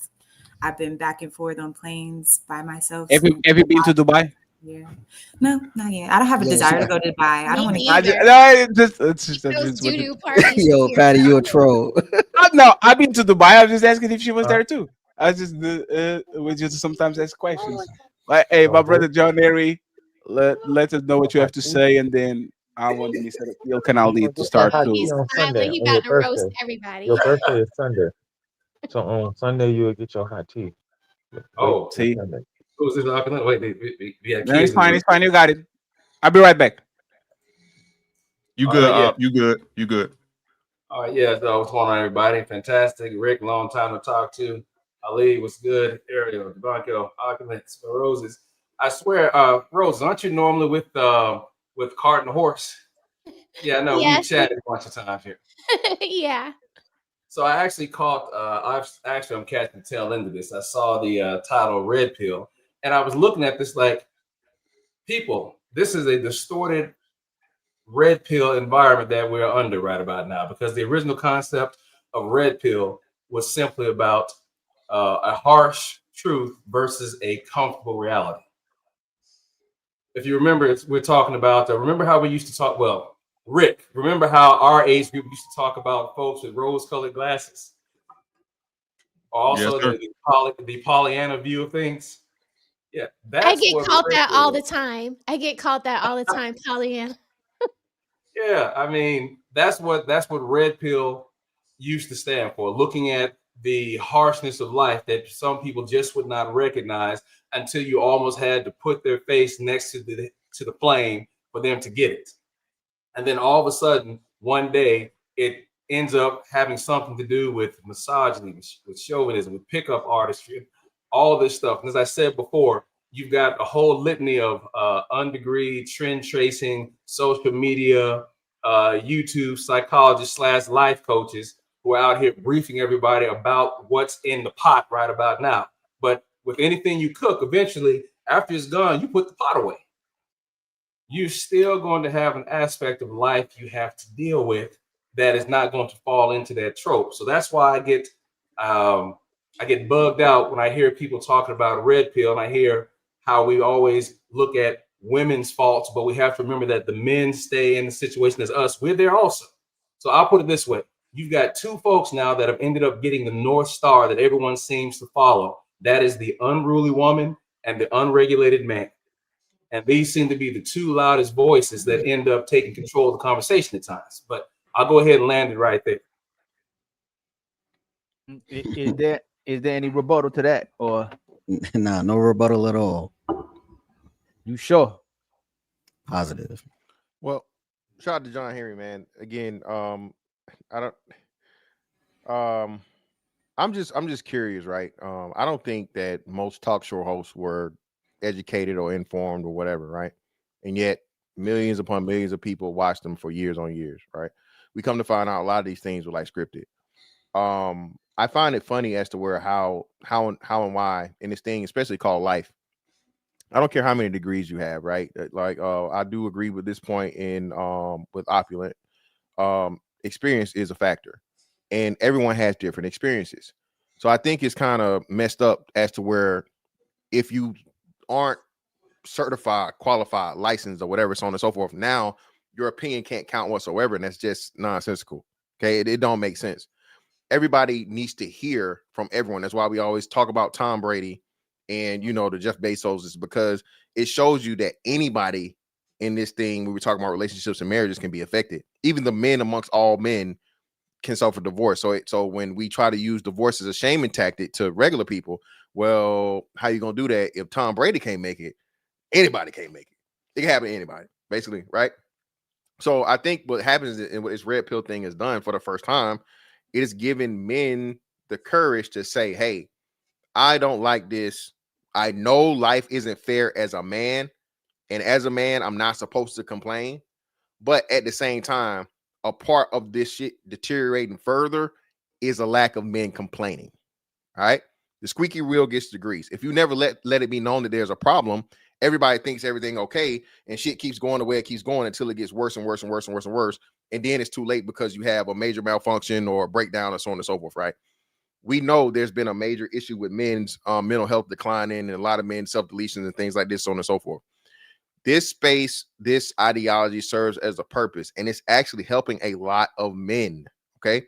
I would much rather a man, as much as I disagree with this, right? I don't like the whole Frank Castling and and jumping on the bitch and all that shit and so on and so forth. But if that's what a motherfucker need, you know what I'm saying, to do online, to hop in the chat and whatever, so on and so forth, and it keeps him from actually physically doing that in real life, hey, I'm all for it. Okay. If he gets to motherfucking come here and join the chat or join a panel, these bitches ain't shit, blah, blah, blah, blah, and he gets that out of his system to where he's not physically doing anything to harm anybody, woman, man, child, whatever, so on and so forth. Hey, people do the same shit in gyms, right? Some people go lift weights to get off steam. Some people run, people do different shit, right? Some people drink bottles, some people smoke, illicit drugs. All right. Hell, even black people doing mushrooms now, apparently. Okay. So my thing is, if nobody is getting hurt from it and it's agitating or it's aggravating, cool, it can be that, but it clearly serves a purpose. All right. For the first time, men have a way to say, hey man, I got fucked over. This was fucked up. This is what happened. Look out for this. But as soon as you say that, it's like this thing to where you're a loser, you're a failure, you're whatever. Well, again, shout out to Ariel for being, transparent. Hey man, everybody's life is different, and it's some shit that's gonna be non-conventional, right? Or unconventional. When it's unconventional, you need to hear those things because that's the shit that you're never gonna see. You feel me? And I think a lot of the times that men go through things and it's just, it is what it is. But what I learned personally, a lot of men learn, is that you think it's only you. You think that you're the problem. But then you get in a group of men that's telling you, nah, man, I went through this. You went through, you're like, oh shit. So I'm not crazy. I'm not, just this piece of shit bum, dusty, crusty, musty ass motherfucker that the woman keep telling me I am, and men need that because, again, as we say, man, most men don't go to other people with their problems. But if you make it a community of where, hey, this is the locker room, all right, or the barbershop, and we make it digital, I really don't see the more negative that it can serve than the positive in a situation if it's helping men out. Look at it. I wouldn't say, to push back on that. I agree with a fair portion of what you're saying, Fantastic, because you and I have been on the same panels where I've said before over the last 2.5 years, experience and exposure is what molds you. Doesn't matter where you come from, man, woman, young, old, experience and exposure is going to do that. But the question is, what is it that we all consider to be good exposure, or should we say acceptable versus non-acceptable? That's where the line gets drawn. Now, I will say when we go back and look at the 80s, for the most part, how many male talk shows did you have? You didn't have much. So you had maybe Maury, you had Montel back in the late 80s. You had. Now you only had like two. So you had Geraldo or Geraldo. Yeah, you had Geraldo, you had Montel, and you had Donahue. Those are like three. I like Donahue and Montel. You also had Maury Povich. There was two others. But the thing is that they were still outnumbered.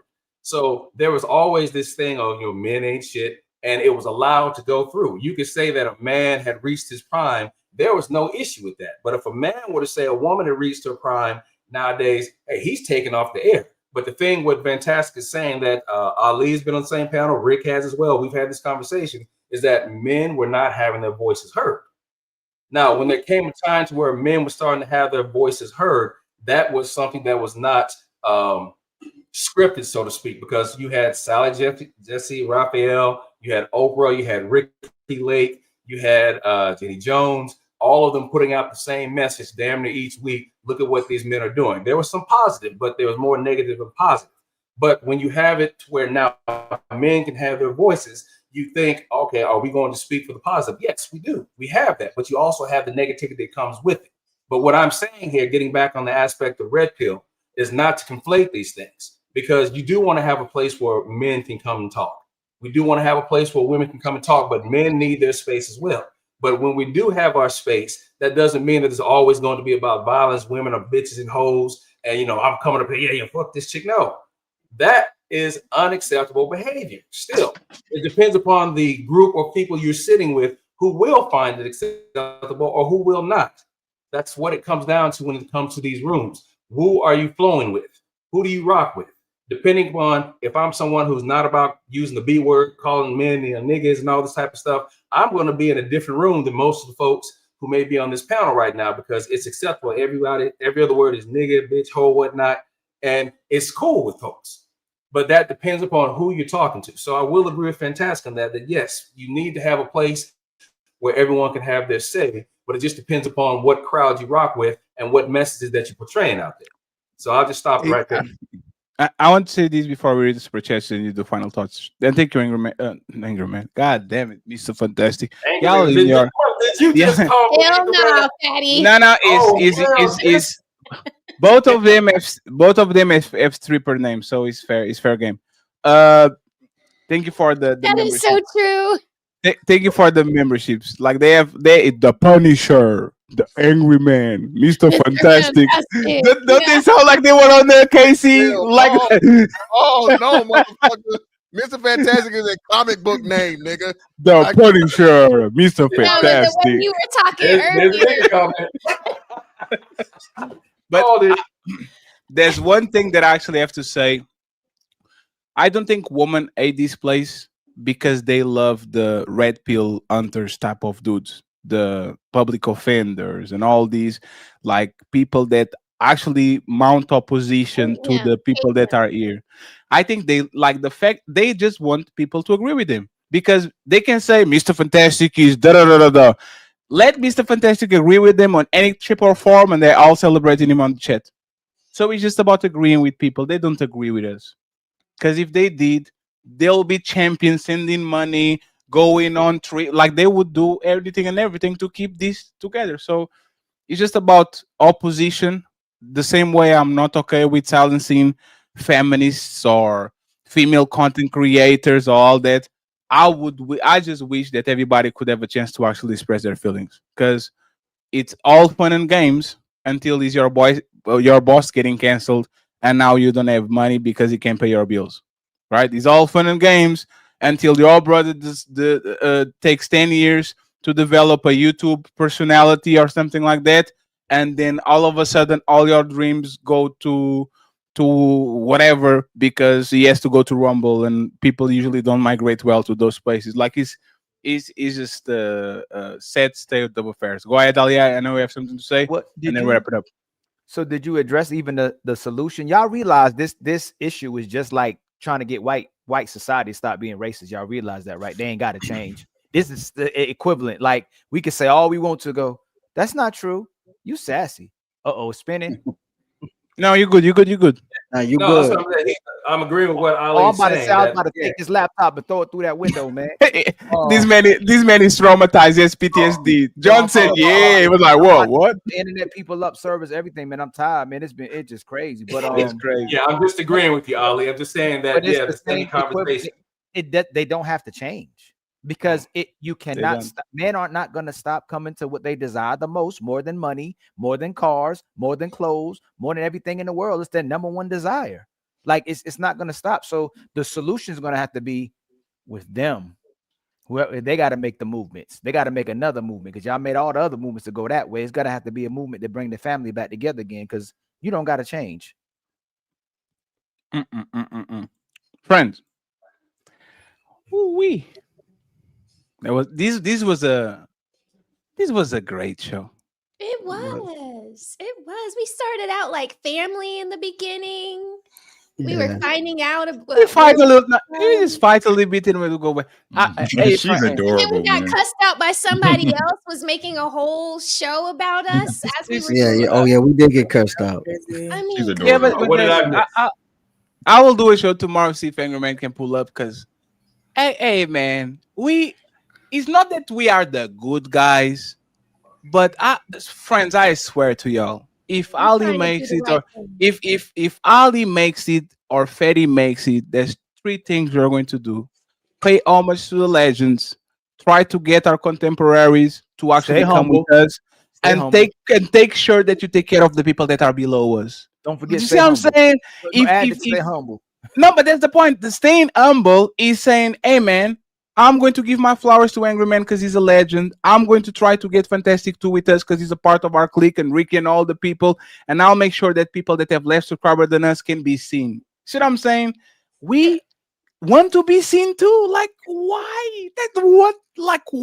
Hey, Fatty. Why wouldn't we want Angry Man on the show? On the show. We want him on the show. Let's the Angry Man. So when people are here and they got guests, if we have guests, we're not gonna kick them off. We're not gonna kick any. No matter. I don't care if I didn't like you. It could. I ain't gonna say no names. It could have been people we don't like. It could have been people we don't like. Up in the chat, people avoid him. But when Angry Man comes in the chat, he's over. Hey man, Angry Man, you want to come up? Like we. That's know what that. he's hoping for every single time. But we hope. Everybody don't want to play that game with him. No, we are. No. But Roses, we want him to come. We want him to come. This way, you going that way? We want him to come. How much time we got left? We have like 7 minutes. Ah, damn. All right. Because I wanted to say something. I just been reacting to everybody else. I just wanted to say the red pill has been kind of like demonized because it's like evil, even in the playing field, right? But people fail to realize that everybody's perfect or successful relationship doesn't look the same, right? What if you marry someone, y'all have children, y'all live this beautiful life for a set amount of time, and then y'all mutually decide to split? Is that not a successful relationship? I think there's some situations where you are 100% right. I think successful marriage, in my opinion, is mission accomplished. If I get with the woman and I say, I'm going to raise the kids, you are going to raise the kid until he's 10, I'll raise the kid until he's 20, and we are going to split at 15, 18, whatever. If you actually get to the final destination, and it's kind of healthy destination, I think everybody would say, yeah, they did their part and now they're living their lives. So I kind of understand what you're saying, CEO. Right, but it ain't even in no plan. You said all it's doing. Well, is when I say it's pointing out the robber. It's us being. When I say even the playing field, like you see how the young boys didn't have this information, and now they know what red flags to look for, what behavior not to accept, and all of that. And we always have feminism. I got magazines all over my desk. You know, we always have that as women. One thing, right? Yeah. See, they still gonna go. Right. Absolutely. Because this is out there. There's, do you know 99.999% of the women in this space are chameleons? Oh, absolutely. All they doing is pretending not be what we talking about. And the young men didn't know that. So like, it's not that red pill is dead. It's more so that it requires a new rebranding, but the truth will always be the truth. And the people that disagreed with it when it was at its height was these modern women who red pill was just letting people know, putting them on the game. You feel what I'm saying? And it's not just women that red pill go after. A red pill will tell a man, yo, you ain't no position to be dating right now. So, but there's the point, right, CEO? Is you want to go mainstream so bad that you water down your message to the point when you get there. It's like running to the presidency, right? Oh, I'm going to change this and I'm going to change that. And you walk through so many doors to actually get to that point that when you become the president, now you are compromised. Everything that I remember these, man. Remember when Kevin Samuels had Nicki Minaj on the show, and what do you rate Nicki Minaj? You are a 9 or a 10 or something like that. We're like, wow, fake hair, BBL, all these things, and you're playing along. It's once again, a lot of times is business, and I'm going to tell you this because I don't know if it's going to happen to me, right? At certain point of time, a lot of times you're making so much money that you are afraid of hurting the bag. You see what I'm saying? Candace Owens, she can do whatever she wants because her husband is a billionaire, like her husband is a millionaire, right? She can still just a clown ass. but that's the point. Like some people can actually say whatever they want because they have enough fan base to still rack up a bunch of money. For the regular content creator, if you go to $0 to $1,000 to $1,000 to $10,000 to $10,000 to 100, like at some point, human nature is going to kick in and you're going to try to self-preserve yourself. And that's the point. Do we want the person that has 1 million subscribers and $1 million coming in every year and brand deals and sponsorships to be talking for real men when they are definitely going to be censored because Coca-Cola will never sponsor a man that is saying that woman need to go back to being traditional and all that? That's the problem with the red pill. This space has to grow, but has to grow and stay in a place where never transgress to mainstream because social media is controlled by women. Like y'all definitely been seeing these people ban us from doing anything left and right. I'm seeing women bare naked on Instagram. Yeah, that's true. Like the regular pages that you like paints. You seen it like it'll show the image and then it'll the flip. You have to stop it. Yes, yes. Yeah. It's like already it's crazy. They'll put a frame. It's already happening. It's getting worse. It's not getting What better. page is this? And no, this is the thing is like these OnlyFans models are getting very bold, right? And this is what I'm saying, so y'all understand what we're talking about. If this was men doing this, it would be over. Why are you doing this to our daughters? Why, like we know Instagram has a bunch of kids. Why are you letting men strip butted like naked? But because he's woman, everybody like just ban him, and they get another page and another page and another page. And this is what we're talking about. If society is turned to capitulate to women and to condemn men, red pill can never go mainstream because the day that it does, like all those people are going to be compromised, and we might be compromised too. Because I will be extremely honest with you, I'm going to follow my principles. I was talking with Ali the other day about politics, for example, how you call out both sides. You can be just staying in one side because that's what makes you money. But the question is, how big are your balls when Jeff Bezos or whatever the person is comes along and wants to give you $1 million for you to do A, for you to cover more B? Like how big of, and this is, I think, the thing that a lot of people don't do. I think a lot of times we lose money by stand on our principles. I think at some point of time, bring a lot of money. What'd you say? Said truth telling does not bring a lot of money. It don't. It does very fast, but it's not sustained money. Because you can be a truth teller, like you are going to be a truth teller for 3 months, and you are going to rise to fame, and then you're going to tell the truth about something that you shouldn't be talk about. And now all of a sudden there's a phone call. Hey, what's up? Do you saw what your Neri said on Hey, demonetize it real quick.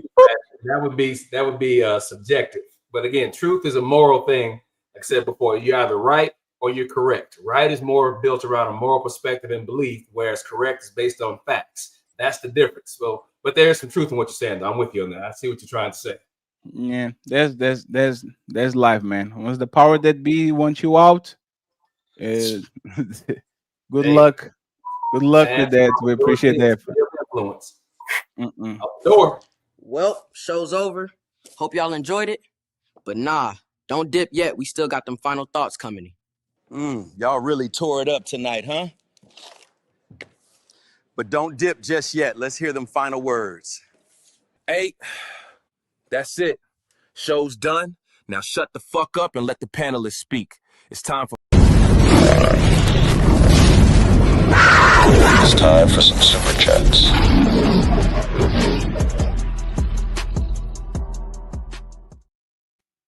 Friends, don't forget subscribe to all the content creators on this conversation. Brother Ilkan Ali is doing pre-recorded videos left and right. Go support, drop a like, hype the video. Make sure that you are taking care of the team. On Sunday we have another banger for y'all. Okay, so make sure that you pay attention. And if you want to have access to the songs that we play in the beginning and the end of the show, you can find them on Patreon. Okay. The Steelmatic Network with G on the says nothing. He gives it 5 Smell the Roses The membership. Untouchable Empire, baby. Thank you very much. G on the El Castigador, another person that was on the Diddy party. He says, the Punisher. He thinks it's sleek. The Punisher. I'll gladly pay you Tuesday for an hamburger today.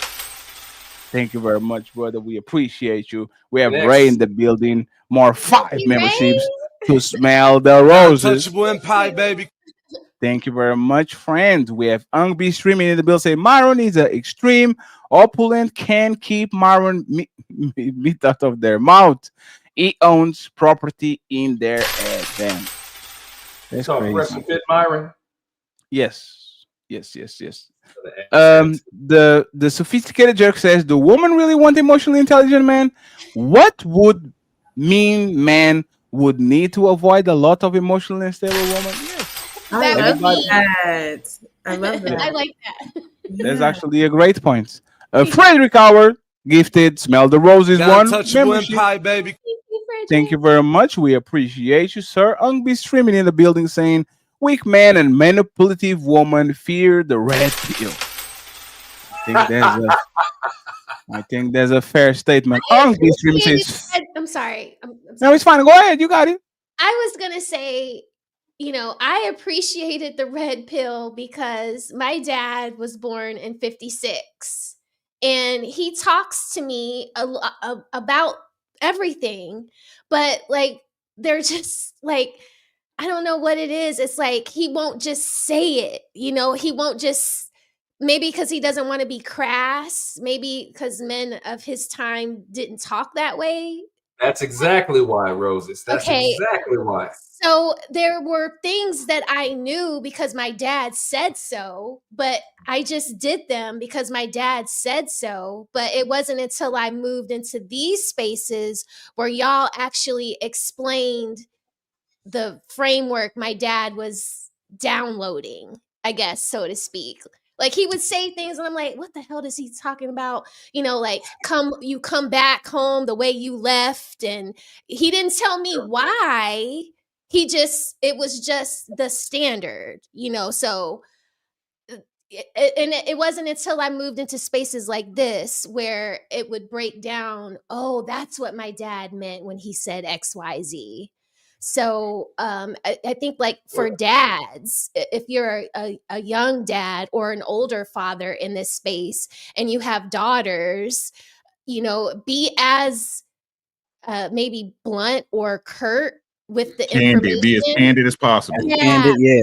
Because then you let us do the deductive reasoning that you're trying to get us not to do because we're not good at girl math. We're not good at those calculations. So if you just say it the way it needs to be said, the way you would probably say it to your son, I think that would help women digest this better, or retain it, keep it, uphold it, is what I mean. It's always going to come down to a generation as well. I'll say this real fast. I know Fatty's got to get back to the super chats. For each generation, there was a saying, or there was an idea or a standard that was held. For Generation X, the standard following the baby boomers were men were respected, women were virtuous, and children did not speak until spoken to. Mm-hmm. That's the generation between 1965 and 1980. And then after that, that's going to determine what standards follow. So I'm going to do a show on that in the upcoming weeks, Fat. I'll hit you up about that, man, if you want to get in on it.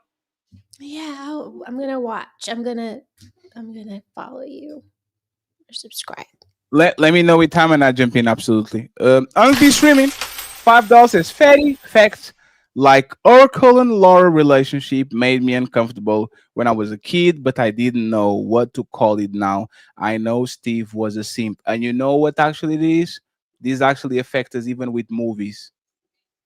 I never look at Homer Simpson or American Dad and all these like crazy dumb, like the bumbling idiot. I thought it was funny. It was like, oh, so this is let's say the woman is all responsible and she has the right heart, and the man is the bumbling idiot. Oh, I thought Leonardo DiCaprio was a real man. He died for the woman that was even his woman, but he died for it. Like every time I consume a piece of media, the red pill actually ruined the way that I consume the piece of media, because I should think the monster is I should think like the 50 Shades of Grey, he is the monster and she is a princess. I should think like I should actually believe in that. Like, look at him, he's broken and all that, and she still went and she still go and she still wanted it. Don't go to the red room. Yes, I will. What like it's this we're talking about is once you actually look to relationship with not like with colored eyes, and somebody comes in and says he pursued me for 10 years and I never gave him a chance, and then he went through it and he got me. If I was 28, oh, so romantic, he never gave up. Now, hey brother, hey, so sorry, sorry to hear that, Dr. Boyce John. Sorry to hear that, man. It is what it is. So it's just perception, and it's totally fine that we grow up and we become better people once we get a better perception. So thank you very much, Mr. Unk. Be streaming. We appreciate you. And then we have the sponsor of the show. It came from the other side of the ocean with the big dollars, Mr. John Airy with the $100.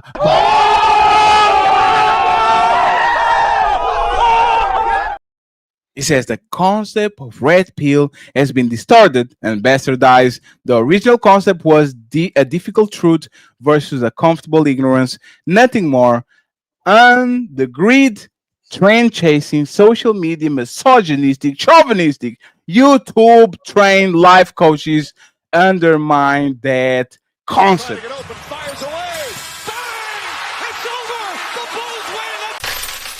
I don't understand why you're talking shit about me, so let go. But it's fine. John Airy comes back with Ali's not here. I can be a little bit messy. John Airy is back with another $50 bolt.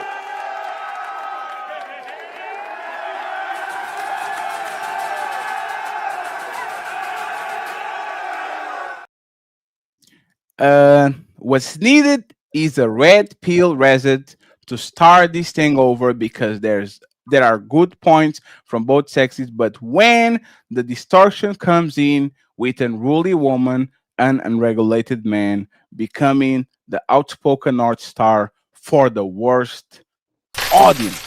Once again, thank you very much, John Airy, for being the sponsor of. Thank you. We have another one from John Airy. It says value has no worth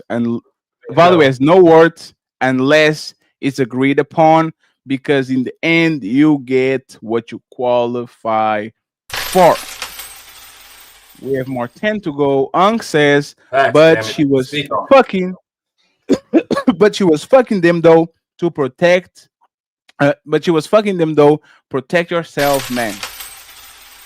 Another one. He says, "Don't wanna be a wife, but cool being a single mom." Damn. Comes back again and says, "Y'all not gonna call her a deadbeat mom." No, I'm not a It's okay, Ariel. It's okay. He's a little ornery, but we love him. But he's a little ornery. I'm saying we can't tell the woman to give up their kids for their men because it gets better results, and then when she does it, we eat it upside the head too. Right. Got to Like take them this- W's how you can get them. Yeah, yeah. It's like now you're shaming like the result that you actually want. To me, a little bit too early. But if you say 5, 7, 10, 11, I think it's just a technicality. I think most of us agree that most kids. He's a boy, right? Yeah, he's a boy. Yeah, The earlier the better. I'm The earlier the better. Hey, If he was man, a we girl, gotta- he could be with me. yeah. If he's a boy, then you just let him have it. It is what it is. John, there's a fact. Is it more feasible that a man saves more money outside of a relationship or a woman saves more money inside of a relationship? We all know the answer to that. We all know the answer. The woman keeps more money and the man spends more money. It is what it is. As a part of the game. Be streaming says Red Pill is undefeated. You can make this shit up. John Airy says she had the baby granddaddy. Damn. It was a zaddy. Celebrity sus. No, celebrity Shug. $2 is fantastic. Looks like Jim Crow cartoon character. Oh damn! I've never Was heard a that. zaddy? The African person was a zaddy? No. No, that she said Mr. Fantastic. Oh, okay. Oh, No, he said Mr. Fantastic like a Jim Crow coon character. Damn. John Airy, $5. Let's not forget, no matter what is said and done, it was her choice. It will always be the lady's choice, no matter what happens. Good outcome, bad outcome. She knows who she's looking for when she gets up in the morning. You're either who she's wanting or an acceptable alternative to what she wants comes along. Fellas, don't forget. Hey, John, that. we're Bad going to thing. find her a boyfriend, John. Don't worry about it. She took her glasses. She showed me everything that she needed to show me. We're going to make sure. Her wasn't directed at era. I mean, in general, for women overall is what I'm saying. We are going to make sure. I have a African prince on my shirt. It's called Theo. He's Nigerian. He will make her dreams come true, lady. no. Theo, wait, no. What? He wants the other girl. I forgot her name. Wait, who? No. Yeah, the other Hey, girl. The pretty girl. Theo Hart is very. Theo Hart's like he can fit a lot of people inside of that heart, right? So don't worry about it. I'm Like a going to talk with Nigerian him. This man is the Nigerian prince. He's not here today because Friday is the stripper day. Like he has to go to the strip club, but he will be here tomorrow. So we are going to get Theo to make sure he gets Ariel dreams come true. He's going to Africa, to Nigeria. He's going to make her dreams come true. Let's go, Theo. Celebrity Shook says nothing. He's just in the super sticker. We appreciate you, bro. We have Ungby streaming back again. Says, woman, hey, Red Pill, you need to come on the panel, bro. You need to stop with these. I don't debate, woman. Yes, you need to come on the panel, sir. Woman got the right to take back consent at any time, but a man can change his mind and she feel like she got raped. Y'all let that goofy shit slide. No, we said that he has a right to change his mind too. Because actually, we explained it was like his family, Africa. Thank you for the support, Red Pill Ranger. Justificated Jerk says on Friday, November 14, female intuition took a major loss. Damn, another one. It's been a very bad year for woman intuition. I'll be streaming Ariel, $2. you let us down tonight. We took an L tonight, Ariel. It's okay. I'm Yeah. with you. I'm staying with you. Stop simping. The John, she is not a victim. Y'all gonna keep taking L's. Damn. Because what's going on is a woman's problem. It's not a man problem. That's the whole thing. Like y'all keep looking us to fix what's wrong with y'all, not y'all. You know what I'm saying? Not y'all. Yeah. In general, you know what I'm saying? Like the WNBA. Y'all sisters fucking up bad out here, and it's crazy. It's scary that y'all don't realize what's really going on. Y'all, they fucking shit up. Yeah. The one, no matter what, I don't care what none of these dudes say. I don't care what nobody. Everything they do, right? Yes, if that's their purpose, that's what they push for. Great, thumbs up, right? But you do that so when you meet the woman you want to make your wife, that you got your shit together, right? Facts. That's why, right? But y'all, what y'all sisters is doing, y'all giving men two options, right? Either risk it all, right? 50-50 odds is only good in Vegas. You see what I'm saying? Baccarat. Right? Risk it all or leave y'all alone. And man, I kind of looking at like, y'all see what I'm saying? Right? So yeah, 50-50 still good odds. You can have the win or lose. Right. And what, especially people like, I ain't gonna say no names, but y'all know who I'm talking about, who keep preaching this patriarchy shit, right? The patriarchy benefits women more than men. Y'all do understand that, right? I saw a video that literally was saying, it was a video or a post. Patriarchy was a system developed by men to sacrifice men for the benefit of women. And after they kind of explain the wars, the hunting, all the things like, oh, we're going to invade a whole city, kill the newborns and the kids, and only the women survive. Like every single step is like, y'all get a second chance. And if another tribe comes and invades us, the men die, the kids die, but it's like a lion taking care of a pride. Mm-hmm. You see what I'm saying? Right. Like no matter what he does, he will always preserve the female in detriment of the other male or the other kids that are in the pride like that. Even knowing that if that man lose that war, that y'all gonna go to the other side.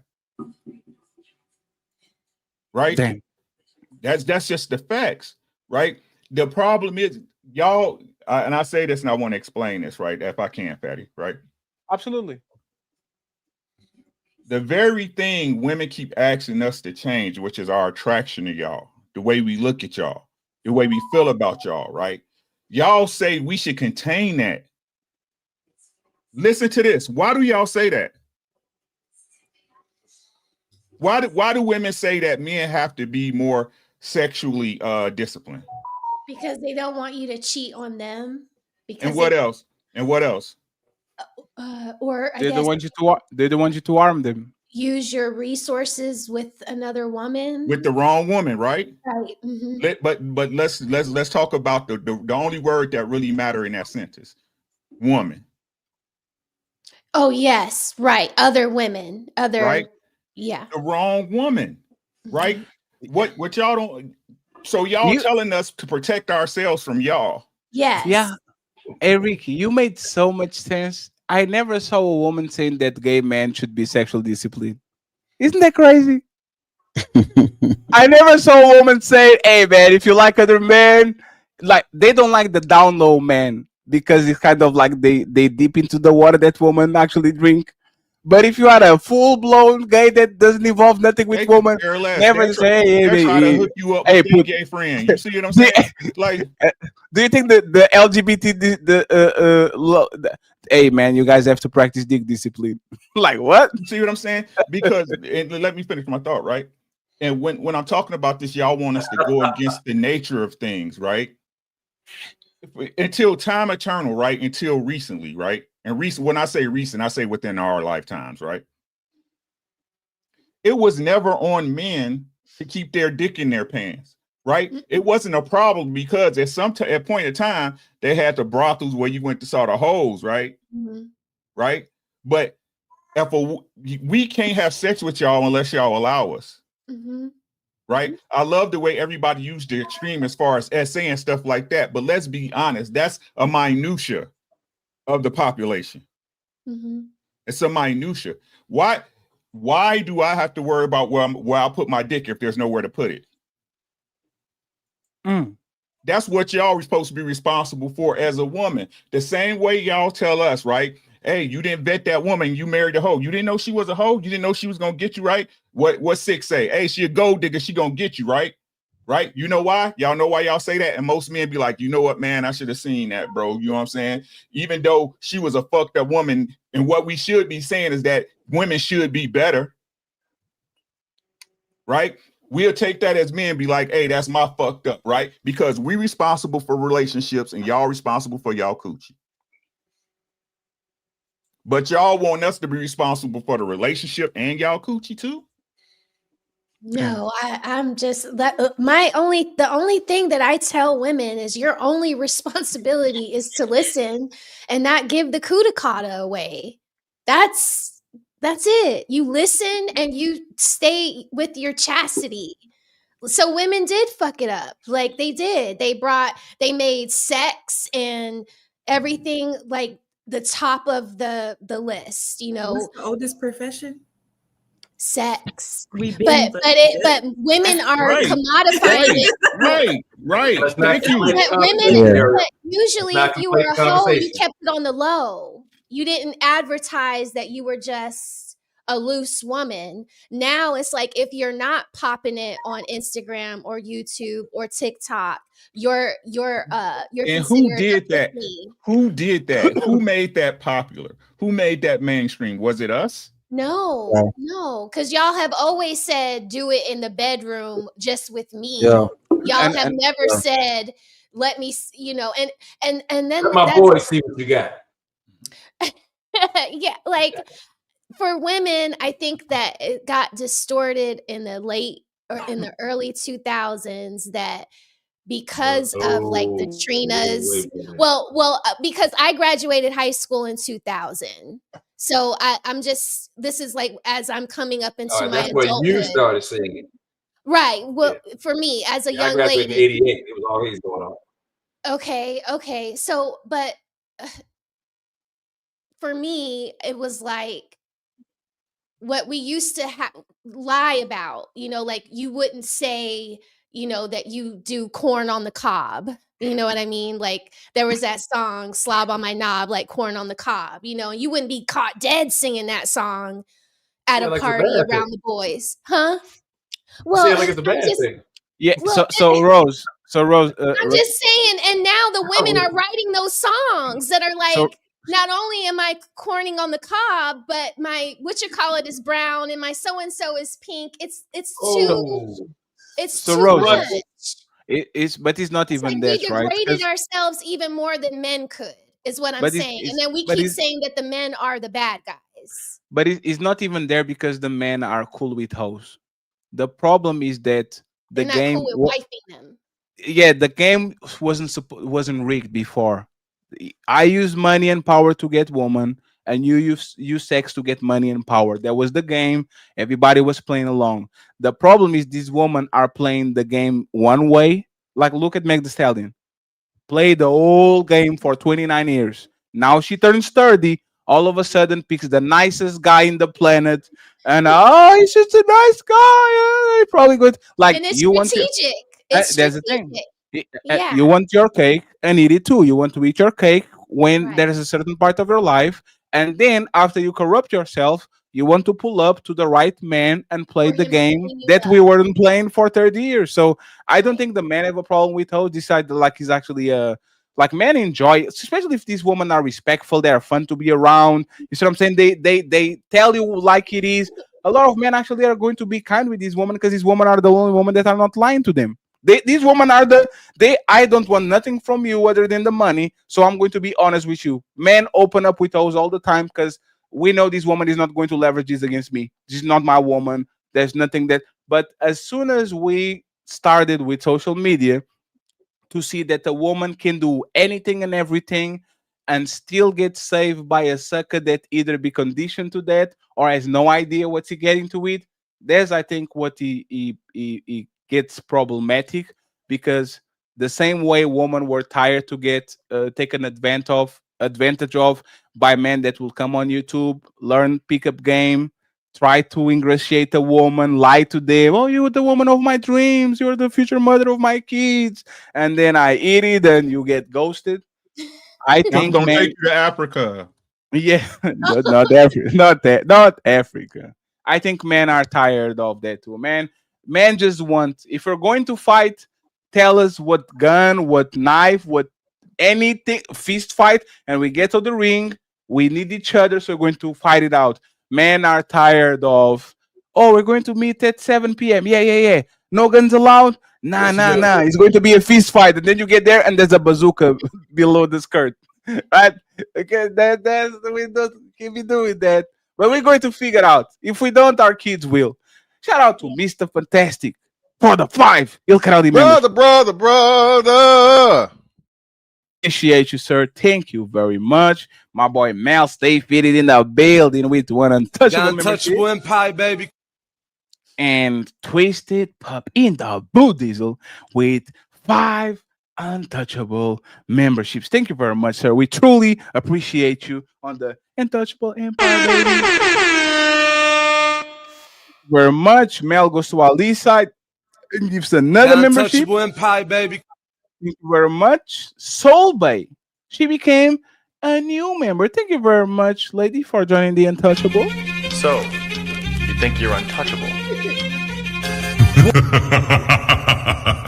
Thank you very much. And finally, we have Frederick Howard, Ashy Foot Senior, making it happen.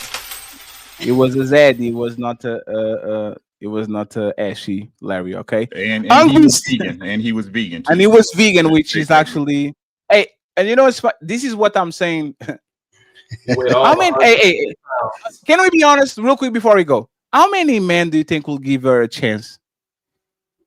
Because she's cute. A lot of them. Like, it's just saying, how old are you? 30 what? How old are you? 30 what? I'm turning 32 next month. Yeah, and this is what and this is why the red pill is needed, is because and is needed, and a lot of times is irrelevant too.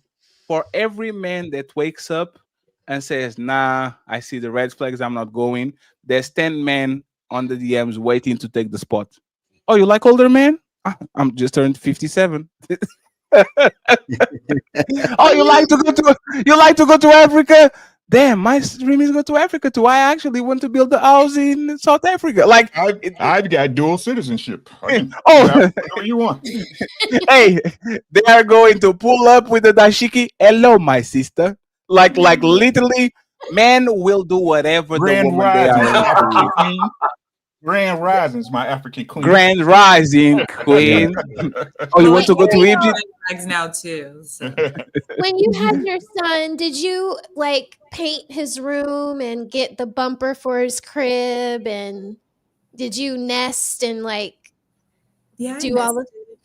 Okay, so like, I don't want you to look at marriage as like this thing that you can't do or don't know how to do. Like, when you had your son, you didn't know how to be a mom, but you're a pretty damn good mom to your son, right? Yeah, I think that's more biological, though. I think marriage is not. No, like, I think, okay, we'll work on it. I am working on it. Look, I read my favorite book on relationships is Man Leads by Ro Ilori Kuntno. It's based on families that come from 3 generations of marriage. So I have good examples. Am I there yet? No. Yes. And friends, and just to make sure, friends, first, go ahead and book a session with Rose. And second, and second, when I say just a tip, and believe me, okay, it was always like, believe me, I will not do the talk. That is always a lie. That is always a lie. But there's my point. I never met and I'm not doubting, right? But I never met a parent that you go ahead and you said, hey, you are a shitty dad, right? Oh my God, I'm such a terrible father. Right? I think I'm a good dad. Why? That I haven't seen my kid in 5 years, but every time I meet him, we go to Disneyland. That's a dad. We're talking about a mom that said that she's doing all the nurturing she can up until her son is 5, and then she's going to give her son to her baby, the father of her child. She's gonna give the child over to him. So I just feel like she is not lost. Like, she could be a great wife to somebody. No, absolutely. But Raquel, you would be scared about the amount of women that don't want to be mothers. Like they want to have a kid. Like I live in a pseudo Christian country and all that. All the women that I grew up with it still on any kind of way post on a way where I'm always wonder, where is your kid exactly? And you know what it is? With the granddad, with the grandma. Like most of the time, they work on crazy shifts. How is your kid like getting home at 4 p.m. and you getting home at like midnight? Grandma. How are you like in the middle of like Sunday you're doing barbecue and dressed all type of way? Where is your kid? Grandma. Like I think that at least men admit there's a group inside of the group of men that don't give a fuck about their kids. That they don't care. I don't think women are ready to have the conversation about the amount of women that have kids as a checklist. And as soon as the checklist is done, they can wait for the kid either to turn 18 and to go out of the house or to turn 7 and to go to school so I don't have to deal with the motherfucker for like 10 hours. I think they have that conversation amongst each other. Yeah, I talk about it all the time. I homeschool my son. He know how to read. He know how to do math. Like I poured all that I absolutely could into him. But there's you see, women that would not. There if are Don't use Prager do you? a lot of women, if you put them on the position, they are like, oh my God, you stunt my career and I'm out, I have to stay home and this is the most difficult job in the world is being a mom. And like come from a woman that was like the way that women talk about motherhood, you can tell if she actually likes motherhood or not. For the most part, if you can wait to run away to your job, if you can wait to have this moment where you get rid of your kids, like you are going to kind of give the perception that you would love if you had a chance, if you had the money. And a lot of times I really think this is the mark of a mother. If you had $1 billion, how many maids would you have? Right? If you had $1 billion and your kid is 3, how many maids would you have? And if the answer is 1 for 4 hours, you got it, sis, because that's actually something that helps you be a better mother. If you would have 2 maids, a chauffeur, a nanny, a chef, and all that, you know what? You just want the fun parts about being a parent. You have nothing to do with actually raising this little rascal, because there's a lot of people that will never tell it. Their real mother is their grandma and their nanny. Like, remember those movies that we watch? The white kids being raised by the black grandma, and if the grandma, like the black maid, died or something happened, they would cry like it's the mother died. Like, this is what we've seen a lot of times in society. Is these kids have parents by name, and they have second parents that actually put them on the right places and taking care of them that are not actually biological. So we're going to have a show about it, I promise. Funk B Streaming says, I never said give away the kid. I say get married before you carry it and stay that way. So friends, we out. Smell the roses. Ariel, John Henry, CEO, Ricky, and Fatty, the Untouchable, signing out. Crazy show on Sunday, so pull up. And I'll leave you with a little song that we made. Oh, I'm pulling up Sunday too. Let's go. Yeah. The empire don't fade.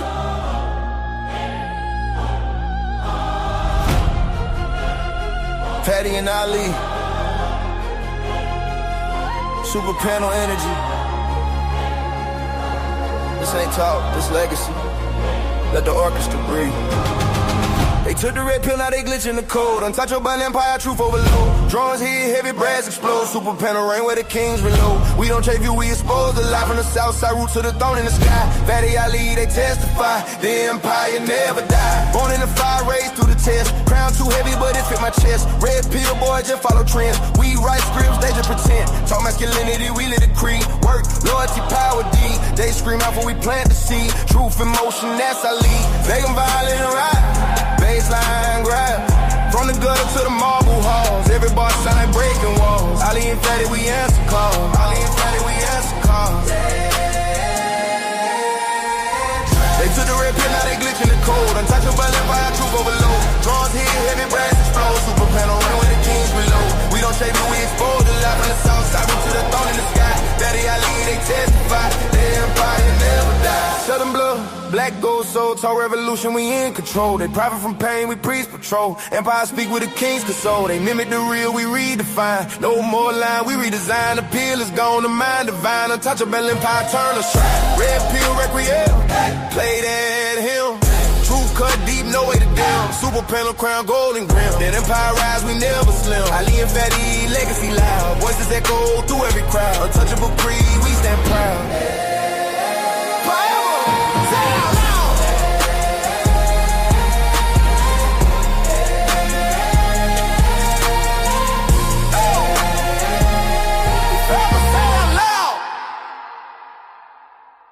Got Untouchable Empire, baby.